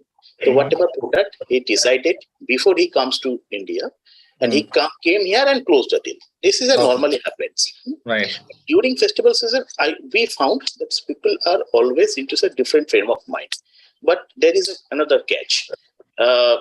In eastern and southern part, how far I have seen, I have witnessed the thing. It's a so long festival season. We found that people they are not so busy for a long time. Yeah, so there's short festival season for 2 days, 3 days. So, but what happens that period? People comes and people close the deal with their own wish. So the marketing strategy in South during festival season, in East and in West is definitely not the same. And outside geographical area marketing, definitely this is another big tricks. Like the way I do, my projects are in Bengal, but in various part of Bengal. In the northern part, in the southern part, in seaside, in hilly area. It's all that tourist destination. Basically, we are into vacation homes. So our product is located in the place where we do not market our product. We always keep on marketing our product in city areas because the buyers are from the city. People are taking these homes as their luxury, is a second home. So, marketing of a project in a different geographical zone is definitely a very challenging thing, and we get success on it. And this product is like this. But I will not say, listen, if you are making a normal, regular real estate product and marketing, do the marketing outside the real estate geographical area, how success they will get, I don't know. But in a different, luxury product, in the vacation homes, in the country homes, we get the success, and we are keep on doing this too. Sure. So, Rohan, what Manab was telling was that, so obviously the festive seasons are different in different regions of the country and all that. But we also have a common festive season. Say, for example, a Diwali is there, or a Dashera is there, or say a Christmas or a Eid, which is same throughout the country, right? Now, as a prudent developer who has to, prepare a budget outlay for the marketing for the entire year, and where you want to spend, how do you see this exercise? And do you think you focus more on the projects in the regional area? So, or for example, you have a lot of projects in Pune. So would you rather prefer to spend more during the festivities for Western region, or if your buyers are mostly say from outside Pune and they're coming from Delhi NCR or Chennai, or Bangalore, so would you rather focus on their festive season? So how prudently do you actually plan it out, and what's the best way to handle this entire situation? Yeah, so I'll just build on what Manab just said right now. To be really honest, marketing exercise is a long-term, thing. You can't just go about this festival is coming or that festival is coming, and that's how we are going to target the marketing exercise. Right. And like he rightly said that India is a diverse nation. There are a lot of festivals here and there, and east, west, north, south are completely different festive seasons altogether. So when it comes to budget, I feel that the budget for the entire project is given on day one. You have already budgeted for the entire marketing, and you anyway know how much you're going to spend on the marketing. What kind of little bit changes is that the lean period is probably you might not spend that much, or on the festive season you might spend little more. But with whatever experience I have had with the festive seasons, that there is so much of inflow of new marketing campaigns and projects and project launches that sometimes you can kind of just get lost in the entire translation. And so it is, so as long as you have a good marketing exercise going on for the entire year, or quarterly plan, or half yearly plan, or bi-weekly or bi-monthly or something like that, then you're always visible. And that's something that changes during the festive time as well, because once you're visible throughout the year, and when the festive season comes, it's something like there is a recall. Okay, so that's something which kind of really helps you. I also understand that people come from different backgrounds and people come from different places in India as well. Whether they're NRIs or whether they're people who are settled in Pune but who hail from Delhi or maybe from Bengal. So for them also, it kind of makes a difference that maybe during their festive season they would want to invest in a new home or new office or new property. So I feel that if you have a good, robust marketing plan throughout the year, that kind of really elevates your festive marketing season as well. Sure. So very interesting. So what I think the message that's come out so far is essentially that a sustained marketing campaign, actually outstrips the benefits of focusing more on a festive season marketing campaign for a real estate developer, because of the kind of product that you're selling, and also in the I think the way the people are buying, like Manav was saying, people have to take time to actually invest into such kind of product. So Srinivasan, the question I have right now is that how involved do you think promoters are when they are zeroing on the core message they want to send out during a marketing campaign, to the general public? And also how do they ensure that the message that they're trying to build up is not lost in a very chaotic market? Because festival season, essentially, let's be very honest, we see a lot of splash and spread across medias for consumable items, for textiles, and for jewelry items. Like Manav was saying, real estate really doesn't figure in that space. But like what Rohan was saying, that just to kind of keep that recall value present, how do you kind of differentiate yourself in that chaotic period where a lot of messages are going out, and how much are promoters actually involved in getting that message across? See, as far as Bangalore is concerned, most of the promoters, they definitely get involved in planning their communication point of view and the media selection as well. Right. But what I have seen is off late that Bangalore becoming a little bit more matured market in terms of planning their both strategic and tactical. Strategic meaning from the brand perspective, what they want to highlight, which they do it through the digital presence permanently. Correct. And through the online portals are available, so they do it on a regular basis. Their approach towards tactical, which means that there are a little bit of offers, little bit of discount and all those stuff takes place in parallel, which is being highlighted through the direct marketing efforts for the prospectives already visited, or even to the new prospects which they want to recruit. Also, it happens. It is. So it's a mix of both strategic and tactical approach, which is being followed by most of the builders here in Bangalore. I know things, as Manap said, that what works in South may not work in East. What works in West may not work in North, actually. Each micro market is different. You can't have a one size fits all. Say, for example, there are certain developers who have got multiple city presence in Bangalore also. You can't have the same campaign running what's running in Bangalore over there. Yes, from the strategic point of view, you can definitely have it. That the brand presence, the brand's personality, the brand, what they think about overall about providing brilliant homes to home buyers, all those things can happen. But the tactical approach needs to be different in terms of how they want it.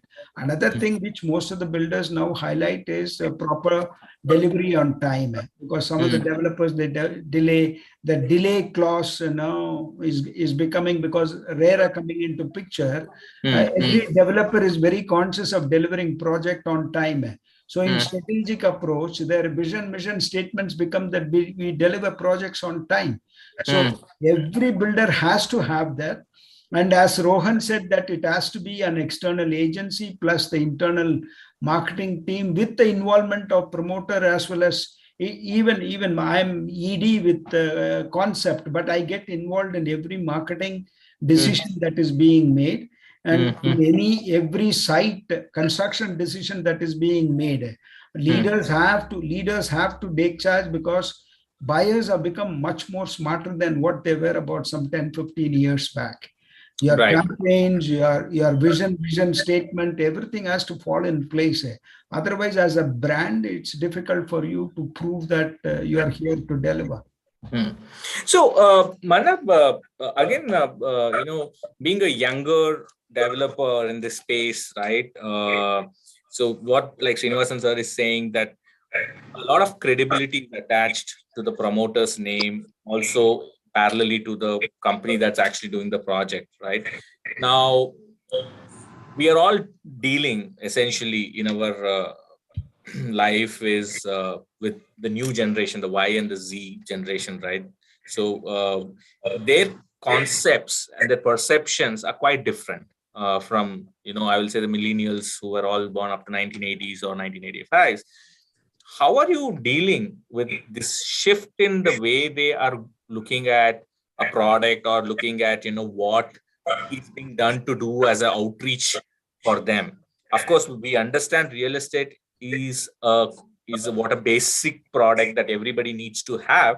But the idea I'm trying to drive is, given how much more exposed Y and Z generations are to constant bombarding in terms of marketing campaigns, through the year, and very heightened, intensity of bombarding, especially during the festive season. I mean, if you look at all the ads to either be on live media or on print media or social media, you will see it's very focused around young people, right?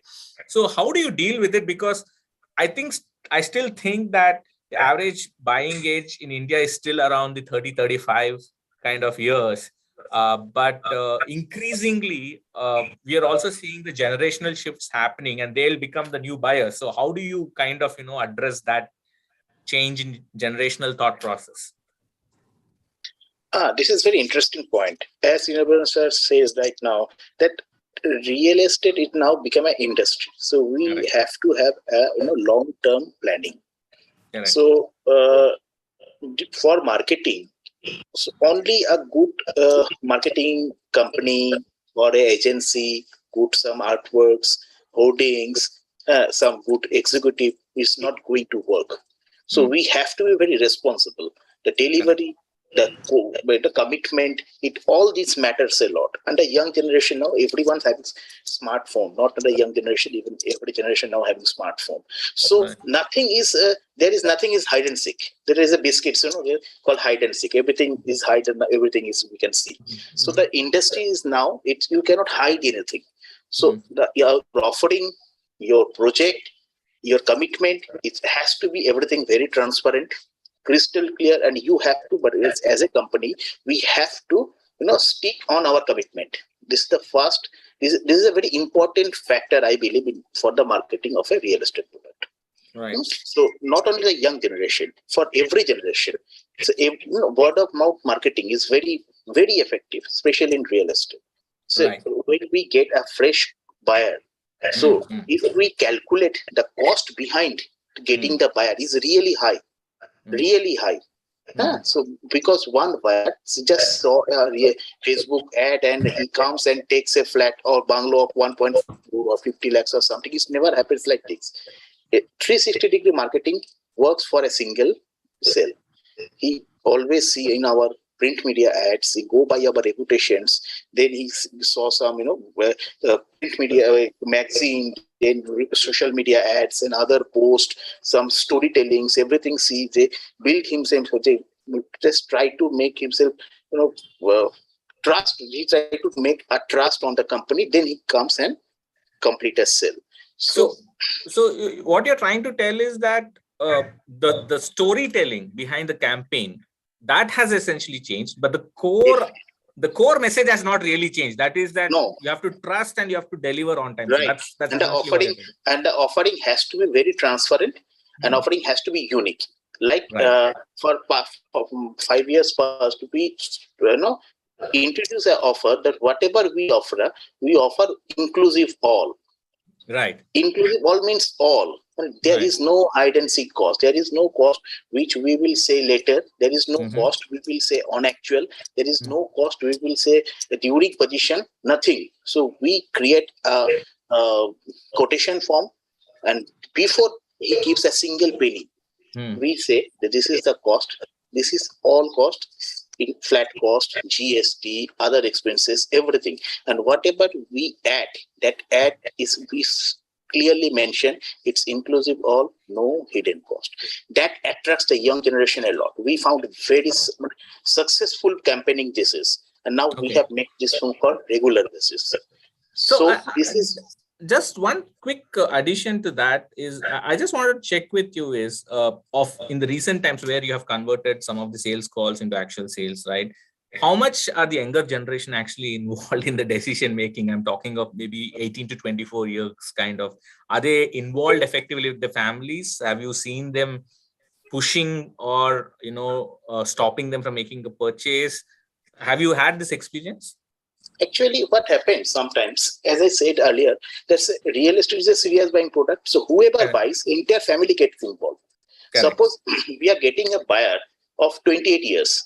Right. It's not like that he has only taken the decision. His father, his mother, everyone is involved. Correct. Maybe he is buying, but the family members, their elderly person, everyone is involved. Right, They have right. only justified the thing, then he taken the decision. Right. So real estate, again, I'm saying it's a very serious buying product. It's not a mobile that you buy and the second day you didn't like it. Okay, you've taken a new model. It's a product. Sometimes I found 80% people, they buy for a once or maximum twice in a lifetime. Right.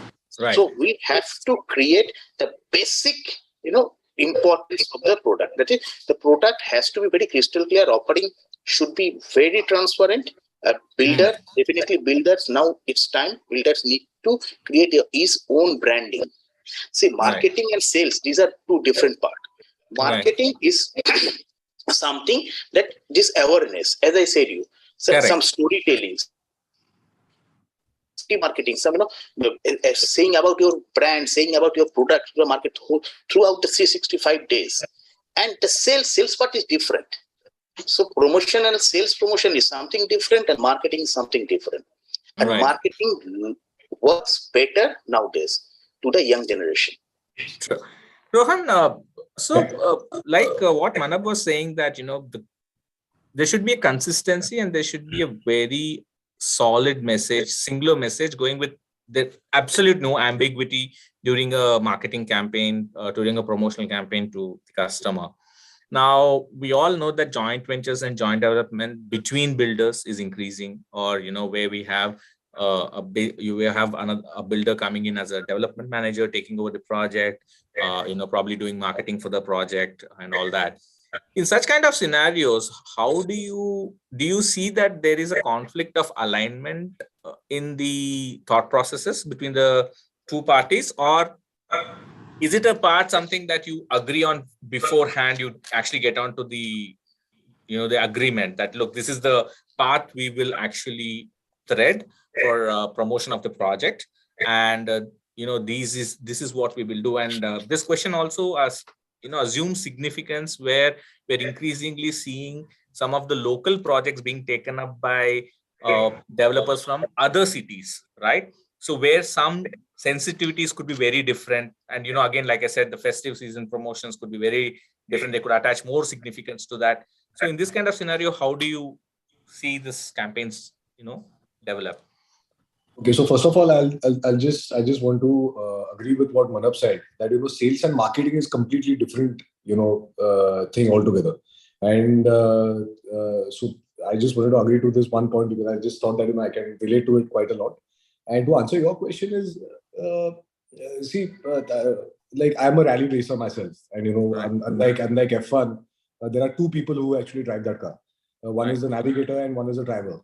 The driver can't drive the car without the navigator because he's the one who's giving directions, and the navigator is nobody if the driver is not driving the car. So when all these JV and JDs happen, though we haven't done any, but what I feel is that everybody should have their rules defined. Which is very important, because if you don't have your rules defined from day one, then obviously the conflict is going to happen. And this doesn't really only relate to marketing or sales or something. I think it relates to everything. If a JV or JD is happening, it is important that all the directors, all the shareholders know what they are doing in the company and what they are going to take under their supervision. This goes to different kind of directors and different kind of shareholders also working under the same banner as well. So I think it's a very simple answer that just having your roles defined is the key to success. Sure. So, Srinivasan sir, just kind of coming back to this campaign. So, defining the rules is very important, right? So, so we all define a certain strategy and everything, but what we have seen in the last 1 decade is the rise of the social influencers, who influence the way people perceive something, the way people make buying decisions. But real estate more than often has been related more with brand endorsement by celebrities, either from sporting or from the film world. And, do you really see that kind of associations make a difference? Or do you think it is time that we also move more towards a social influencers association, so that, there is a better promotion of the product to the target segments, and it really helps in actually amping up the sales? Yeah, basically, yes, there are certain developers who believe that celebrity endorsement works for them. Yes, Right. in certain cases, definitely it works, because if they are going to be part of it, say for example, in Four Seasons in Bangalore Embassy, Deepika Padukone purchase, so everybody was after that. But you take a mid-segment project and ask somebody like Virat Kohli or maybe MS Dhoni to endorse it, it doesn't really make a sense. Basically, I come from a very strong marketing, advertising, and communication background, Right. where we believe that tell all truth is always the right approach as far as your advertising and communication is concerned. Right. As both Manab and Rohan said, everything is fine. Marketing is okay, sales is okay. Nowadays, people have become very smart. They are more worried about how the construction progress is happening. And once it's ready for viewing, they want to view, they want to give suggestions. Now, recently, we have opened up our clubhouse for concept ambience downtown project. And we received humongous response, basically because we took some of the feedback from the customers and we changed some of the areas in the clubhouse as per the recommendation of the booked customers. And the channel partners love to see such a thing of sneak preview of clubhouse, because that's the last thing every developer develops. So we have given a sneak peek preview, basically because they are going to live there. So at least the booked customers, we gave them the time slots. You can come during weekends, because Sundays anyway, generally construction doesn't happen. So most of the builders in Bangalore don't allow customers to get into the site. According to me, that should not be the case. They come and place their life savings. Yes, you don't allow them at the initial stage. Once the project takes shape, marketing is brilliant. There is no doubt. Unless and until you speak about the product, nobody is going to come and buy it. But marketing takes a backseat if your intentions to deliver a project, which Manap said, with some kind of people dream about that. Yeah, I want to live here. I still remember the couple of expressions of the sneak peek preview where we had for downtown clubhouse. The moment they enter into the reception area, they said, wow, this is the place I want to live, man. And this, we will have to play a role. The leaders at the helm should play a role. It's nothing to do with the marketing team or the outside advertising agencies, because outside advertising agencies, they don't wear the my brand cap on their head and think about it.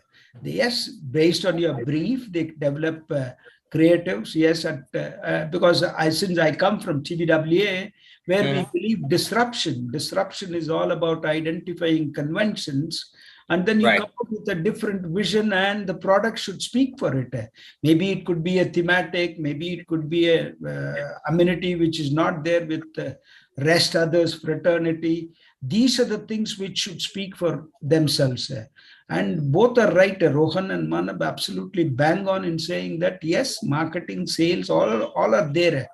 Definitely the technical team, the construction team, the project management team, they play a crucial role how you want to deliver a vision what the management has. So the last question I have, Manab, is for you. So when you're determining your market spend, right? So because more than not often that you have developers involved in multiple product positionings, right? You have, sometimes you might be doing second vacation houses, sometimes you might be doing luxury, sometimes you might be doing affordable housing.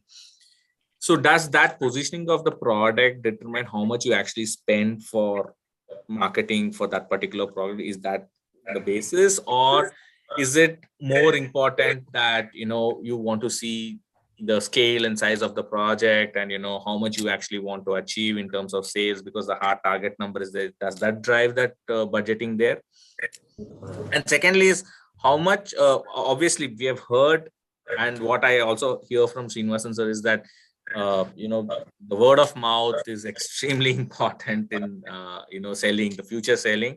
So but with the rise of digital media, do you really think that in-person contact kind of sale, or trying to push a sale through in person still makes sense, or would it make a lot of better to just get onto a digital bandwagon and take it up there? See, one-to-one contact is definitely it's going to work for any industry, not only in real estate. As I said, real estate is a product which is not only make with concrete. Basically, real estate is a product. There's a lot of sentiments, feeling is there when a buyer comes to us. Actually, before I saw 90% of the buyer before he moves, as I said, the family, their friends, everyone gets involved into it. So a lot of sentiments are there. So in that case, digital marketing and all those products are there. Definitely works to drive into the site or maybe drive into the office. But for closing, for referral, for everything, we need a one-to-one contact. So we believe into that.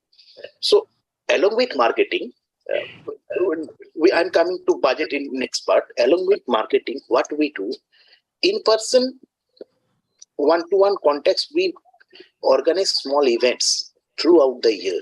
Events in form of what? Suppose we launch a new project. There is a Bhumi Puja. During Bhumi Puja, we bring all the customers, not for only for that project, for the other projects also. Tentative customer. We call every customer, come and join to the get together party. Right. So during some puja events, during some festive season, we make a get together party. So people comes there. Maybe he's our buyer, tentative buyer, or existing clients also. They come closer. They comes to us. If there is any grievance, if there is any good factor, if there is any bad factor, we share everything together. Right. And what happens? Basically, something comes out over there. One person comes with his friends, with his in-laws, with his other friend or neighbors. So when they comes to site, they says, "Oh, this is a very nice site we have taken here. Okay, let me think of it." Maybe may not think, but what will happen? So immediately he will pass on the brochure and everything to some WhatsApp groups. Right, so right. It automatically get referred. So this is very important. So we believe into that, and we keep on doing. Say after COVID, maybe this became a little slow. The physical events become again it started. Now from now onward, again it started. If it comes to the budget part, definitely before during the time launching of the project, we fix some budgets. So this is the budget things we will spend in this part in this quarter, this part in this quarter. But honestly speaking, when the project starts moving, so budget cut down, budget add on, everything happens. Right. It Agreed. depends on the project movement. Correct. Understood. So this is the last fun question to all three of you, is that since we are talking of festive marketing and all that, the just past Diwali, I don't know, or for example, Durga Puja, what was the purchase that you made which got influenced from a marketing campaign? Manab, Rohan, Srinivas, which one? Oh, should I answer first? For in Durga Puja, what did you buy which was influenced by a very effective marketing campaign? Any other brand? Yes. No, actually, we don't buy anything. We try to buy some blessings from the customers. And Durga Ma definitely, we believe, gave us a lot of bless. So very recently we closed after Puja seasons, we closed many sales. And we hope whatever we brought, it's effective now.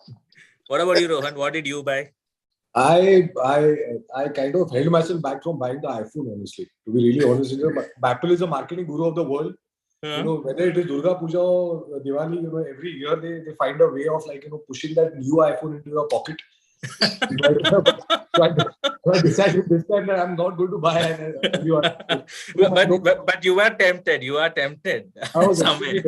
That's a very effective campaign. What about you, Srinivasan? I happened to be in Chennai during Diwali actually. Right. And as usual, that Usman Road in Chennai is buzzing with activities. So I left my wife in Pothis and she called me from there. And then she said, no, you'll have to come quickly. If I buy one sari, they are giving 2 saris free. So I said, that's brilliant. I don't need to even come. As long as you are happy, just pick it up. But in the end, came and said it's about, say, close to some few thousands of rupees. But it's okay. End of the day, she is happy. You make your wifey happy, everything falls in place. Yeah. So thanks a lot. So I was swayed by a pre-festive season vacation. So I was already vacationing during Diwali. So thanks a lot, panelists. Wonderful insights. Just to kind of thank you sum up the entire thing. So I understand. A big thank you to Madam Trupti and Madam Sapna as well. Right. Yeah, from us also. Yeah. So I'll just quickly sum up what we kind of discussed. So there are 3 core points that I heard from all of you was that festive season marketing is not something that real estate as a product should extensively be dependent upon. It's a more sustained project long marketing campaign that's more important.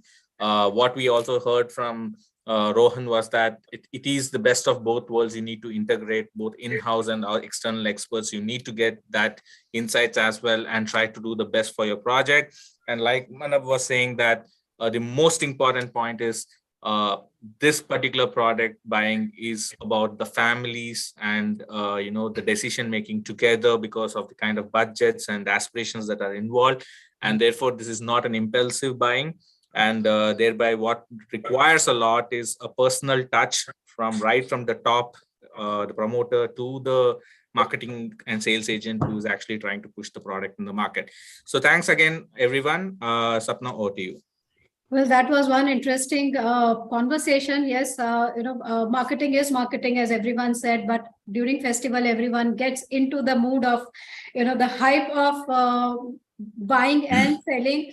And sometimes advertisements or marketing goes wrong as well. We have seen, few ads like Amir Khan, which went really wrong on the festival time. So I hope, the real estate industry is very cautious. They are keeping, they always keep their advertisements and marketing very safe and sound, even during festive. I hope, Ajay, you agree with me. We have not seen any controversial ad from real estate industry during the festival time till now, I think. So, Sapna, that's the idea. They've been driving brand, and brand credibility is the most important thing. It's not the festivity, but that's the most important thing. That's right. That's right. So, the brand is more important. But thank you so much for that lovely conversation. But, I hope you, as Manav said, Rohan said, they did not buy anything. That's not right. Festival is time to, pamper yourself.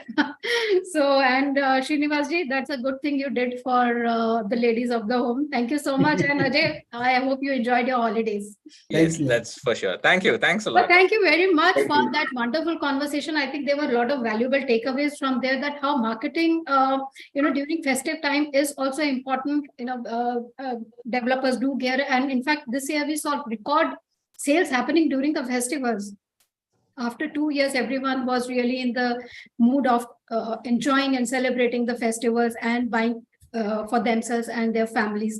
So thank you so much, everyone. Ajay, for wonderfully conducting this session. Manav, Rohan, and Mr. Srinivasan being here with us today and sharing your views and perspectives. Thank you so much. Thank you, madam. Thank you. God bless you all. Thank you, everyone. This was indeed a very interesting and an informative and a fun conversation. So thank you, our eminent speakers, for sharing your valuable time here.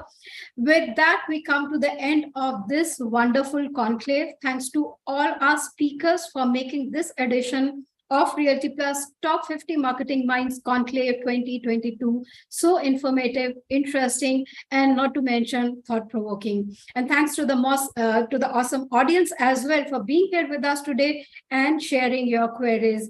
I had a lot of fun conducting this conclave. So now, ladies and gentlemen, let's move on to the next fun segment, the much awaited felicitations of the evening. Let me hand it over to our young and dynamic host of the evening, Lipi Goyal, to take us through the second edition of Realty Plus Top 50 Marketing Minds Awards 2022 ceremony.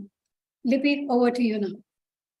Thank you. Thank you so much, Sapna, for that wonderful introduction. And I believe since you are there, I really don't know sometimes what am I doing over here.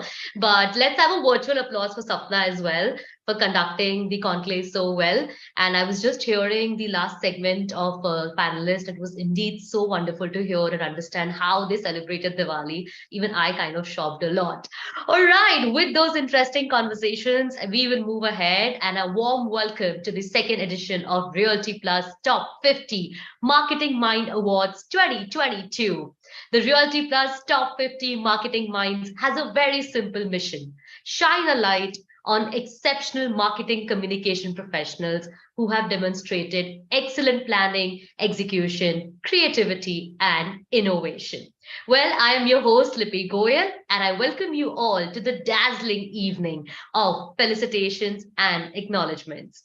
It is here that we celebrate marketing that matters and recognize the professionals who are creating and executing campaigns that are winning the hearts and the minds of customers, in addition to meeting their own business objectives also. Let me just inform you that the event is also being live streamed right now on the Realty Plus website, www.rprealtyplus.com, and on the Realty Plus LinkedIn page and Realty Plus Facebook page @RP Realty Plus. And do not forget to tag us on our social media handles at RP Realty Plus on Facebook, Twitter, and for Instagram, our handle is @RP_Realty. And before we begin the awards ceremony, I am very excited, but let's have a look at what Realty Plus is all about. So can we please have the AV?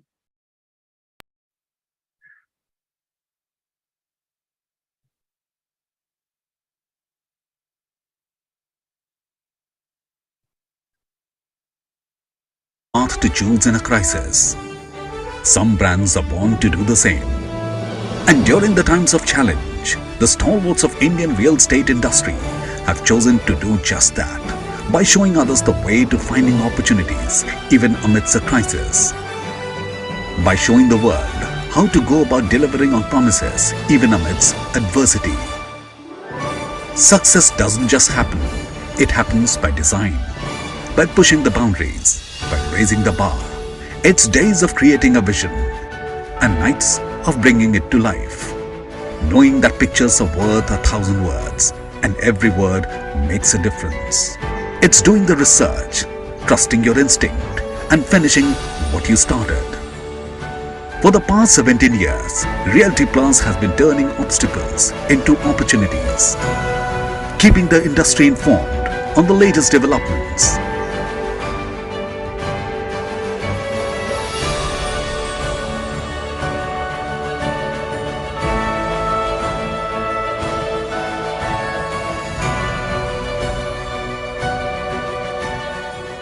Innovating to inspire debate and discussion.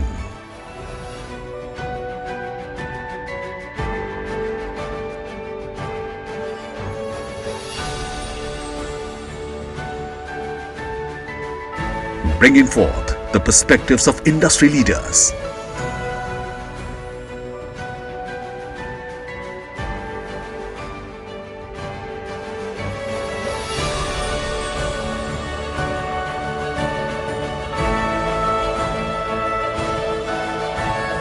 Honoring hard work and achievement.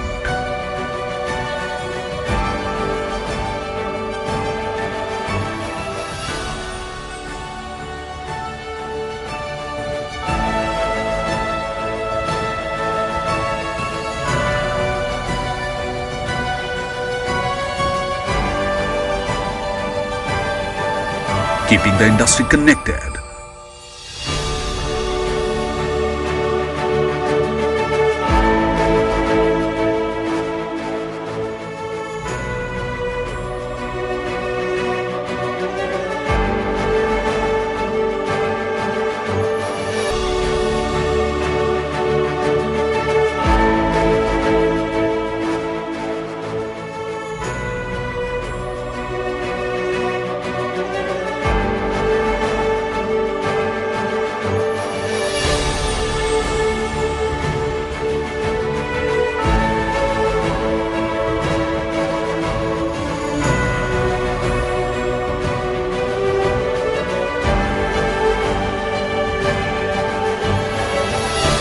this is what we are built on. This is what we are building.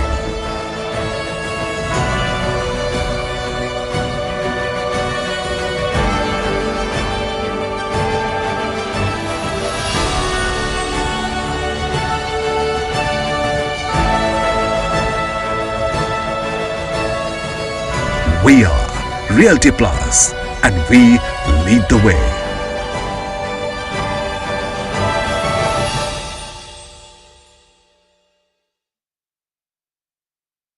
So that was a brief introduction to Realty Plus and its various products. Don't forget to get in touch with Ms. Tripti Kedia, the publisher and business head of Realty Plus, if you would like to know more.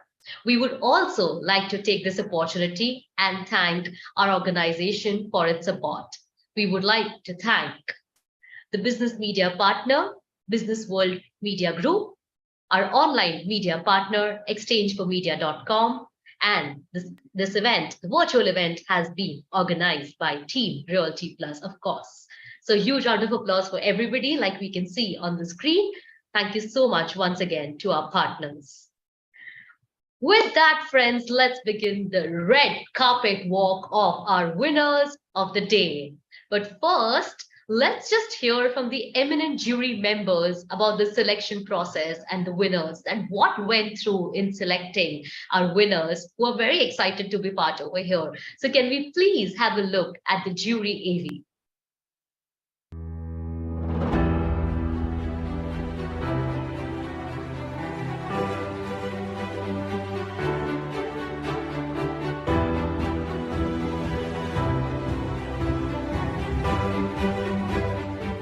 Hello everyone, I'm delighted to be on the jury for Realty Top 50 Marketing Minds 2022. It is a great platform that recognizes excellence in marketing and communication. And as we all know, the real estate industry has gone through its ups and downs in the last couple of years thanks to COVID, and it's also presented itself with a great opportunity for industry players to look at consumer insights and formulate strategy and communication.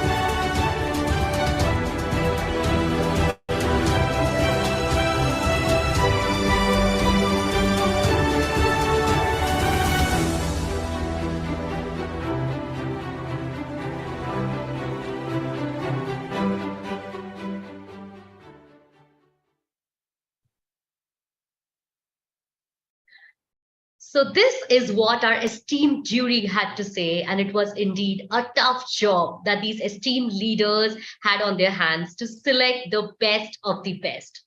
And now, without waiting more, I present to you the winners of the Realty Plus Top 50 Marketing Mind Awards 2022.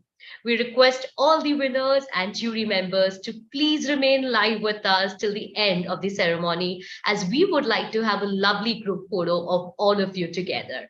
And do not tag us once again in all your winning shots. So can we please play the AV and let's have a look at the second Realty Plus Top 50 Marketing Mind Awards. And now, ladies and gentlemen, we present the winners of the second Realty Plus Top 50 Marketing Minds Awards 2022, which felicitates the extraordinary contribution of marketeers, change makers in real estate across categories of the industry.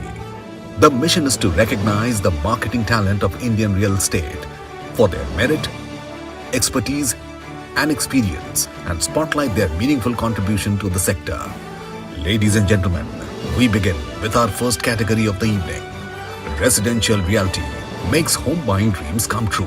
To these dreams are our top performing winners in the category of Best Residential Project Marketing.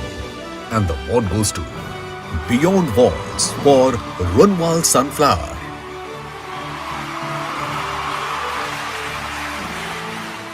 And Rustomji for Rustomji Seasons. And Piramal Realty for Piramal Aranya.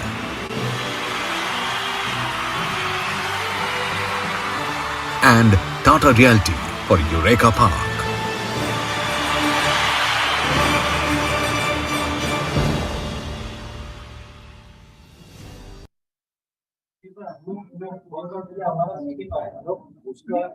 Congratulations to the winners over here. We would just like to mention that the winners were announced in alphabetical order, and there's no first, second, third, or fourth. We have multiple winners in this category, and we've just announced them in the alphabetical order. Well, before we move to the next category, we would like to hear from our winners a little winning speech. And if we have somebody from the team of Beyond Walls for Runwal Sunflower, can I please request him or her to say a few words? Hey, hi, this is Riddhi from Beyond Walls. I would really like to thank Realty Plus for, giving us this award. I think it was one of the most interesting campaigns that the team, worked on in the last 1 year, right from your product strategy. We were involved in pricing strategy, how to go about in the go-to marketing strategy. And it was fun to work on this campaign. And so we are all really proud and thankful for Realty Plus for recognition. Thank you, Riddhi, and congratulations to you and your entire team once again. Thank you. Well, the next winner in the same category was Rustomji Group from Rustomji Seasons, and we have 2 video messages from the marketing head and the brand head, Dhruv Dalal and Mamta. Can we please play the video messages? Thank you, Reality Plus, for organizing this platform and recognizing professionals from the industry who help in creating and executing concept campaigns, all leading to business objectives. Rustomji Seasons is one of the finest gated development in BKC. The idea behind this campaign was to infuse the design thinking philosophy that the brand stands for. So it creates an awareness across the city of the kind of lifestyle, of the kind of spaces that everybody, each and every member of the family can enjoy and would like to stay lifelong. So thank you once again, and congratulations to everybody back at Rustomji. Congratulations to the marketing team, and of course our agency who's been our strong support as always. Thank you. Thank you so much. And I believe we have one more video message from the team of Rustomji. If we can play a message from Mamta.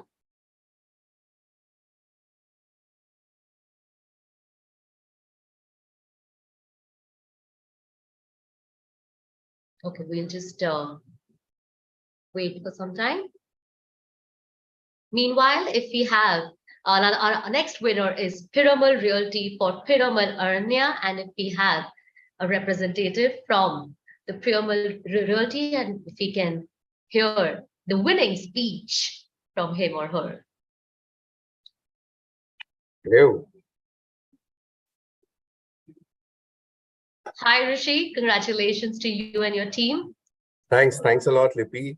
So I would like to thank Realty Plus for organizing this and recognizing us. I think Piramal Aranya as a project, so this campaign started from looking at the product, and the whole residential market is also moving towards wellness as a development. And I think that's what we drove the product to. And then it was marketed as, One World Endless Luxuries.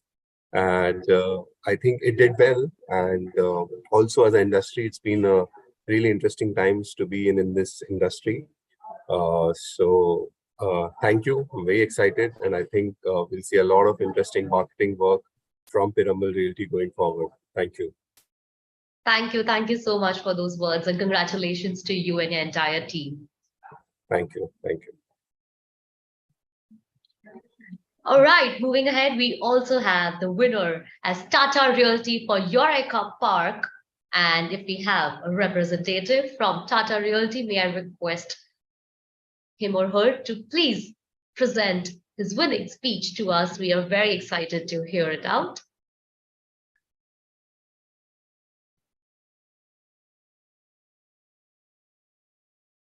I believe we don't have anybody from the Tata Realty. So let's move ahead to the next category, which is Best Commercial Project Marketing. And can we please have the AV? Oh, we do have? Lovely. Okay. Hi, Lipi. Sorry for a little delay from my end to join in. I would like to thank Realty Plus for providing this opportunity and awarding us for Eureka Park. It is fun working with the entire team at Eureka Park and having this campaign winning the award. Thank you so much. Thank you. Thank you so much, Ankur, for joining us. And we are so glad that you could share those words with us. And congratulations to entire team of yours. Moving ahead, like we said, the next category is the Best Commercial Project Marketing. And can we please have the AV? Commercial reality is a highly specialized profession where every deal must yield the most profitable results. Our savvy professionals are just doing that in the category of Best Commercial Project Marketing. And the award goes to PS Group Realty Private Limited for Abacus.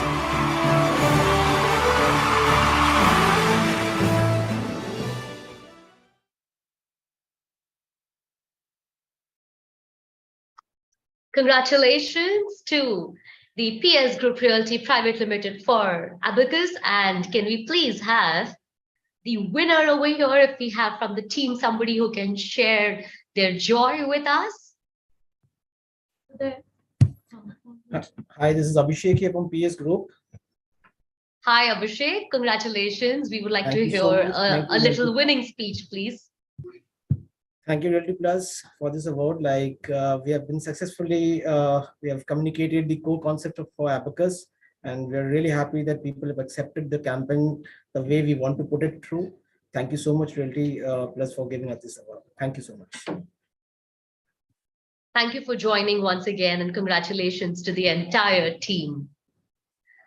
Let's move ahead to the next category, which is Best Retail Project Marketing. And can we please have the AV?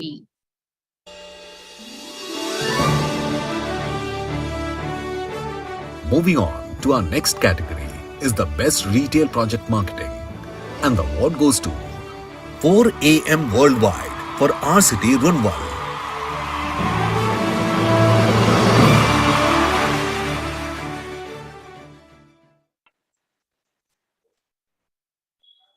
Congratulations to 4 AM Worldwide for our city, Runwal.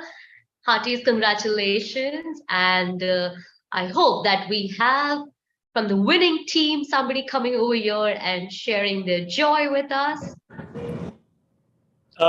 Hey, hi, good evening, Libby. Thanks so much to the Realty Plus team and to the jury for this award and the recognition. It's been a great journey to work on such a brand transformation with a great product like our city. My sincere thanks to the Runwal management and to the entire our city mall marketing team as well. Thank you so much, guys. Thank you so much for sharing that, and congratulations to the entire team. Thank you.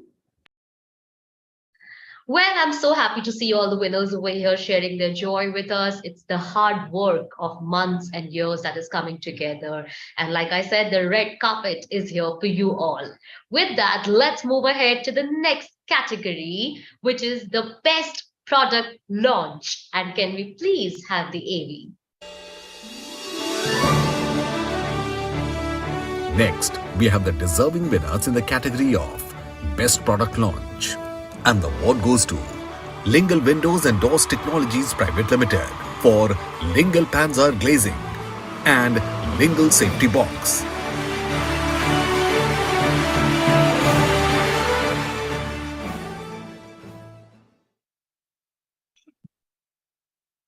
And I can already see with a big smile, there's a gentleman all said, let's not waste time and hear some words of excitement from you.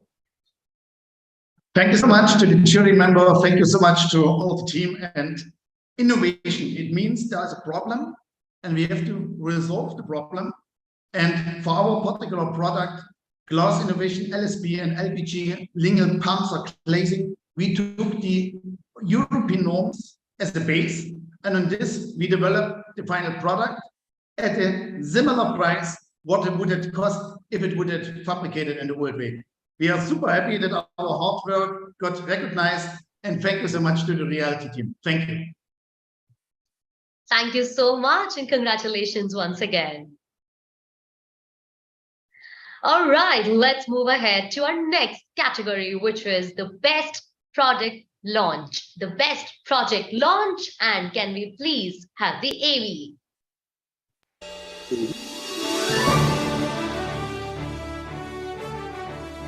Presenting the winners in the category of Best Project Launch. And the award goes to House of Hiranandani for Castalia.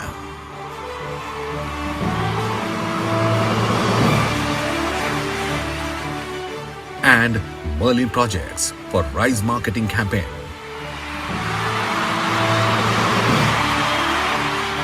And PS Group Realty Private Limited for Auras. And Tata Realty for New Haven, Bahadurgarh.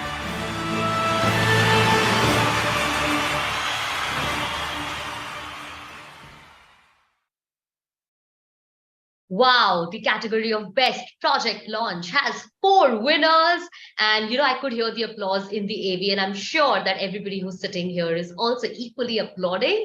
And we would like to hear a winning speech. And let's begin with the House of Hiranandani. Let's have the winning team sharing their joy with us.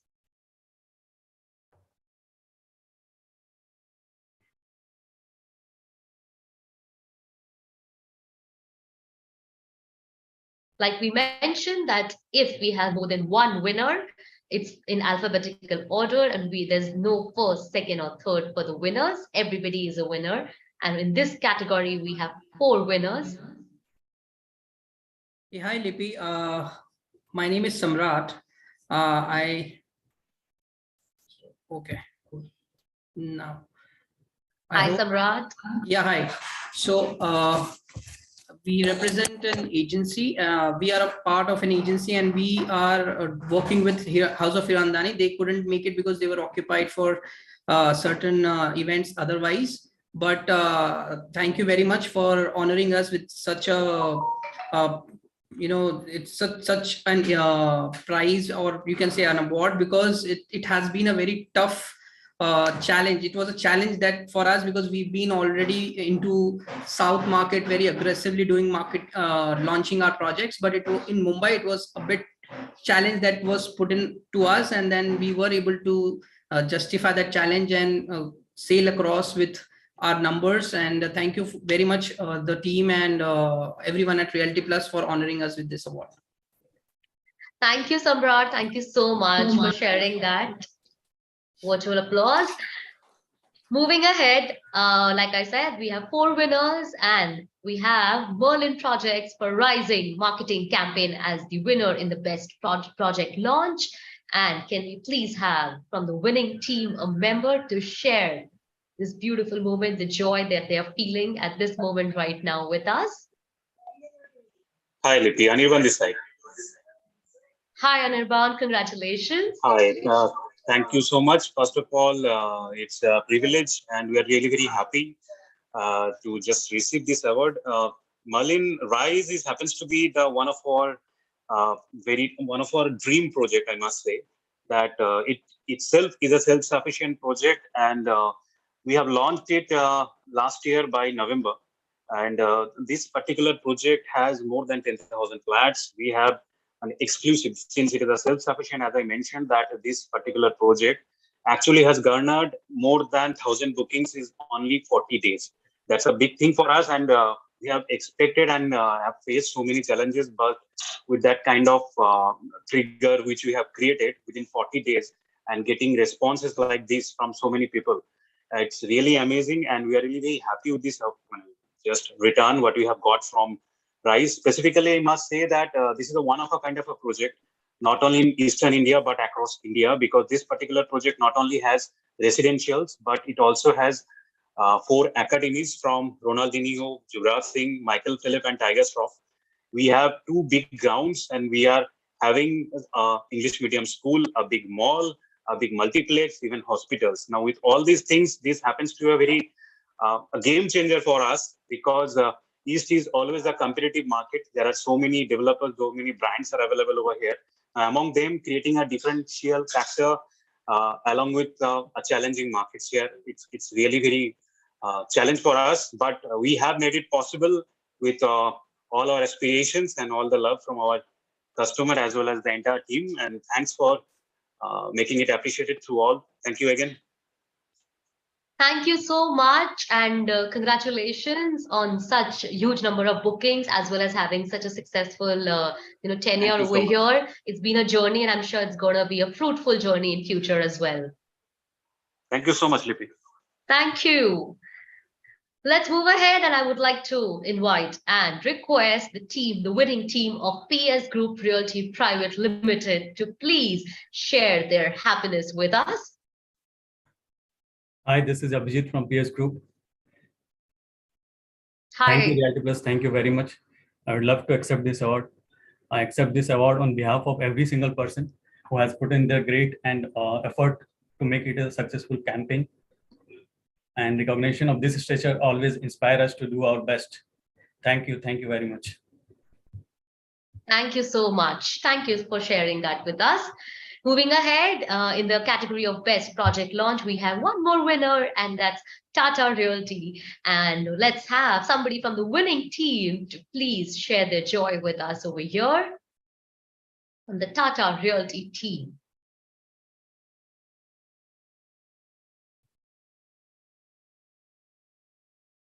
I think you're on mute. Yeah, I would request the team. I have my team with me, Ankur, Darshan, Uma, Julie. Please, we would like to take the award together because it's a team effort, and it has been a very enriching experience to join launch Bahadurgarh and sell 100 units in a month. It has been a history which we have created, and thank you to Shubhika. Shubhika also is here from the team. So I think my whole team is here. Please switch on the video, team. We would love to see those smiling faces of the entire team. Let's have your video on. It is indeed a proud moment. Ishita, thank you, I think Realty Plus. You are representing us, Ishita, on behalf of the entire team. So please feel free and go ahead. Yeah, thank you to Realty Plus for the award and honoring us with this, our like acknowledging our efforts. And we also would like to thank our agency, because without the agency also we wouldn't have achieved or received this award and achieved these heights. So thank you, Realty Plus, for the award. Thank you. Thank you for sharing those words, and congratulations to the team that is present over here from Tata Realty. With that, let's move on to our next category, which is Best Innovative Marketing Campaign. And let's have the AV and let's see who's the winner. We move on to the creative category of Best Innovative Marketing Campaign. Let's see which leaders are making a difference in the real estate sector. And the award goes to VTP Realty for VTP Euphoria.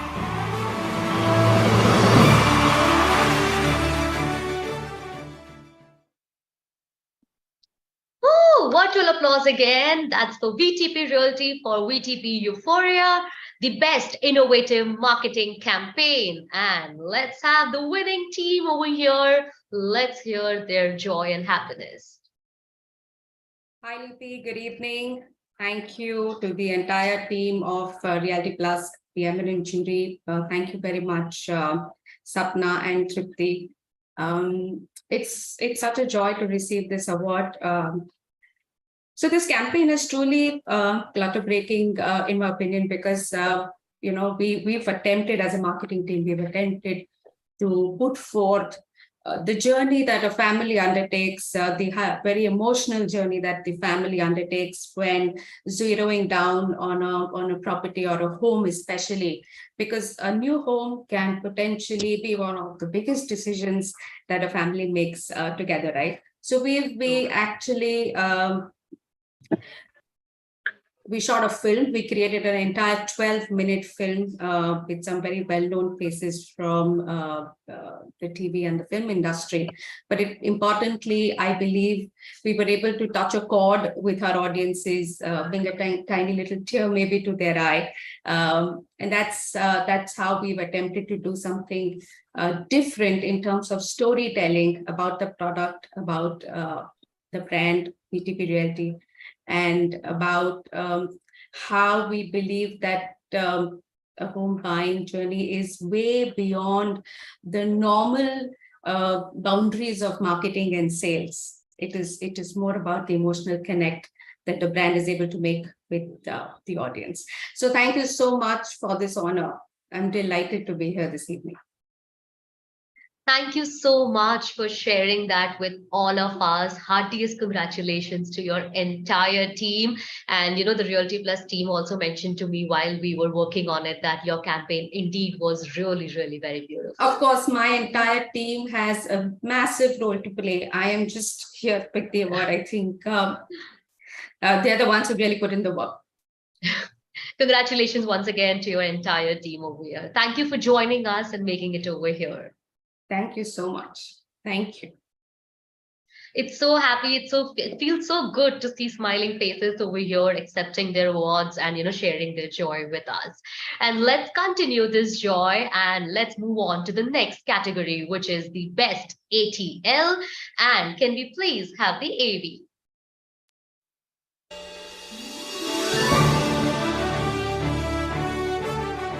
In the category of Best ATL, we have the following deserving award winner, and the award goes to Rustamji for design thinking.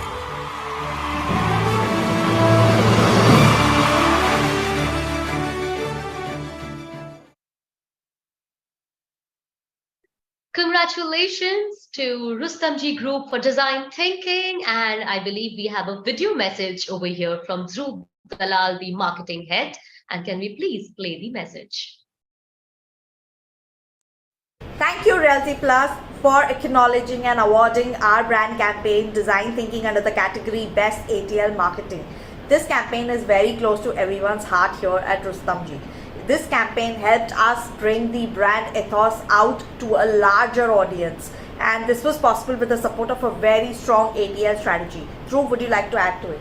Sure. Thank you, Reality Plus, once again. The entire ATL strategy was to make sure we have the correct and a wider audience reach. The idea was to activate medias and channels that help in connecting with the consumer, which helps establishing the consumer brand relationship, and lastly also helps in infusing the thoughtfulness that we are talking about. So thank you once again. Congratulations to everybody at Rustamji back who's watching this show, and thanks to the marketing team, and of course a big thank you to our agency who's always been our support. Thank you.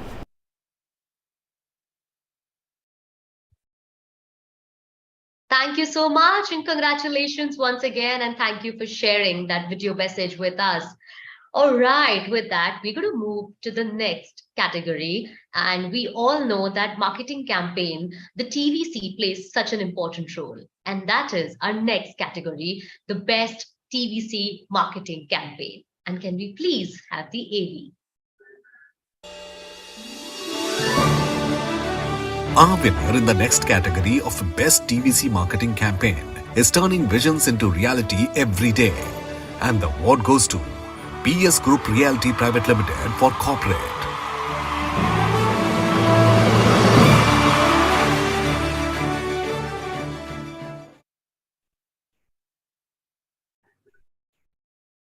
All right, and I believe we already have the winning team over here for PS Group Realty Private Limited for corporate. Can we please hear a lovely winning speech from you?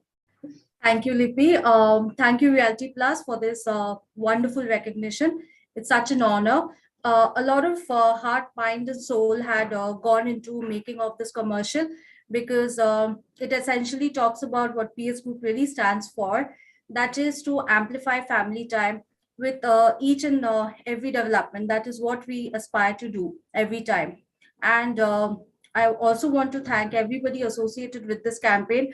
A lot of effort, hard work, thanks to the creative agency and everybody associated with it. Thank you so much. It's an honor. Thanks.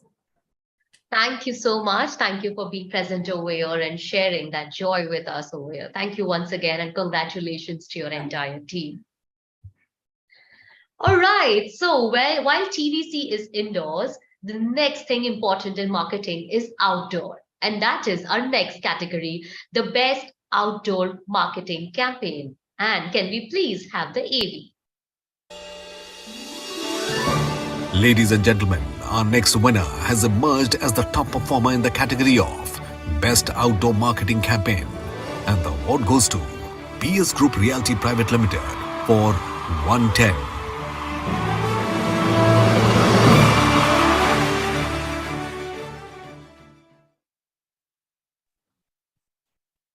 Well, I don't know what I have to say, because like the AV itself said that they have emerged as the top performer in the category of Best Outdoor Marketing Campaign.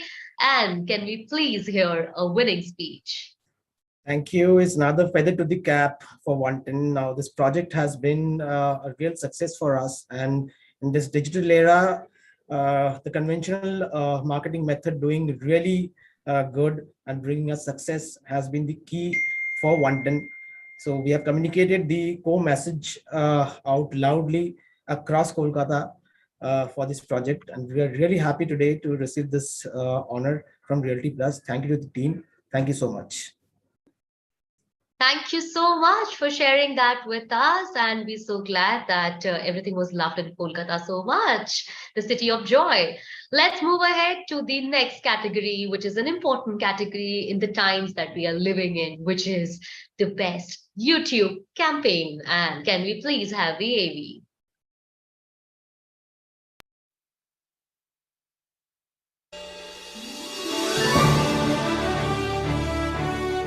An important category for the times we live in is the best YouTube campaign, and the award goes to VTP Reality for VTP Euphoria.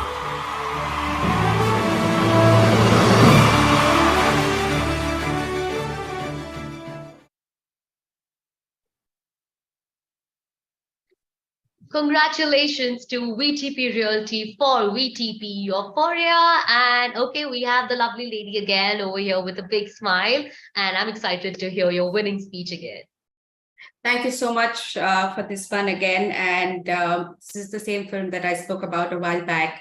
It's called Khushiyon Ki Hogi Fir Subah. It stars Mrunal Thakur, Parikshit Sahni ji, and many other known faces. And like I said, it has been a beautiful story of a family together embarking on a journey of finding a new home for themselves. We have crossed about 4.1 million views on YouTube in a span of about 2 months since we've released this across YouTube. And we've got some phenomenal feedback from people. We've got a lot of great cheers from, of course, Mrunal's fans, but also we've got a lot of compliments on the way we've been able to kind of remove the commercial aspect of a home buying, not making it into a sales pitch, but more about hand-holding a family through its journey, right? So first attempt, and we've got some really good compliments for this. So to everyone out there, do take a look at our film on the VTP Realty YouTube page. Thank you so much again for this award. Thank you so much. And like she said, if all of you are watching this, once the award night is over, award evening is over, please do have a look at their campaign on YouTube. And I'm sure it will be 4 million plus. All right. Okay. The next category is the best digital marketing agency. And let's have a look at the AV and see who's the winner. Marketing is the bridge between a brand and its customers, and a role that has become increasingly important in our times. Our next category is for Best Digital Marketing Agency, and the award goes to Webza.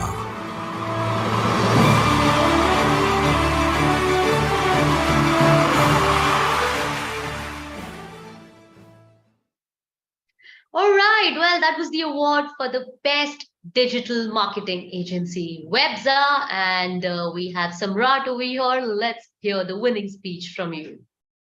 Thank you, Lipi, once again. It is actually an immense pleasure, and this completely goes to my team who have been working day in, day out for last 6 years. The core team has been there, and even during the COVID days, we were able to justify our work with our clients. And thank you for all the support from our clients that we've been able to do the performance campaign the way we have been doing, and without any interventions from them, and giving us the free hand while we work. With respect to any kind of creatives, any kind of suggestions, any kind of recommendations that we make in the campaign. And that is what has been fruitful, and that is what has justified our numbers over last 6 years. And that is all I would say. And it completely goes to my team who has been there every time that I am looking forward to for any kind of aggressive, challenging campaigns that we have taken in last since the time we have started working. Thank you once again. Thank you, Realty Plus, for honoring us with this award. Thank you. Thank you so much, Mr. Samrat, for sharing that, and heartiest congratulations to your entire team once again. Thank you. All right, well, now we're going to move ahead to our next category, which is Chief Sales and Marketing Officer of the Year. Very interesting category, and let's have a look at the AV and see who is the winner.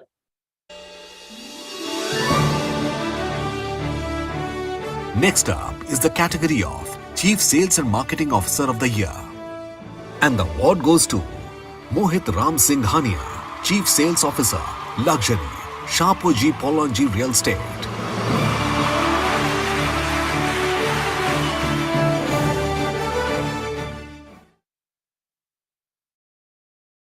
Wow, well, we have Mr. Mohit over here, the man himself, and let's hear a few words of happiness from him.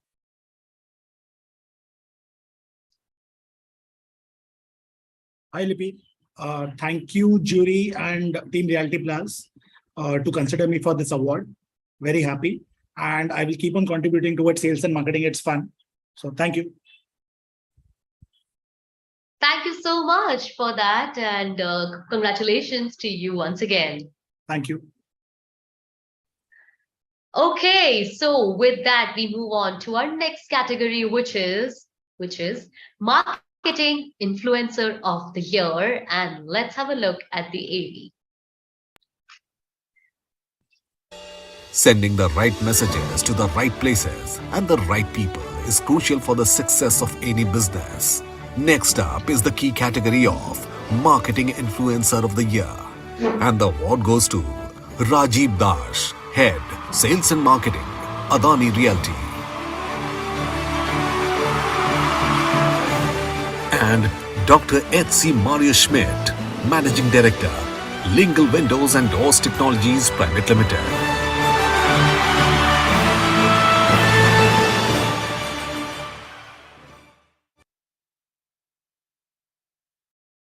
We have two winners in Marketing Influencer of the Year, and let us see. Yes, we do have Mr. Rajiv over here. Congratulations to you, sir. Thank you. Thank you for the award. Really delighted to receive it, and it motivates to do a lot of innovative work. And the award really goes to the team, those who take the idea and do the execution in the field, and create good insight from the customer and take it to the market. And thank you to Realty Plus for giving this opportunity and giving the award for me. Thank you so much for sharing that with us. Congratulations to you once again. Thank you. And like I said, we have two winners in this category. And once again, we have Dr. H.C. Mario with us. Congratulations to you, sir. Thanks so much. Thank you so much, madam. Just a gentleman, just before that, sales and marketing is fun. When you like what you are doing, you are becoming itself an influencer. You are going out.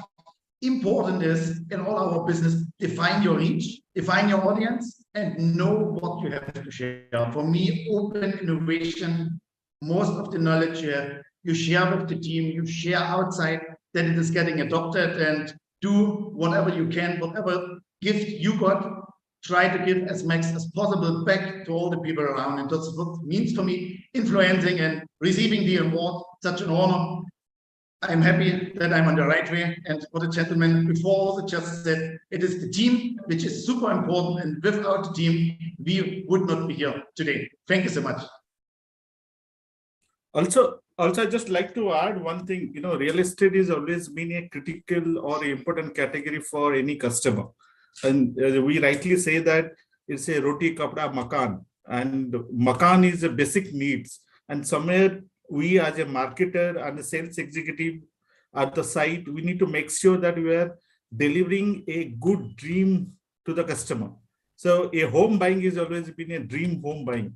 So somewhere you have to make sure that we are packaging it well in an innovative way and delivering to the customer as a better product.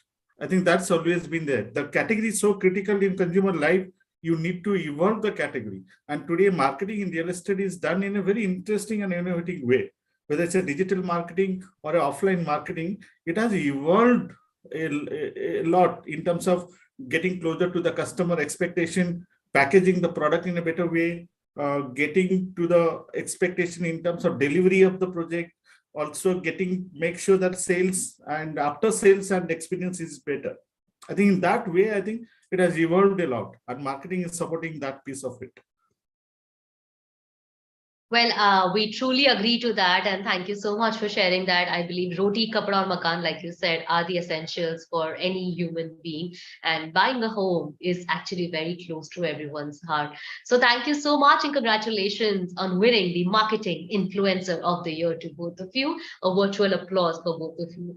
Thank you once again. Thank you. Moving ahead, let's have a look at the AV of our next category, which is Marketing Icon of the Year. And let's have a look. And now, perfectly concluding our honor rolls and raising the benchmark for other marketeers to follow, is the winner of the Marketing Icon of the Year. And the award goes to Tirthankar Ganguly, CMO, Kalpatru Limited.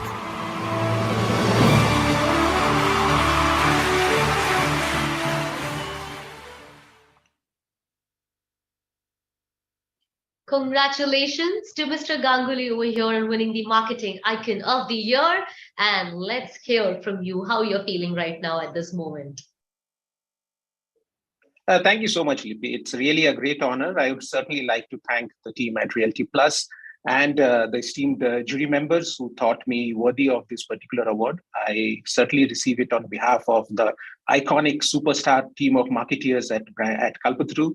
Like everybody else, the last couple of years have been difficult for the industry, but hey, that's when people like us, people who believe in the brand, and people who are actually the growth drivers for their organizations, have stood up to the challenge and have only made it even better and have gone closer and closer to the customer to understand what the customer is looking for and offer the customer something which they can cherish and value for their entire lifetime. So once again, thank you so much. And it puts a lot of, I would say, pressure to do better. And yeah, but we will take it forward from there. So thank you once again for choosing me to be a worthy winner.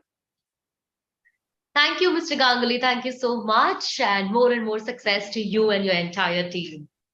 Thank you. Thank you.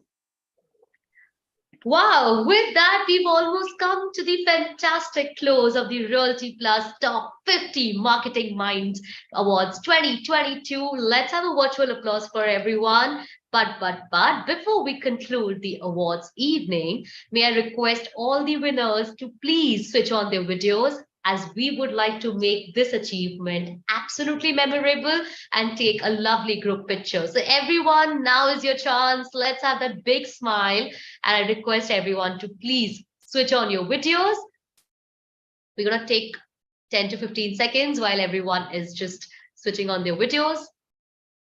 It's as simple as, when we have proper physical events and you're walking towards the stage. So we need 10 to 15 seconds for that. So it's exactly the same way. Everyone is kind of switching on their videos.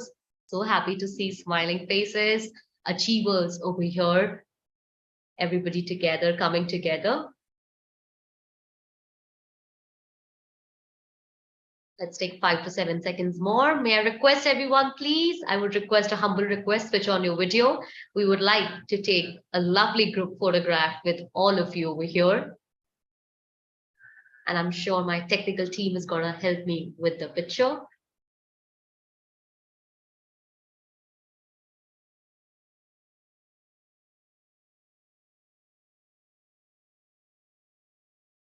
We have few more friends who've not switched on their videos. So please, can I request you to click a picture?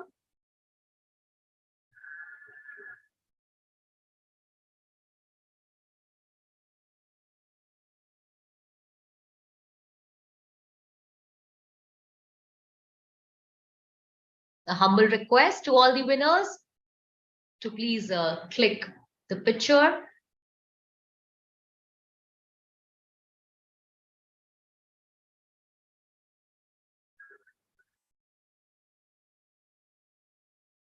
I am like smiling since last 15 to 20 seconds because I don't know when that moment will come and they will click the picture. So everybody just keep smiling, okay?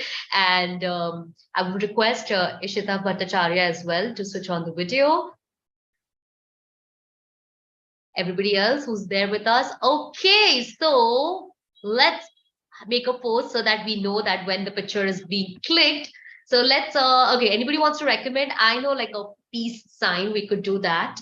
Yeah, or yeah, the thumbs up, right? Like Dr. HC is saying, okay, so let's do that. Let's give a kudos, like a thumbs up or a peace sign, whatever works the best for everybody.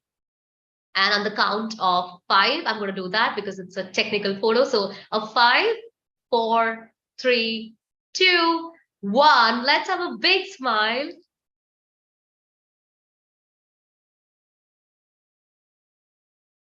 All right, and I am hoping that the picture has been clicked. If not, my technical team will surely tell me that. Lovely. It was a beautiful picture. That's what they have told me, with lovely smiles. And with that, we've almost come to the end. Thank you so much, and heartiest congratulations to all the winners. You've made all of us extremely proud. Thank you for being part of this lovely evening as well with us. And, you know, talent, hard work, dedication are truly the heroes over here at the Realty Plus Top 50 Marketing Mind Awards 2022. All the best to all our dynamic winners. May they pave the way for positive growth in Indian real estate. Once again, please do not forget to tag us with all your lovely winning shots. Our social media handles are at the rate RP Realty Plus. For Facebook and Twitter, and for Instagram, it's RP_Realty. We look forward to seeing you all soon, and I hope that we will be meeting physically as well. But thank you so much. It was indeed a beautiful opportunity to have you all over here, connect with you all, and share the happiness and joy with you all. Thank you. This is your host, Lippy Goyal, signing off. Thank you so much.